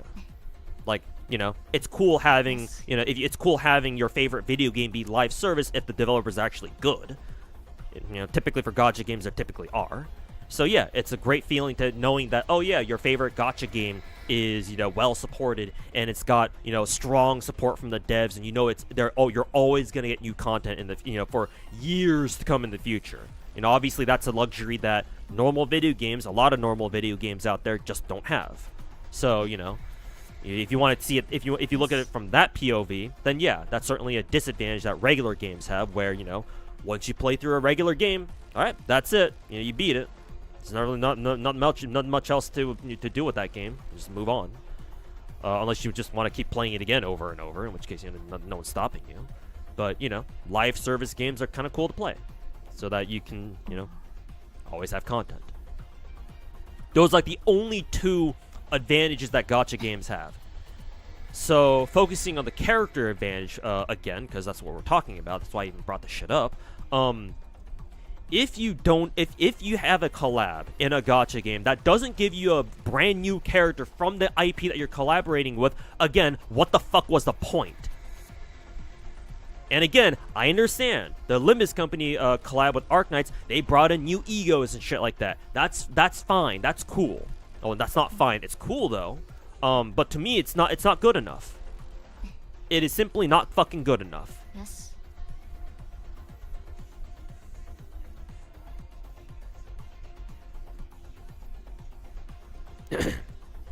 Again, Limbus company's got lore where you can't allow new characters. Okay, yeah, I get that. Blah, blah, blah. But, like, bruh, there are plenty of other gacha games out there that take their lore super seriously, but they still have collab characters anyway that make no sense for them to be in those games in the first place. Why the fuck does Nikke have Lycoris recoil girls in their game? How the fuck does that make any sense? Why the fuck do they have Neon Genesis Evangelion characters in there? Why the fuck does that even exist? I don't know. But they put those characters in there anyway because that shit is cool. I mean, for fuck's sake, even Genshin put an alloy from fucking Horizon Zero Dawn. Though, to be fair, it's because Sony made them. But Hoyo could have been like, no, we don't want to put an alloy from Horizon Zero Dawn to the Genshin Impact. But they did it anyway. And you're telling me that Limbus Company's writer, head developer, whoever the fuck he is, has his head so far up his own fucking ass that he won't even allow Arknights operators as playable characters?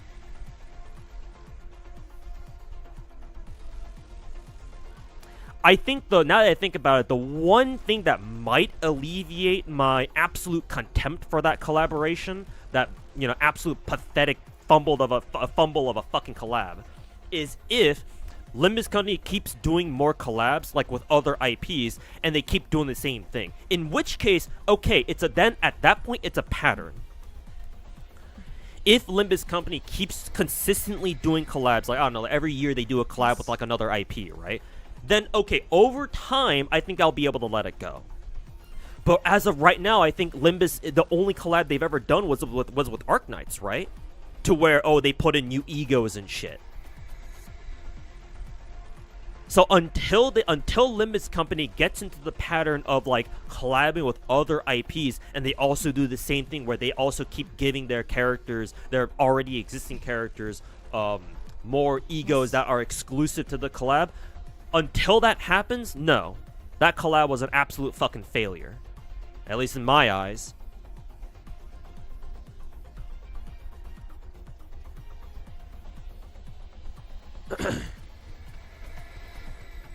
So no, that's a line that I make very fucking clear. If you're gonna have a gacha game that does a collaboration, I better see a new fucking character from that collab or from that other IP. If you don't, you wasted your time. I'm sorry. Actually, no, I'm not sorry. Go fuck yourself. wasting our fucking time over a collab. Whatever pathetic excuse of a collab that was.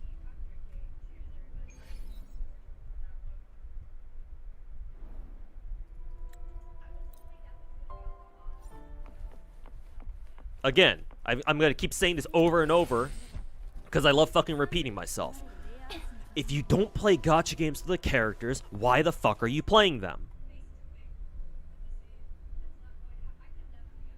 The point of gacha games, the point that one of the main reasons why people even play gacha games to fucking begin with, or at least I hope it is you looking forward to new characters.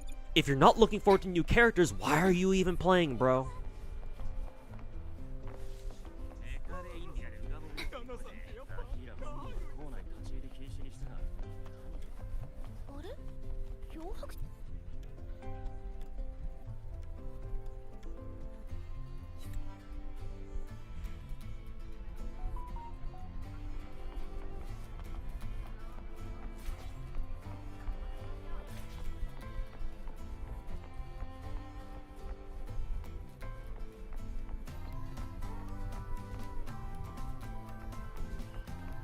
The Genshin collab with Duolingo, yeah, I don't know what the fuck was up with that, yeah. But hey, if you're gonna go on that topic, why the fuck is Wuwa having all these dog shit collabs, like smaller collabs, like I don't know, fucking Resident Evil and shit? Like what the actual fuck is the point of this?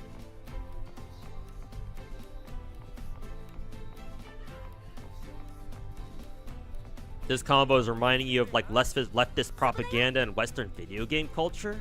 No fun allowed?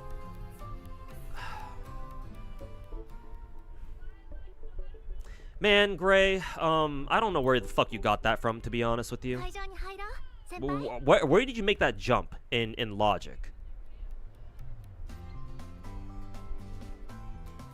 Assuming, of course, that you're talking about, like, my stance on gacha collabs, which I'm assuming you are. I don't know what other context you're saying that. You're saying that with. But what about what I said is what leftist propaganda? What about that makes you reminds you of leftist fucking propaganda? How is that political?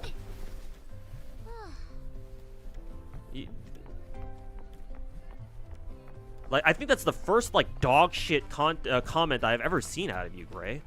So like I would love for you to explain yourself, unless I'm just misunderstanding horribly. Unless you're just saying that you meant that towards somebody else. Which is possible, I don't know.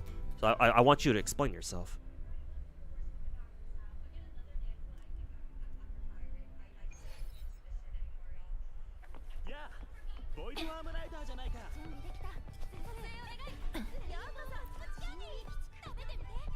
I think I say anything wrong?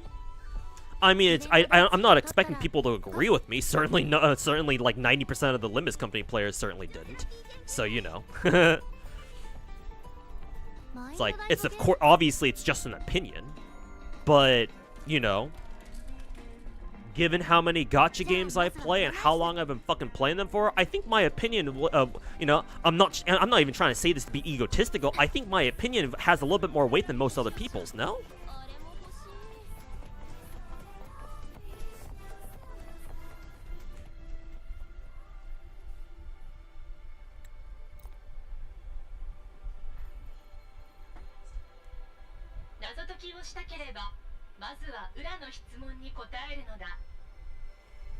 Now your stance, you mean people that would agree with my stance about... Oh, you were talking about them? Okay. Then yeah. Sorry, my bad. I thought you were talking about me and what I was saying. But yeah, no, maybe it would have been nice if you specified that, yeah, you thought that the Limbus Company players who disagree with me, you were saying that about them. Yeah, I think next time you should specify that before I commit friendly fire. But like, actually, it's not like I don't even see it like that either. I don't think that the Limbus Company players are, oh, they're being they're being leftoids, fucking no fun allowed. Like, no, I don't think they're acting that way necessarily.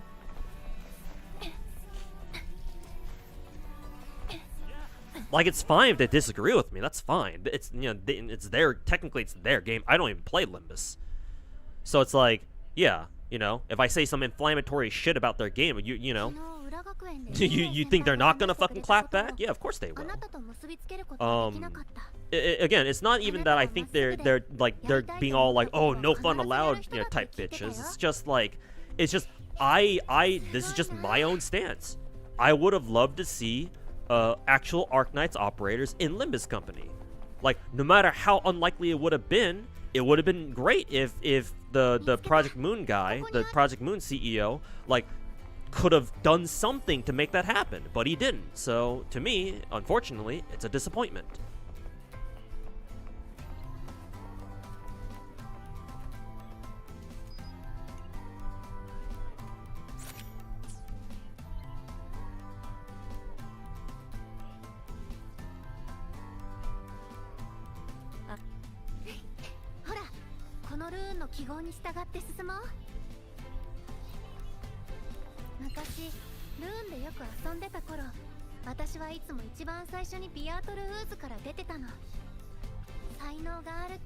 Last drama you saw in Limbus were the Gooners getting pissed off that one ego didn't turn out how they expected. Oh, I think I actually kind of saw like a glimpse of that. I don't know exactly what happened, but it sounds vaguely familiar.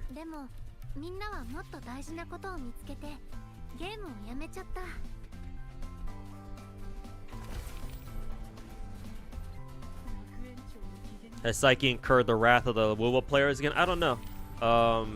Probably not, because I believe his last Wuwa video was sponsored, which apparently, from what I was told, he didn't say he didn't mention it was a sponsored video until like the last 10 seconds of the video, which is pretty fucking scummy if you ask me.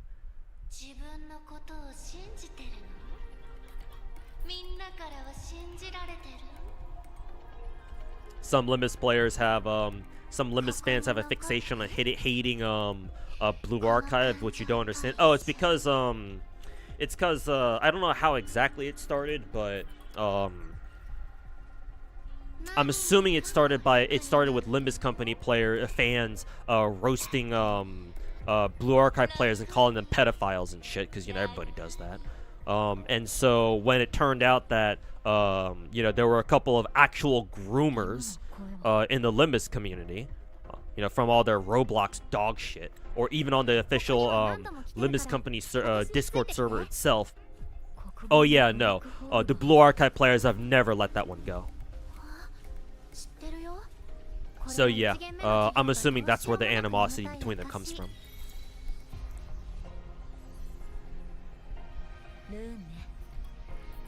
Yo, just Zenshiro, welcome back, man. Amazing videos. Oh, hey, thank you. Thanks for watching, dude.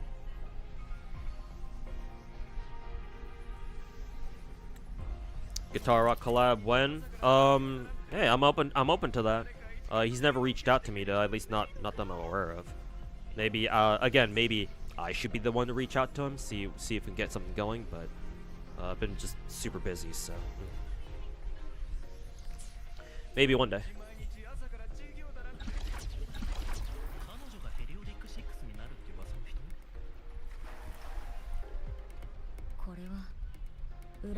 Specifically, it's the Limbus fan Discord. Well, yeah, there you go then.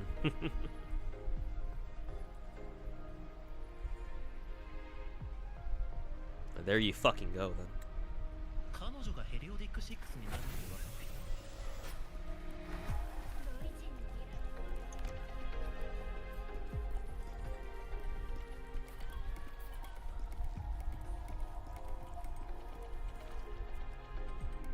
You think it's because the people in the Project Moon fandom are pretty culty, or they're a lot like a cult, and they remind you of those extreme leftists?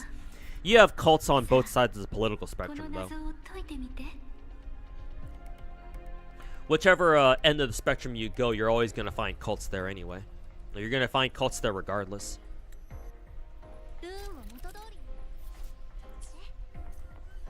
Whether you're a fucking commie or you're a fucking Nazi, you know, at the end of the day, you're both fucking cultish retards. So.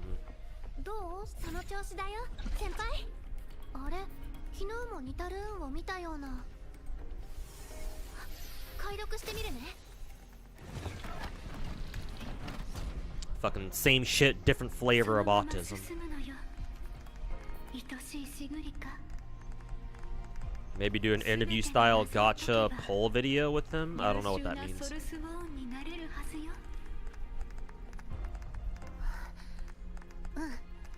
think he calls me Gacha God or something. Well, that's because I call myself that. I don't know if he calls me that unironically or just ironically or anything. Like I think he and I are cool. I certainly, you know, I certainly think of Guitar Rock much better than a lot of other gacha creators out there. So there's that.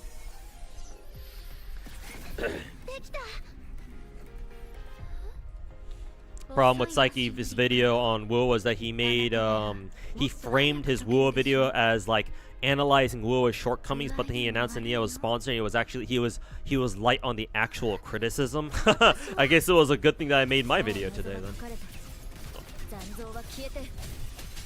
to make up for whatever dog shit pathetic excuse of a video Psyche's was.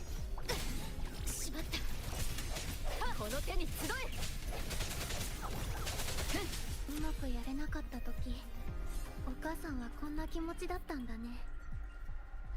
Is that girl's front line in the corner? Yeah. GFL1. 十分よくできてる。 Sorry if you yap out. Let me see. I don't care. You can talk about any gacha you want. これからの動きも知ってる。 Don't have to be about the gacha I'm currently playing. I'm not that anal like most other content creators are. Oh, you have to talk about what I want you to talk about. Bruh. I'm American. Fucking free speech, motherfucker. Well, until you start being a fucking dipshit in chat, in which case, hey, no longer freedom of speech now, is it?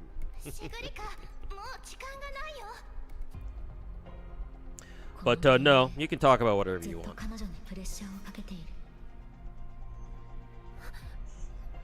I want my stream to be chill like that. Talk about anything you want, just don't be an ass about it. でも遅かったね、シグリカ。ルーンの解読に手間取ったから一緒に遊ぶ時間がなくなっちゃった。もしかしてお願いがないから解読に集中できなかったの？ごめん。次はもっと頑張るから。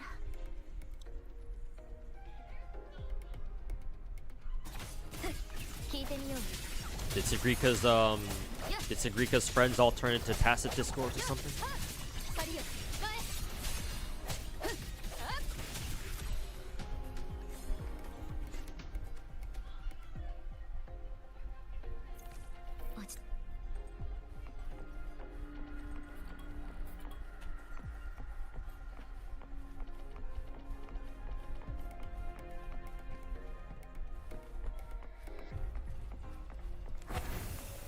Interview style gacha roll video is that you and him talk about gacha related stuff, ask a few things well, another every now and then keep taking something.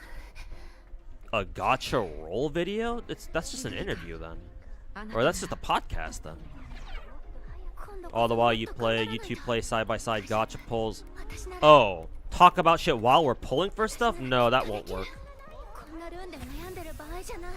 Like the only way that would work is if we both save up pulls for like one particular gacha game that we both play, and we do our pulls super fucking slowly. You must be thinking of the Hot Ones interview format, where I think they have famous people get on and fucking, I don't know, eat hot wings or some shit while answering questions. I think you're thinking about that, because that's what that reminds me of. But no, that takes a little bit too much coordination. So unfortunately, I'm gonna have to shoot down that that suggestion.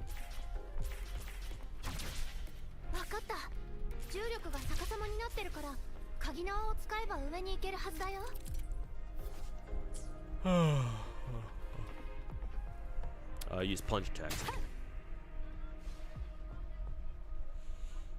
始まりと終わりの意味を支配して私が道を作る。 Hey, yo, Kenny, welcome back, man. Hope you've been doing well. Just recovering from a busy week. About to clear out rerun, somewhere for a rerun. Worked a bunch this weekend. Events got canceled due to weather. Ooh, all right. But yeah, hopefully you're doing well. It's good that you've been busy. Hopefully you've been, hopefully you've been stacking some paper. Any expectations for NTE? I hope it's good, man. I hope we got some sick rides, some sick cars that we can grab for ourselves and keep. I hope the different like the different apartments and the different like high-rise suites, the places you can buy and just hang out in as like your homes or whatever. Hopefully those are pretty sick too. And yeah, I hope the combat's good too. We'll see. Yeah, and hopefully the game runs well. Hopefully the game's got, you know, hopefully the game runs smoothly. Hopefully the game plays well. I just hope it's fun, dude.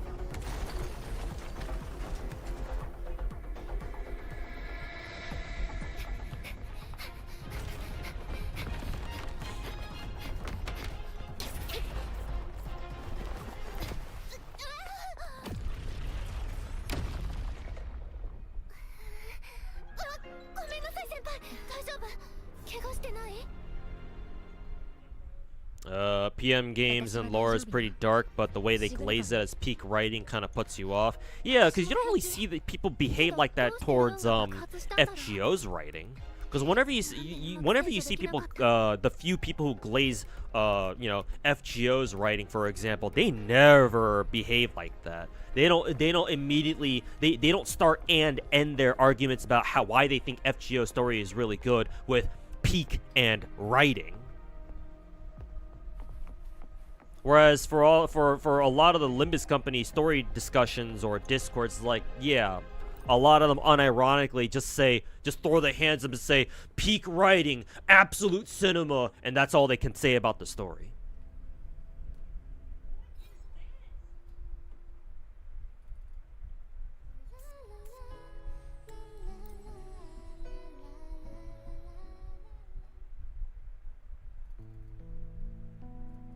Velaric's gotten back on grinding Nika, and you guys have been playing with him. Ah, I see. That's cool. Okay, I believe that's a story, so yeah.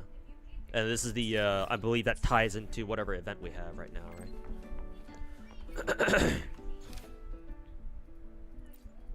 right? Actually, no. We still have to continue doing this. Yeah, hold up.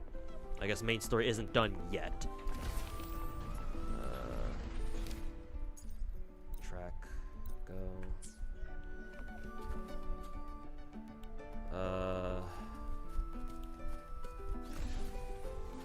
Where?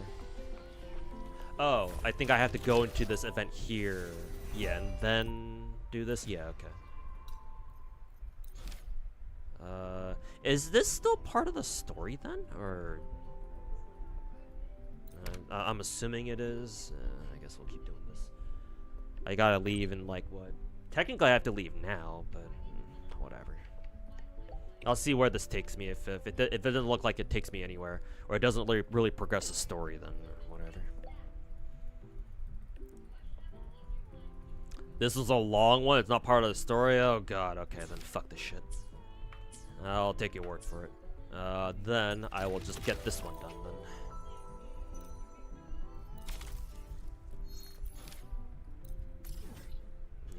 If this is just like a pure yap event that I can get done like in like 2 or 3 minutes, then yeah, I'll just get this shit done. I'll just get this shit out of the way. Is there an English patch for FGO JP? I have been seeing people, I have seen screenshots of people playing JP, and then their game shows up in English, so I'm assuming there must be like some sort of English patch, either a patch of some kind or I don't know, dare I say a mod, but I have no idea how they do that. So I'm not the right person to ask. But there probably is. They probably use like the same like they probably use like a similar version of like FGA or something, but instead of using the farm, they just use it to machine translate or AI translate JP script or something like that, I guess. Yeah, GGEs. I will hop on NTE this week. Yeah, tomorrow is the download, and what is it? Tomorrow's the download, and on the 29th we'll get the game, or the game will come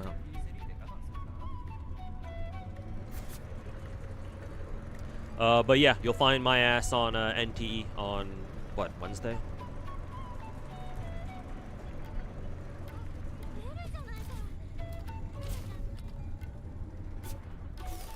Want to play Ether Gazer again? I think it's the anniversary patch. Oh yeah, it is.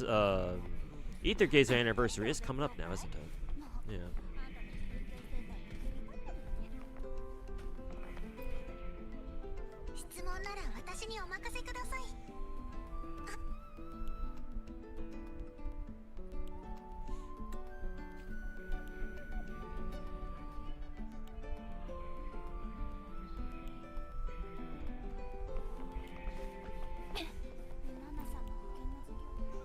Hey, Lucius, welcome back. Yeah, you're late to the party. Unfortunately, I'm gonna get out of here in about like 15-20 minutes.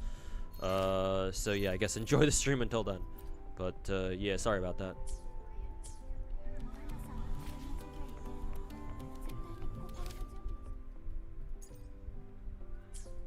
What the fuck does the game want me to do? Oh, okay. Rescued researcher or something.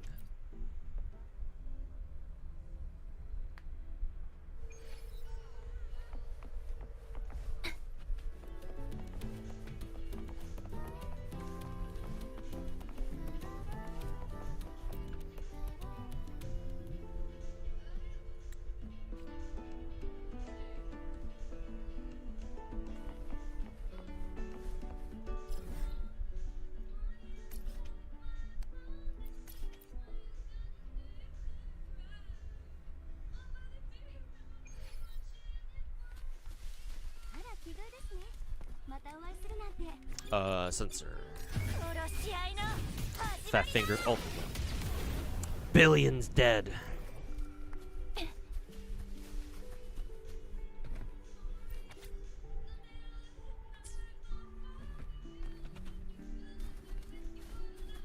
Those asides take like 5 minutes even without without skipping. Oh, did UI actually feed me fake news there or something? I don't.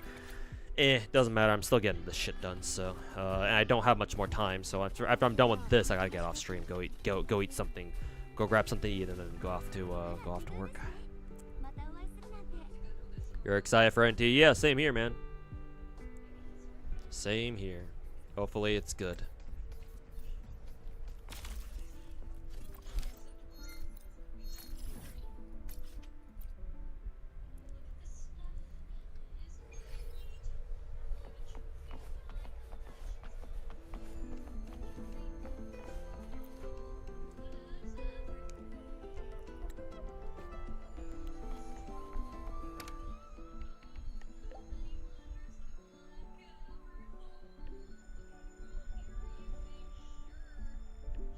It was fast. It's just a lot of back and forth typing. I mean, that's fine. I don't really consider that to be that big of a deal, but I'm already doing this, so it's whatever.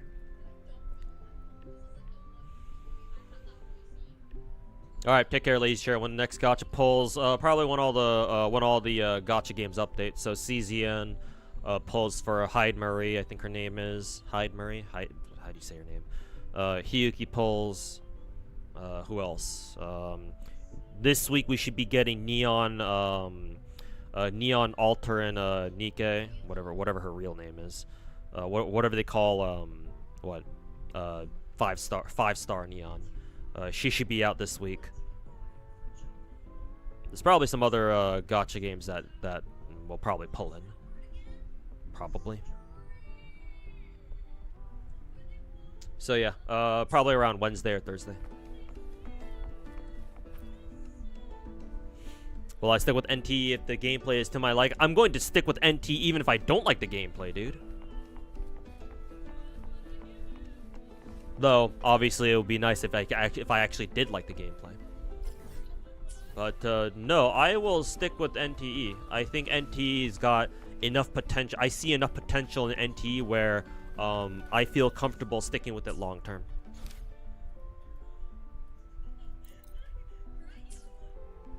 I'll wait until 11 p.m. This is 11 p.m.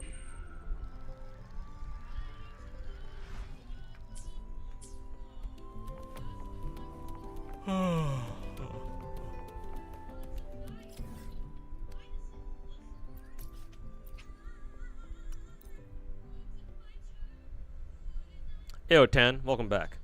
I don't know how long we've been how long I've been streamed for, but yeah, welcome back. I don't think I've seen you in a while, unless you've been here and I just didn't notice you. Have I done the CZN events? I'm going through them right now. Yeah, I'm trying to get the ones that are going to expire soon done first. But yeah, I got one of them done last night, and I'll after I come back from work tonight, I'll get the other one done. Then. Been here for a minute. Okay, gotcha. Sorry, I must have not noticed them.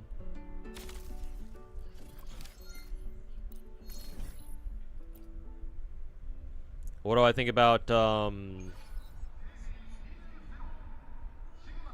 what do I think about Saint Tontas? I don't know, man. I made a 2-hour video explaining why I think Saint Tontas is the literal scum of the earth. So I don't know. What do I think about him?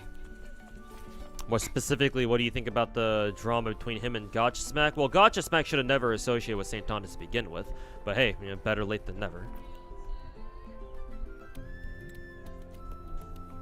I mean, when Saint Tontas is out here calling Gacha Smack a daughter fucker, when Gacha Smack apparently just had his daughter, like his daughter was literally born like the other week, I think. I don't know, man. What do you think somebody like that? What do you think Gacha Smack would do in his position? I don't know, dude. Would you like somebody on the internet, some random motherfucker, who probably takes cock from another human male up his ass every Saturday night? Would you like somebody like that to call you a fucking daughter fucker? I don't know, dude. Use your fucking brain. You got one of those, right? I hope you do.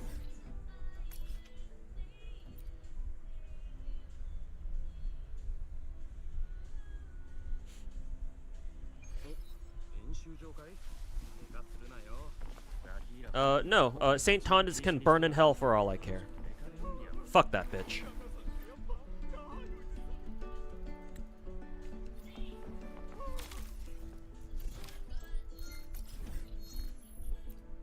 What a wild stream to join to. Hey, Banana. I mean, it's not the first time this has happened, right?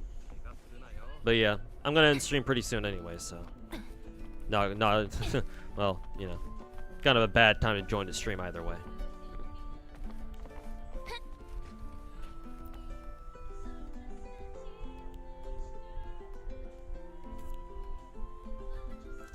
What if Saint Tontas answers you?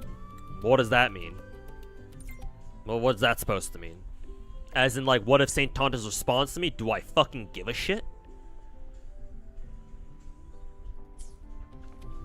Like, do you think Saint Tontas has never talked shit on me in his life? Yeah, what a fucking joke.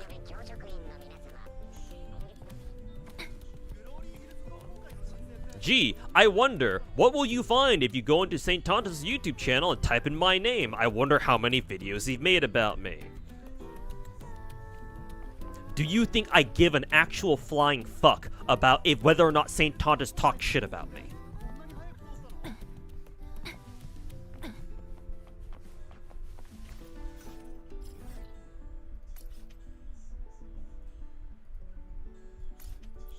Because I don't know, man. I don't think I do. Matter of fact, I care more about what he says about other people than what he says about me. Like, I'm more offended that he called Gacha Smack a daughter fucker rather than whatever he says about my ass. To be perfectly honest with you. So what even is that question? What if Saint Tontas answers you? Do I fucking care?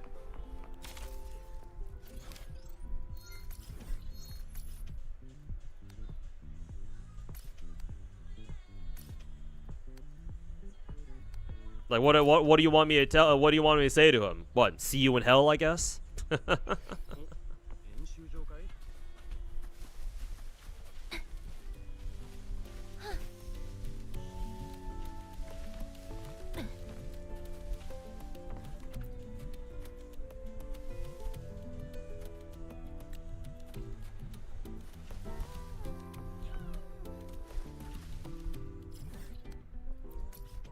Is this underground?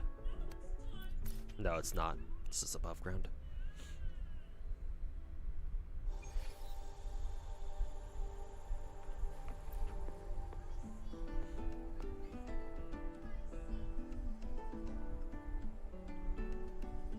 Urkala Functor is free too. In case you didn't catch up with the Ether Gazer, they did a Youngshur did a live stream. Really? What?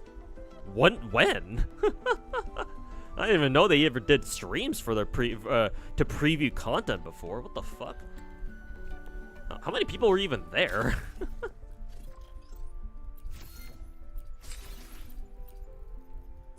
Alright, yeah, that should be the event then. Yeah, it was just a Yap event.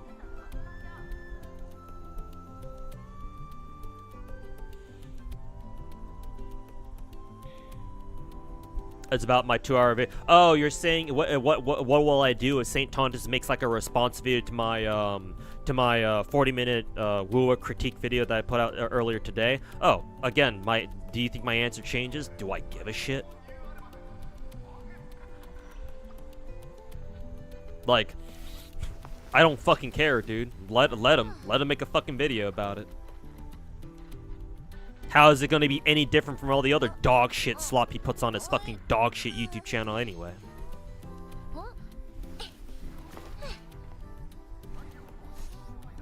So yeah, no, my answer doesn't change. He can fucking suck my dick. I mean, he sucks Tectone's dick all day anyway, so, you know. Hey, if he wants a bigger dick to suck, then yeah, he can suck mine.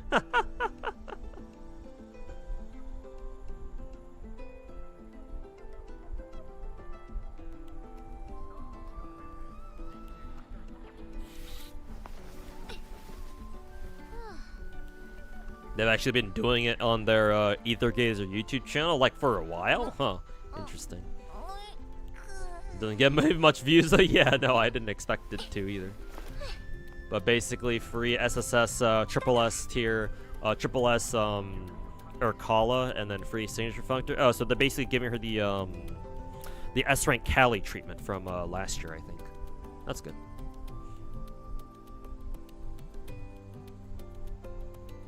Hottest Wuwa character for me? Hottest?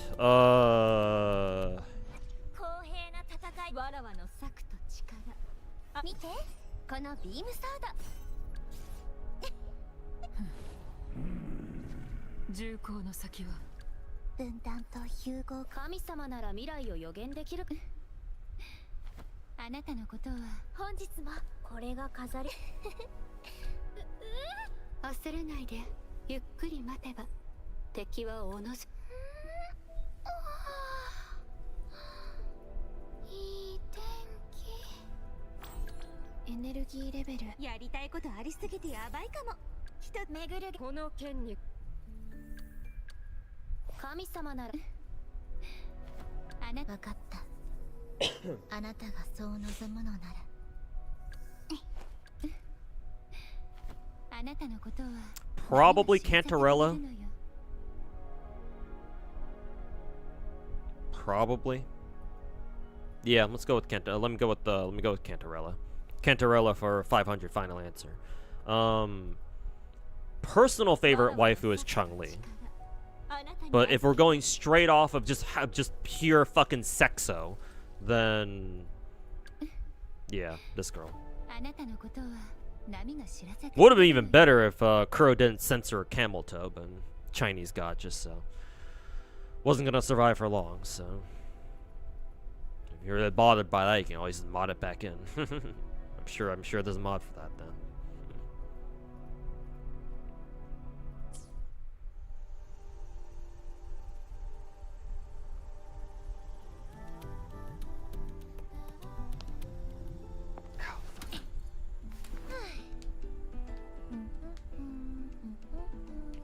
Cause yeah, the hottest and like my personal wife are I actually treat those as two different things. I know that might be a little bit surprising to some people, but I treat those as two distinct categories. Cause you know, characters can be pretty hot, but you know you might not like how they are. You might not like their personality and stuff. And I would hope that, you know, if you're looking at characters from like a waifu basis, then you take their personalities into account. Maybe. Assuming you know enough about them at least.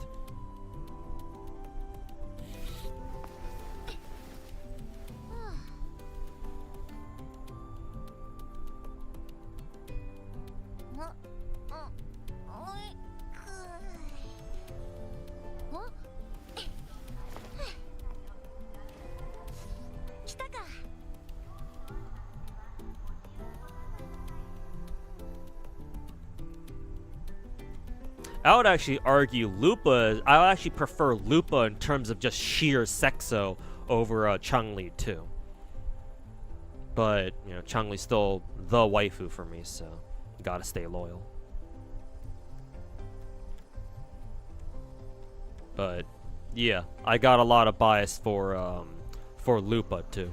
I probably consider Lupa to be my second favorite, the second hottest character, like in terms of just sheer straight, you know, gooner appeal. Lupa would probably come after Cantarella personally. But again, waifu tier is top tier, so Changli it is. Gotta switch her over to her swimsuit form. I mean, the fact that they gave Changli a swimsuit skin definitely gave her a lot more competitiveness. Also in the sexo category.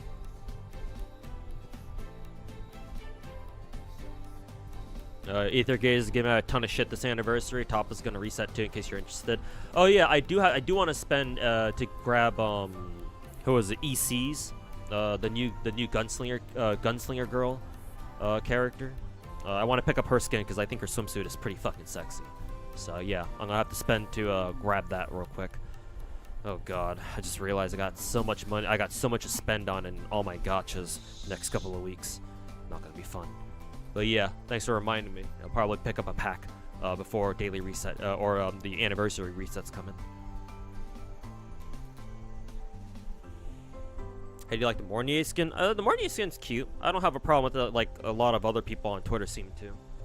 I think it's cute. Yeah, I don't have a problem with it. I'll probably pick it up myself too. Like, obviously, I prefer the Gunner skins where, you know, we have the ladies run around with their tits flopping out, flopping all over the place, or you know, them just spreading their legs or just fucking, you know, flashing their ass cheeks in full view. But you know, can't have all that. You can't have dubs all the time. But Mornier's skin is good. That's fine. I'm still gonna buy it anyway. Well, should we get more skins? Yeah, it's a problem with all the other big gachas so far. They seem to be pretty allergic to pumping out lots of skins for us, or for characters. NTE Tuesday night. Oh yeah, it might be on Tuesday night, huh? Yeah, because of time zones instead of Wednesday.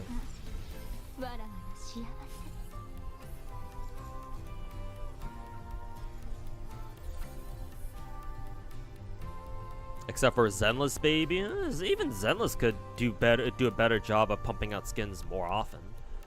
But I guess Zenless devs certainly put out more skins on a more regular basis than all the other gacha games so far, or all the other big 5 gacha games so far. I guess people don't like her skin. Yeah, I've seen some people complain about how other people were bitching about Mornier's skin.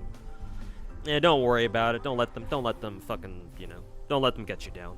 If you like the skin, that's all that should matter. Wedding dress shorekeeper. Isn't she basically in a fucking wedding dress already? Or like she's definitely in a wedding. She's definitely wearing a fucking wedding veil already. Is this not a wedding veil? Yeah. Isn't this the veil shit that brides typically wear? I mean, obviously this is really fancy for a wedding veil, yeah, but like, is this not it? Or does this not give you the vibe? I think Shorekeeper's whole story is that, yeah, she's supposed to be your fucking primary wife or some shit, no? Or did I fucking read Twitter wrong? Probably. But she needs a proper one? Alright, sure, fine. I guess if you want to give her a proper wedding skin, then sure, yeah.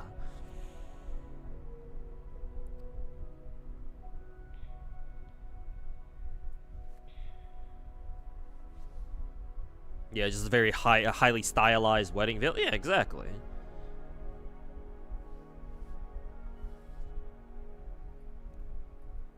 Like, hell, even these, I don't know what these are called because I'm not very familiar with fashion, but, like, hell, even these things, like, I don't know what these are called. What, like, epaulets or something? They're not epaulets, though. Not the same kind of, like, military-style epaulets, but, like, these, like, I don't know, these cloth flaps or whatever, like the ones that go from her tits up up and over her shoulders like this.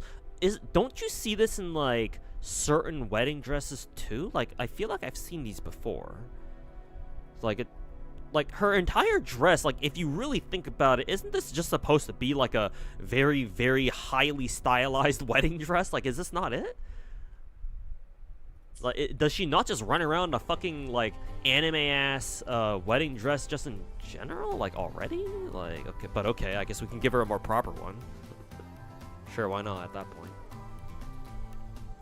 Young, our original waifu found dead in a ditch. Hopefully they give her like a 5-star version or something, I don't know.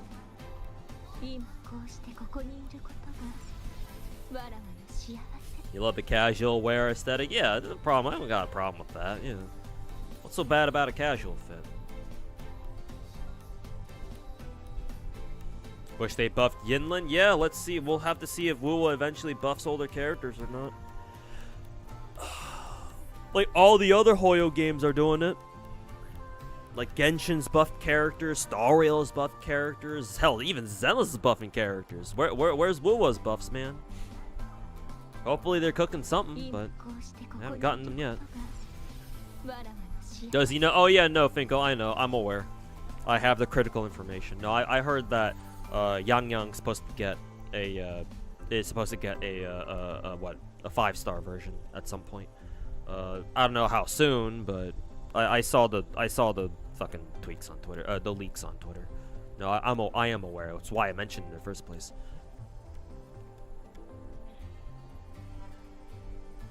Yeah, they say that fucking 5-star Yang will show up eventually. We just don't know when. But we'll see. So we'll see if those are true or not. Hopefully they are. Cause yeah, like Yang was initially my favorite character going into the game, like just before we really knew much about the game. I thought Yang looked pretty cool, so I was like, all right.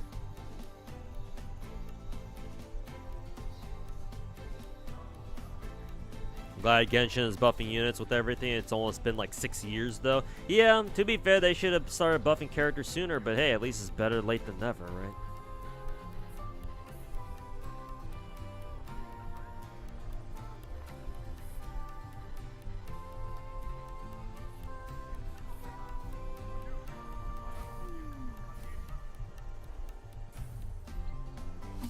She's also the face of the game, yeah. No, I mean, a lot of the time, the face of the game characters, a lot of the time they just kind of get shafted, though, eventually, though, so. Car 98K for GFL 1. Does GFL 2's icon have anybody on it? I forget, maybe not. What?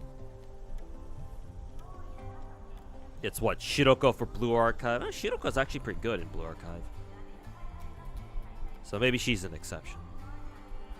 But, you know, March on Star Rail's icon, and, you know, who the fuck uses March? Ambi on the Zenless icon, and again, who really uses Ambi? At least A-rank Ambi.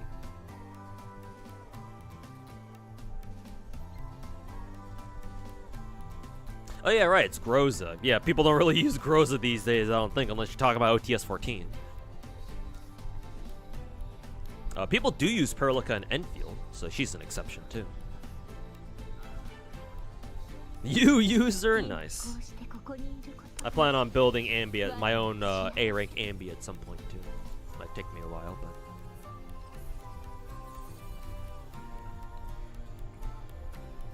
Alright, anyways, chat. Oh god, it's already like 5:10. I gotta get going. So, I am gonna get out of here. Made some good progress on, Made some good progress in Wuwa. Hope you enjoyed, Helen's titties from, the first game. Her massive fucking titties in the first game. Gonna exit out of that. You want some of that roguelike stuff that were made for the game mode made for older Resonators? Didn't they say they were bringing that back? Something like that? What, Elusive Realm or something? Didn't they say they were gonna bring that back? I think they did.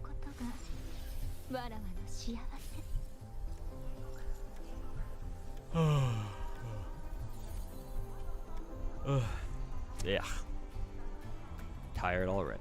Anyways, looks like Fall Master's streaming, so I'm gonna send you guys over to him. As per usual. Anyways, chat.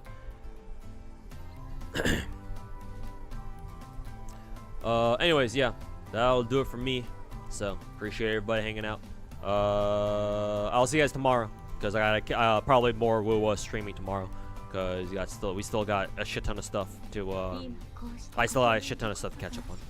So, yeah. Anyways, take care everybody. I'm gonna grab some food and make some food and then head out to work because the grind never stops. But yeah, take care everybody. Go tell File Master I said what's up. If you guys haven't seen it yet, I put out a video on Wuwa earlier today. Appreciate you guys. Go check it out. Go watch it. And yeah, that'll do it. Thanks for watching everybody. Peace.